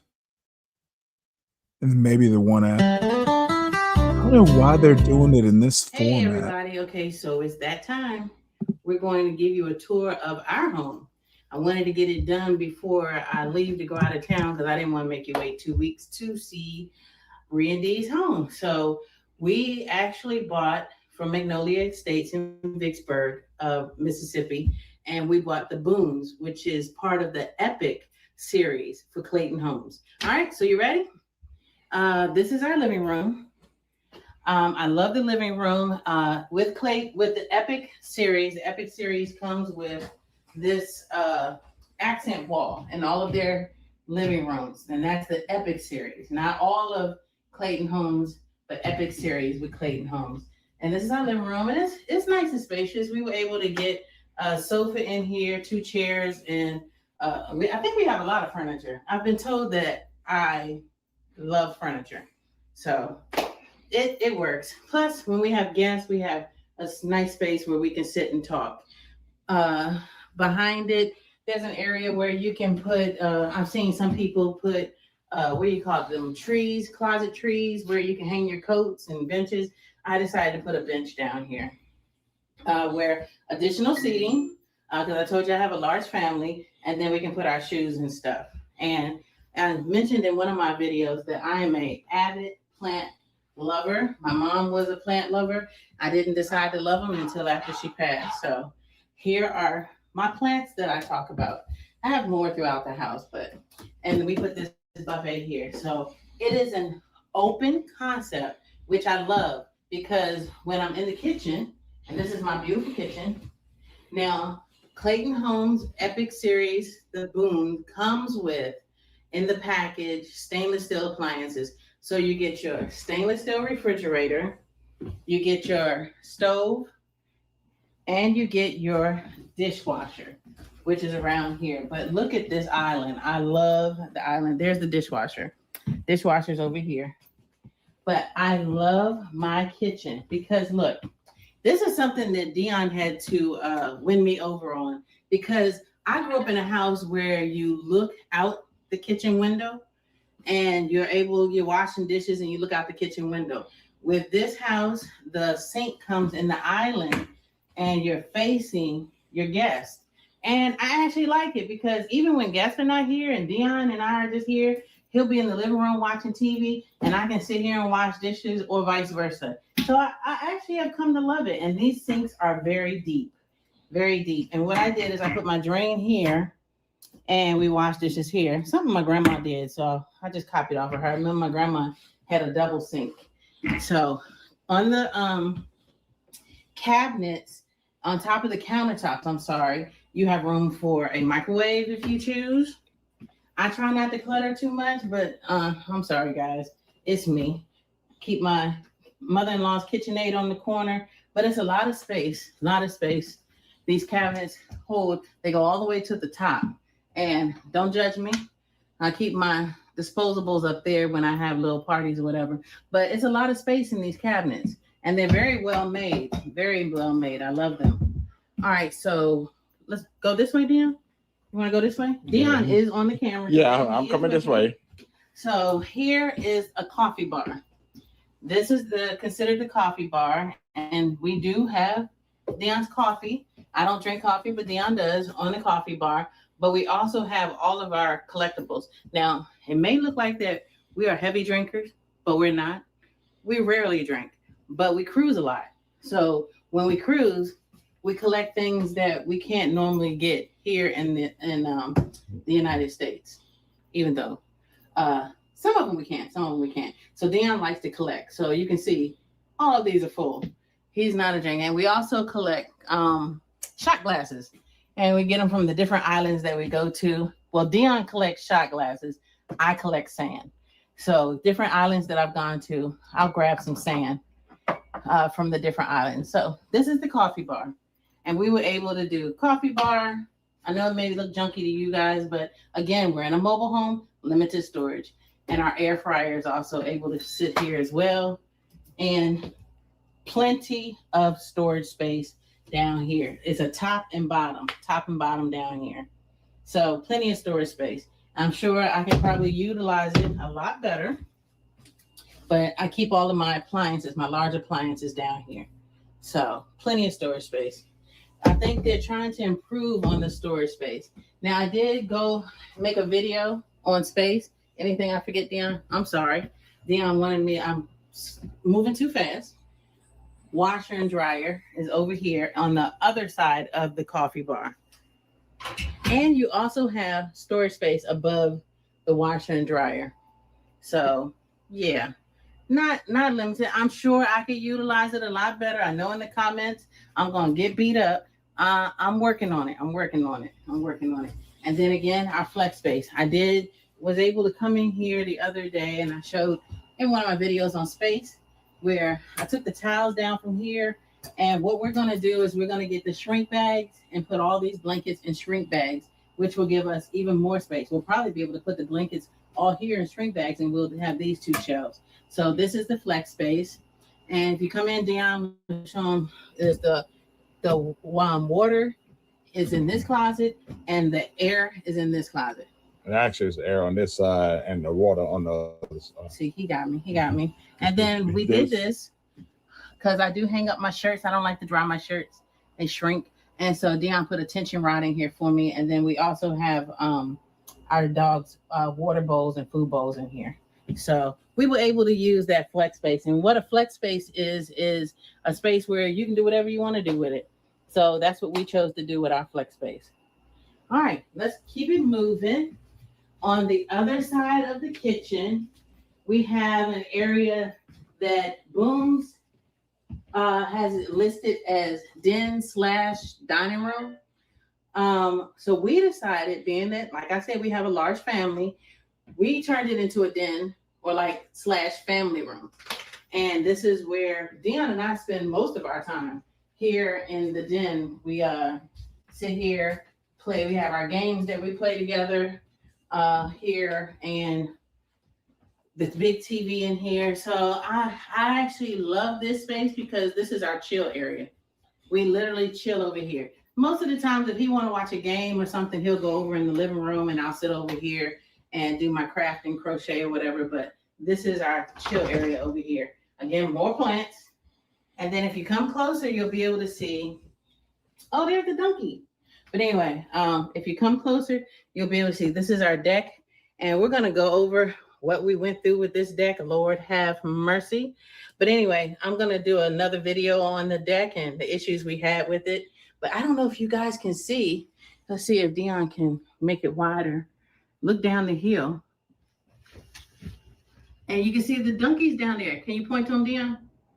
The donkeys is all the way down the field. Can you see? The brown one. The brown thing right down there. And one of the calves is right there too.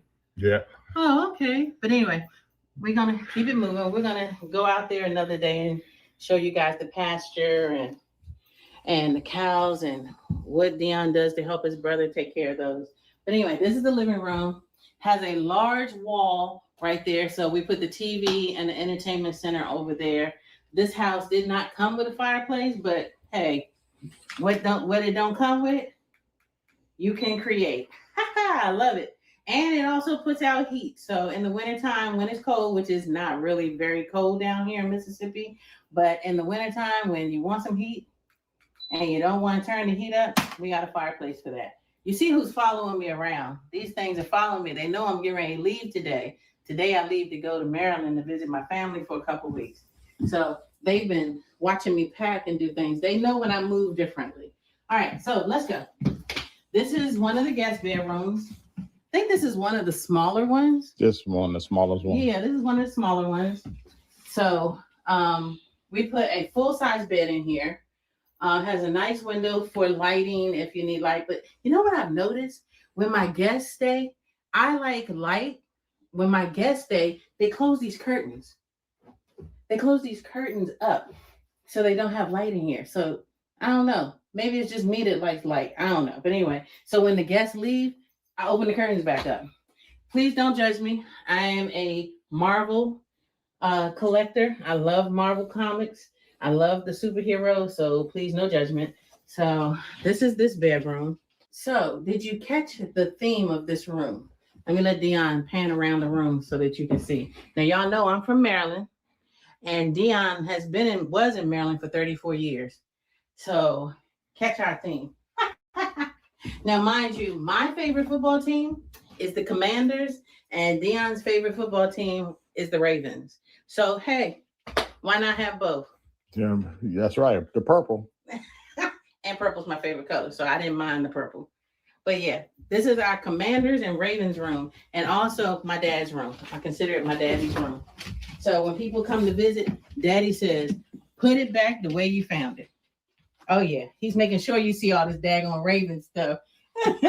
I think the Ravens is starting to overpower the Commanders, but I'll fix it. Don't worry about that. All right, on to the next bedroom. This is about the same size as the one over there. Yeah, it's about the same size. Yeah, they're the same dimensions, so they're the same size. It just, for some reason, to me, it looks bigger. I don't know. But anyway, this is a queen size bed in here, where that room is a full size bed. Size, yeah. Yeah, so I don't know. But anyway, nice, beautiful, bright window. All the closets are standard in these the smaller rooms. But it does the job. You see me fixing curtains. It does the job. In all the guest bedrooms, we put a TV so that if somebody wants to come in here and degress. But we wanted to make sure we had a space that when our family comes, they actually get to relax and enjoy time with us. They don't have to stay in hotels. So I love it. Now, no judgment on the next guest bedroom. I told y'all guys, I work from home, I do hair, and I'm a crafter. So yeah, let's go. And you may be able to tell that I'm a Prince lover, that I love Prince. So this is where I work. I am a Sister Lock consultant, certified brand ambassador of Sister Locks. I did cut the light on. So yeah, all of this Prince stuff in this room, I did not purchase. I have been gifted because people know I love Prince. And actually Prince passed on my birthday, which was sad. But anyway, everybody has gifted me everything from, look, bobbleheads, little bobbleheads. My niece bought me this. To books, to albums, to, oh my goodness. Oh, and the extreme thing. Oh my goodness. Do y'all want to see it?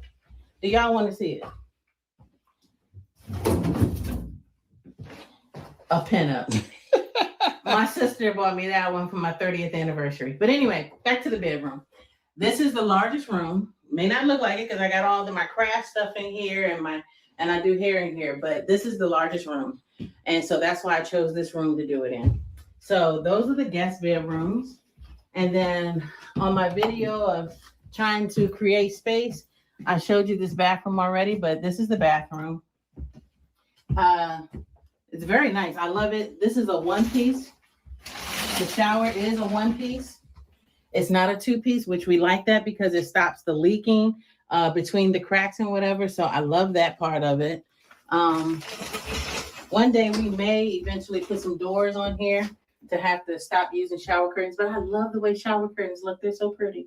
So anyway, and we just put these shelvings in, if you haven't watched that video yet, to save space and the flex space, because we had our towels and washcloths in there, but now we put these in both bathrooms and we have our towels and washcloths in the bathroom. Real quick, pan down here, Dion. I have been asked in the save space video why, not too funny, it's dusty down there, why I don't use that space for towels and washcloths. And it's because I don't like bugs. And I shake everything, I knock everything. You can, Dion will tell you, for a bug. And if I put my towels and washcloths down there and I come up with a bug or something, I'm gonna have a fit. I know bugs can still get up here, but I can see it before I can bring it out. So no, that's gonna be for something decorative. I'll probably put some baskets in there. And put some stuff like soap and stuff. I don't know, but I'll figure it out. But no towels and washcloths down there for me. So we're gonna come back across here and we're gonna go to the primary bedroom, which is me and Dion's space. And I love the size of my bedroom. Come on in. And no judgment, no judgment. We do live in this house, so it doesn't stay spick and span like everybody in like the model homes. So we have a king size bed in here. Let me cut the light on. We have a king size bed in here, and we were able to still fit 2 nightstands. I got rid of my large furniture when we put our house up for sale, because the house in Maryland, the realtor told us that it showed better if it had smaller furniture. And Dion and I, all married couples, they have this big furniture when they first get married. And we've had that furniture for, it was over 30 years, wasn't it? 30 years. And no, over 25 years. Yeah. About 25. So he agrees with me. Poor thing. I love him. But we sold the furniture because we knew we were moving here and we were moving in pods, and we'll cover that in another video. So we sold the furniture, and I went on Amazon and I found these, and they're like, you put them together, which I did. I put them together, and they have like these little tubs for drawers, which I love. And then I bought 2 of these, one for Dion, one for me. And then I found this on Marketplace in Maryland, and I just ordered these tubs or baths, whatever you want to call them, in the colors of I like orange and black, and it works. Doesn't it work, babe? It works. It works. So king size bed in here and everything. I even have my walking pad in here and the clothes hampers, and we still have plenty of space. It's not too cluttered to me. And don't forget about that the 2-3 windows. Oh yeah. So in the Epic series, which we have toured some of the homes, they give you an option, because this wall was supposed to be just a wall, but they give you the option of these 3 windows. And I thought about it and I was like, heck yeah, because I like the sunlight. So yeah, this was an option. This was not, in the package. So, if you ever decide you want to buy an Epic home from Clayton Homes, make sure you check that out. The 3 windows, because I love it. I love it. You like it, Dion? I love it. And if you notice, we keep a lamp here. Oh, because our power go out sometimes. These lamps? The lamps. Yeah, that's all. For when the power goes out. But we're about to get a generator, and we're gonna go over that. We're about to get a generator, and woo! Down here, the lights go out when the wind blows. When the wind starts blowing hard, I start preparing myself for the lights to go out. And when the ice storm came through, we didn't have lights for 4 days. 4 days. We made it though. Dion said that, what do you say about me in Mississippi? Make you stronger. He said, Mississippi's making me stronger. Okay. All right, primary bathroom. And this is our bathroom. And I love the size. We have double vanity. He has his cabinets on his side. I have mine. You don't want to see mine. As women, we got a lot of stuff on my side. And then we also have 2 drawers, his and mine. And then we do have those cubbies again. But like I said, guys, I ain't doing it, because let me tell y'all something. The spiders in Mississippi are not small. They're large. And I even got in the shower one time, take a shower. Remember that, Dion? Yeah, I remember. And there was a huge, and Dion says I exaggerate, but this time I didn't. There was a huge spider on my rag. I fell out of the shower. Dion came in here and he even said a curse word trying to kill that bad boy. It was that big. So anyway, that's why I ain't putting nothing down there, and I'll put stuff where I can see it, so I can see it in advance. So decorative items down there only. But anyway, comes with beautiful windows. I'm sorry, mirrors. Okay, excuse me, because I be making up words for things. But beautiful mirrors over top of the vanity, nice sinks Kohler sinks. These are some nice things. I say they shape like footballs, but nice Kohler sinks and stainless steel faucet. Love it. And then this is our closet. Now we have a lot of stuff. Remember, mobile homes, you don't have a lot of space.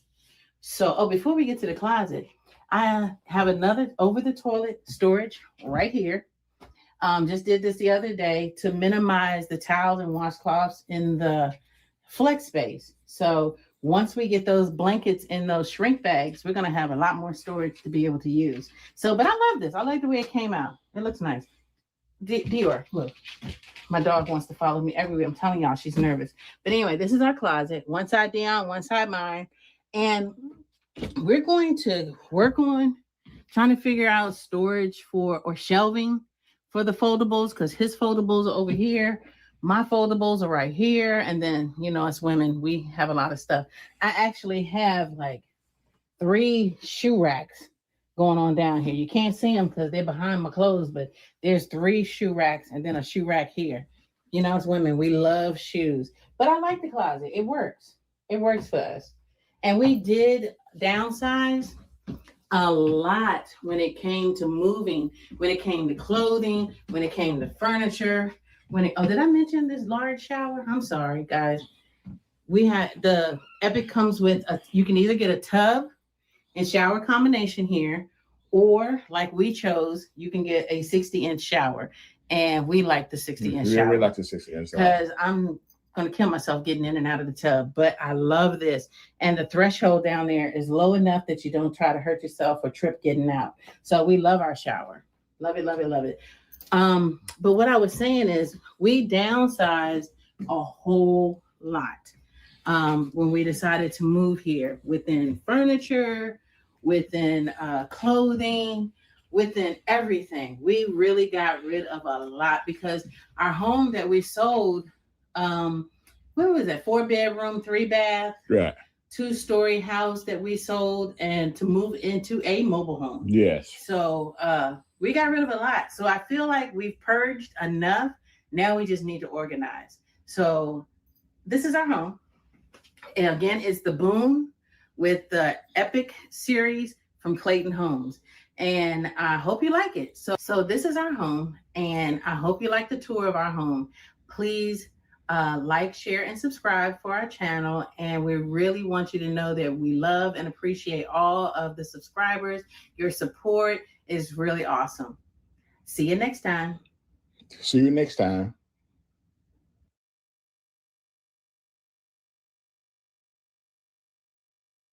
All right, so I got one more.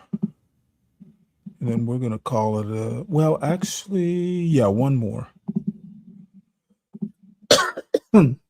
And this one, this one's dedicated to a lot of people that come through the show regularly, and they shall remain nameless, though. But they can probably figure it out.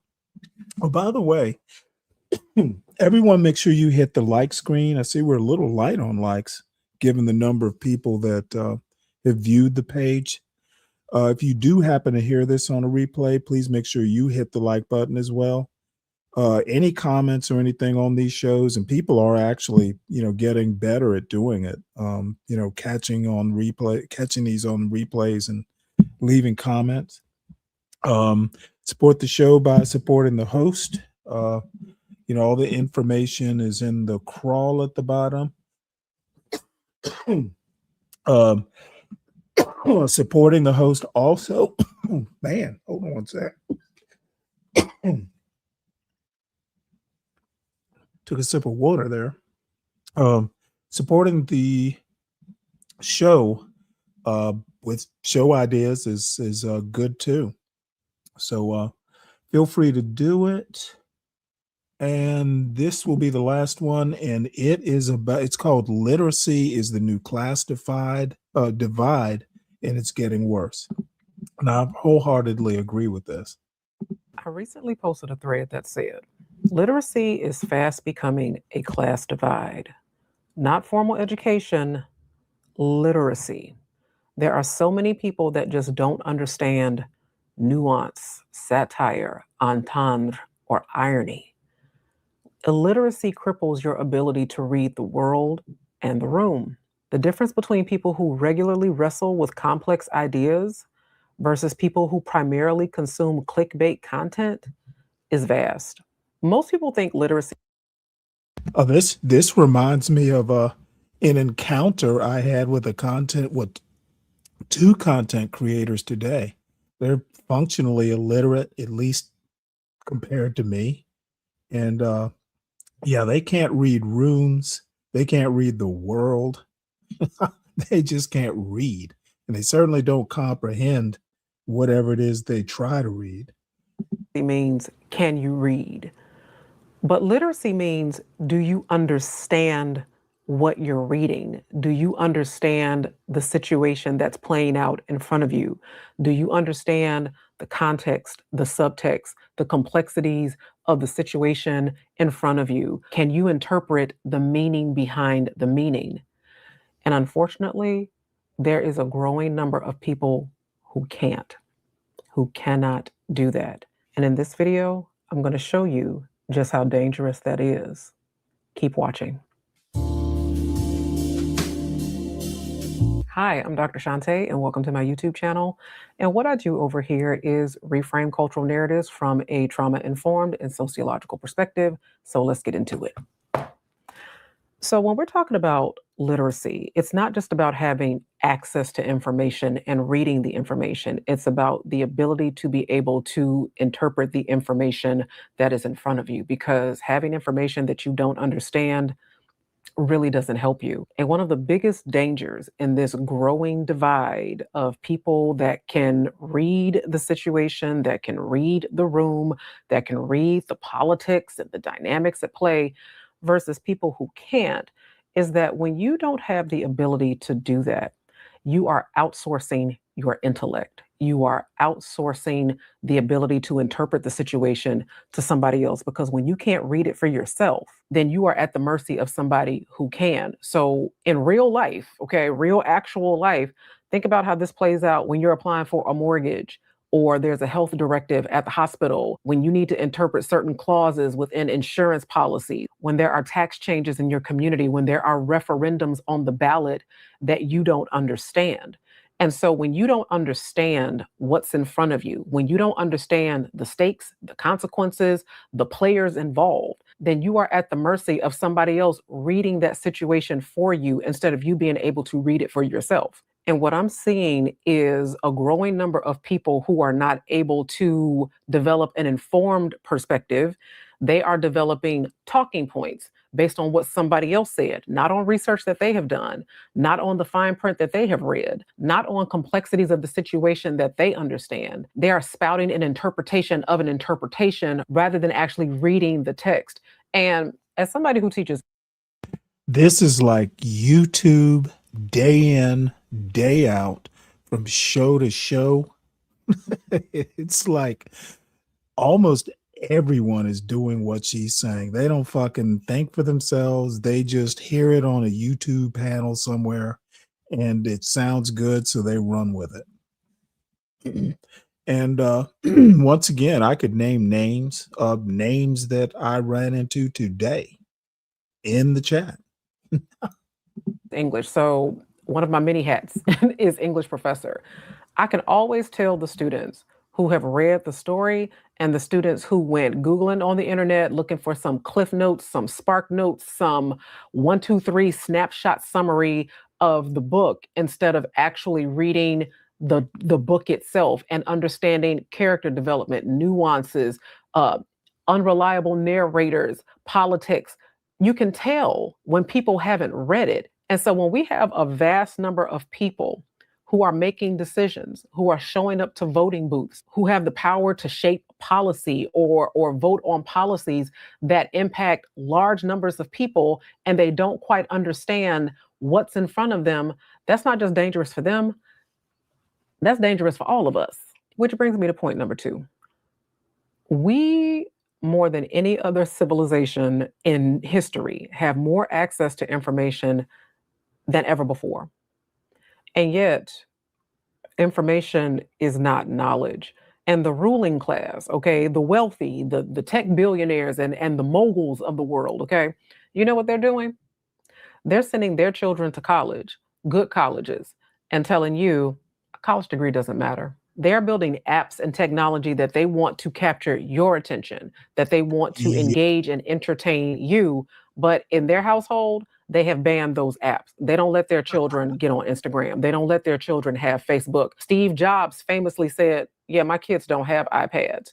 And so it's okay for you to spend time consuming that content. It's okay for you to be neurologically manipulated, because if you are not familiar with brain hacking, there's excellent information out there about the intentional manipulation of your dopamine in order to keep you locked into the algorithm, in order to keep you scrolling, in order to manufacture outrage, in order to manipulate your emotions.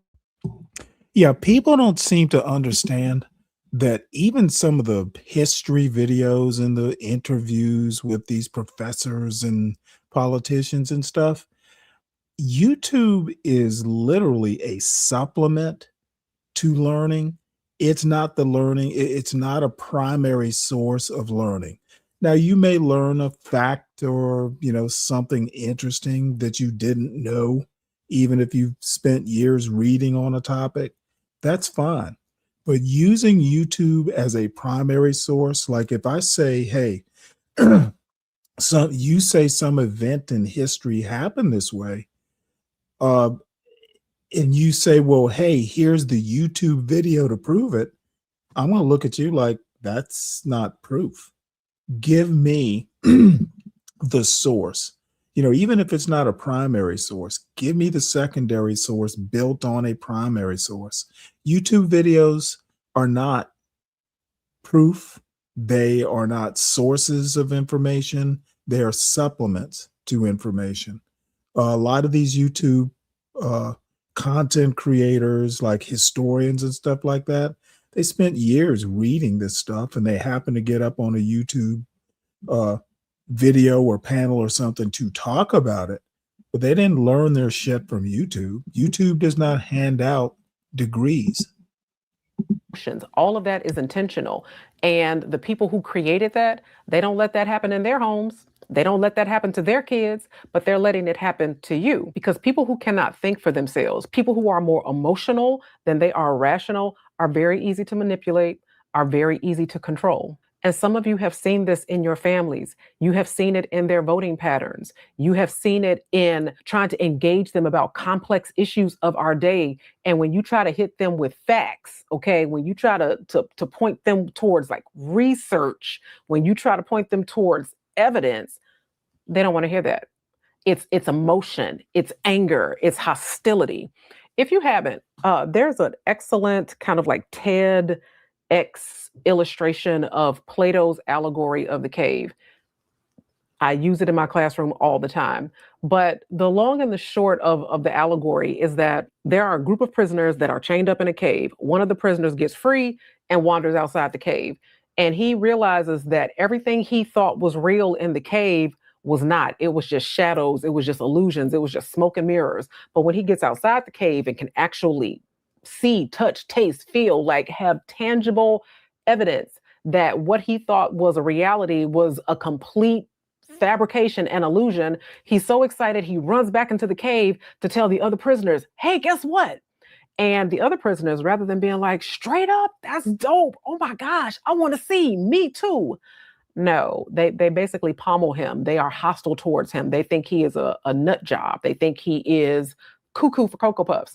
And he is met with so much hostility that he kind of like walks away dispirited. And that framing is very much what has happened to a lot of people who have lost their entire selves in the consumption of flattened content, in the consumption of algorithmic manipulation, who have discarded everything their parents taught them, who have discarded all of their values and latched on to these beliefs, to these ideologies that have zero foundation in science, zero foundation in research, that is ultimately a grift, okay?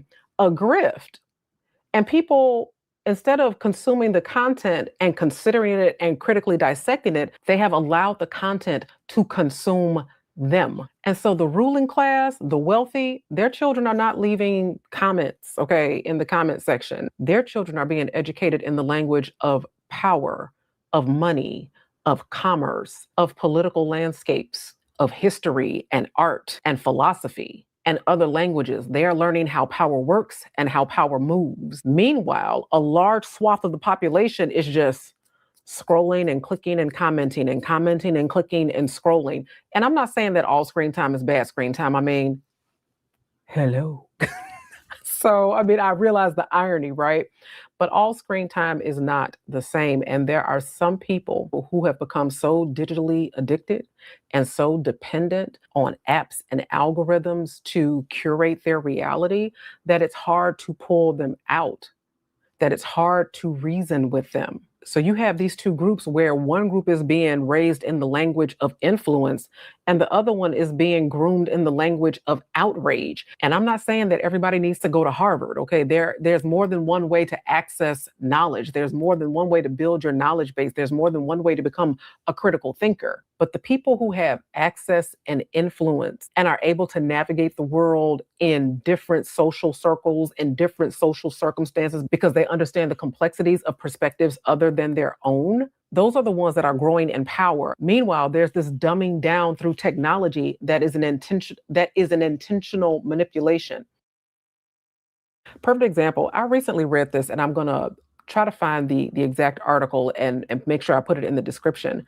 But one of the architects of Project 2025, which is basically a playbook for supremacy, oppression, it's tech feudalism where only a few people own everything and everybody else is just kind of like fighting it out for scraps. He studied African American history. He studied African American history so that he would learn the history of Black people, their foremost concerns, and what would be the best ways to try to destabilize that community. That's what they're doing.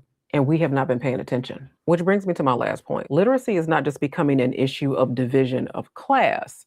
Literacy is also becoming an issue of compatibility in friendships, in relationships. Because think about it. If you have someone who is literate, okay, not educated, not formally educated, okay, because I don't want somebody coming in the comments like, you don't have to go to college and you don't have to have a college degree. No, you don't. You do not have to have any of those things in order to be literate, okay? But when you have somebody who is literate, who understands and wrestles with complex ideas and can navigate those circumstances versus somebody who primarily feast on a diet of clickbait content, what type of interaction do you think they're going to have? What kinds of conversations and connections do you think they're going to be able to make? And this reminds me of the Sneetches, because people who have that flattened sense of the world, meaning everything is black and white, the world is flat, like people who have been consuming talking points and have gone deep down in rabbit holes of YouTube and other places, they always out themselves. Have you noticed this? There's almost kind of like a profile of who this is exactly. They almost always have a private account. And if they don't have a private account, they don't have any original posts. They don't have any original ideas. They don't have any original content, but they got a lot of comments. They got a lot of replies because they have built into their lifescape, okay? They have built into their lives this constant responding to, this antagonizing, and this parroting of talking points that they heard from other places. And it's like the Sneetches. Like, have you ever read that book, The Sneetches by Dr. Seuss? They have stars upon theirs. So it was like these two creatures and one group had stars on them and the other group didn't have stars on them. Whenever I see the Sneetches in the comments, whenever I hear that rhetoric piping up, I immediately disengage. I'm like, oh, okay. Because I know we're not going to have an honest discourse. There's no point in arguing and debating with people who have not read the same book, because you're not having an honest conversation. You are debating an ideology rooted in talking points created by somebody who hasn't even done their own research. You are fighting with the original grifter. And it's like, okay, you got it. Have at it. And so I don't argue with strangers on the internet, and I welcome disagreement. I mean, that's what healthy discourse is. In a healthy democracy, everybody's not going to agree. That's why we originally were supposed to have checks and balances. At this moment, that system is struggling, okay? But the point of the checks and balances is because in a healthy democracy, disagreement is part of the process, but it's how you disagree. Some people actually engage the idea that is being discussed. They introduce nuance. They offer alternative perspectives. They point to data and research and history, while other people are just parroting the talking points that they heard on a podcast. And I'm just like, you got it. That is not an honest discourse of ideas. That is not an exchange of ideas. That is just a war of words. And where does that get us? Because in this yet to be United States, we have enough issues. But my point about compatibility is that it begins to create striations in your in your friendships and in your friend groups. There's this old saying, show me your friends and I'll show you your future. And so think about the future of people who consistently consume clickbait content, who consistently listen to harmful or toxic rhetoric, who are looking for echo chambers and itching ears to reinforce their own insecurities or deeply held beliefs, people who don't want to be challenged, people who don't want to be honest, people who just want to be right about being wrong, people who want to dig deep into the well of grievance. What kind of future is that? Not just for the friend group, not just for them, but also for the economy, for the world, for the citizenship, for democracy.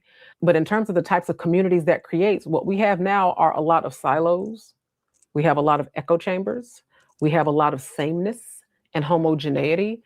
And as a society, that is fracturing us in ways that are not easy to repair. So literacy isn't just about reading words, it's about wrestling with ideas. And that is quickly becoming one of the biggest forms of social and intellectual compatibility. So how do we come out of this, okay? Because I'm not gonna say, well, just read books. No, it's not that. Please know, every authoritarian regime depends on reducing the critical literacy of its populace.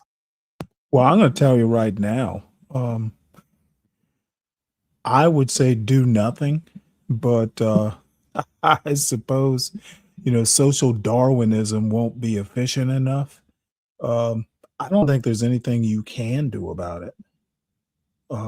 Those who can will, and those who can't will fail. They need the citizenship to be diminished. They need them not to think it through. They need them not to read the fine print. They need them not to be asking critical questions. They need them to be rendered unable to read the room, because in that way, the authority is not being challenged and they don't even have the wherewithal to organize themselves enough to even overthrow the authority because they don't know how. And so what we're seeing, this reduction of people's ability to think critically, it's not an accident, it's a strategy. So let's turn it around. Here are some practical things that I think that you can do. If you know that you are doing more scrolling than you probably would like to be doing, if you know that if you can kind of feel the brain rot starting to set in, if you are growing tired of the same old tired arguments on the internet and the food fighting and all of that, and you just want something more, some nuance, some depth, some knowledge rather than just information, I got you. One of the things that you can do is read one long form article a day. Just one article. ProPublica, The Atlantic, AP Reuters, the Associated Press, not to agree with it, to practice reading something that has your full attention. The New Yorker, practice reading one long form article a day, preferably in physical form, but I get it, in this day and age with print kind of being out of vogue. But if you're going to be on your screen, read one long form article a day. That's number one. Number two, read one nonfiction book per quarter, not 12, one nonfiction book. So as much as I love a good Once Upon a Time, okay, as much as I love a good story, one nonfiction book per quarter, 4 books per year. Just get into it, okay? Whether you do it on audiobook, whether you do it on a Kindle reader, or check out a book from your library, perfectly fine. That is fair game. But 1 book per quarter. Number 3, replace 20 minutes of your scrolling time with a lecture or a documentary. Get into it. Just 20 minutes. And a documentary, most documentaries are an hour or sometimes 2 hours or what have you. So maybe over a period of 3 days, just 20 minutes, it just go down, you know, a documentarian's, you know, paradise, and just get some information that has been researched, that has been highly produced, that has a beginning, middle, and end, rather than just this constant scrolling that invites other perspectives. Like, do that, okay? Number 4, read something you don't agree with, that you just flat out, I would never, because it's important to understand where other people are coming from. You don't have to agree with it. You don't have to validate it, but it's important to understand where other people are coming from, because a healthy democracy works towards some semblance of common ground. And it's hard to work towards common ground when the only perspective that you have is your own.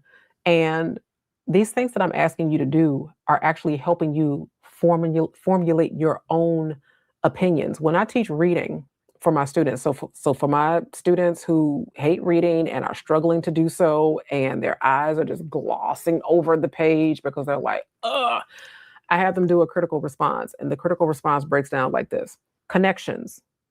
What connection can you make to this? Like, as you're reading this, what does it remind you of?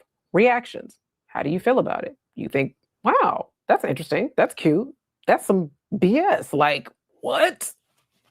Okay. Reactions. Number 3, examples. Can you give examples of this thing that you're reading about happening in other places? For example, if you are watching a documentary about end of life, is there an example of what it is that you're reading or listening to or watching where you're like, oh, this reminds me of a tradition from such and such culture? So can you find other examples of it? So connections, what connections can you make? Reactions, what reactions do you have? Examples, are there other examples of this that exist in the world? So examples are like connections, they're just not personal. Questions. What questions do you have about the documentary that you just watched? What questions do you have about the book you just read? What questions do you have about the article that you read today? So questions, evaluations. What did you think of it? What are the parts that you agreed with it? What are the parts that you disagreed with it? And then can you summarize it? If somebody says, hey, what was that about? In 2 or 3 sentences, can you say, I read this article about, or I saw this documentary about, or what have you? And these are the critical reading strategies that I use so that my students are reading with intention. And so I'm not just telling you to just kind of like go read stuff willy-nilly, especially if you are trying to retrain the muscle of your brain to focus long enough to do that. Your brain focuses better when it has a project, when it has a question to answer. Okay, so connections, reactions, examples, questions, evaluations, and summaries is a good place to start. Ta-da! So that's going to do it for me. In this day and age of AI, in this day and age of constant consumption of clickbait material and outrage and things like that, it is more important than ever to think for yourself, to consume content without being consumed by it, without it changing who you are and what you value, without it changing your personhood. 80-90% of it is an intentional manipulation. And I do recognize the irony, because it's like, well, aren't you here? Aren't you on the screen? I am. But it's kind of like a captive audience thing. It's like, well, since you're here, of all the things that you are watching today, can this be the nonfiction version of the book that you're reading? Can this be the thing that gives you pause and perspective, that makes you zoom out from your life for a minute and say, hold up, what is really at stake here? Am I paying attention to what's going on? And so if I can add anything to the conversation, I'd like to add some nuance, some depth, some wisdom, some teaching, the best of my expertise for your best and highest good, because I'm not trying to sell you. I'm not trying to manipulate you. I don't need your vote for the next election. I'm just trying to help you. So if you have any comments, questions, takeaways, or what have you, as always, you are welcome to the comment section, and I will see you next time. Let's be real, y'all. The world is a Oops. Well, that's going to do it for me, folks. Unfortunately, I fear the people that needed to see that last video will not see it even on the replay, but that's how it goes. So everybody have a good night. I will be back somewhere around 4 o'clock or 4:30 tomorrow, getting back to the news and information grind. Everyone have a good night. You all make sure he sees it. Oh, you knew who I was talking about the whole time, did you? You know what? Actually, let me make sure that I'm not even sure that I put that in the let me make sure I put it in the show notes. I bet I didn't, because there were some videos that I showed that I really hadn't planned to. Give me one sec here.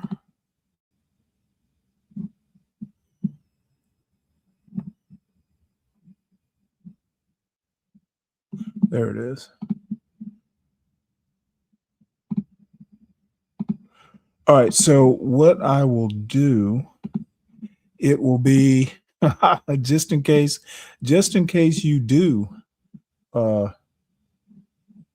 see, the thing is that the person we're talking about, Mariah, will see it as condescending, and it is condescending. I do intend on being condescending, but condescending in a good way, if that's possible. So let me add it to the show notes. Oh, shoot. You know what? I didn't even add show notes. I guess I was lazy. So the link is in the show notes to that particular video. Hopefully it's taken in the right spirit, but I know it probably won't be. Double Dog dare me to spam him. Oh, I'm not going to dare you. All right. Well, you, Mariah, because you and Lim might be the last ones in the chat. Maybe Chocolate Earth is still here. So y'all have a good rest of your night, and I will see you all tomorrow, more than likely. Yeah. With all that we have given them, we should own perhaps at least one half of this asset. The revenues generated because of it. Like philosopher. And it's not it, just take out the Obama race part. Why the fuck is the president of the United States hosting cartoons? Stanley walked tall with a paperback brain. Well, I don't know what it was, but the thing is that if you ever go and you kind of read these people's biographies, fearing his shoes, library brave. The MAGA blacks, you get a bunch of MAGA blacks. That's what you get out of it, President. You get MAGA blacks who will put. They will. Old man with a head shaped like a shroom. And then the other thing we've forgotten is brevity. That's the main lesson I learned today.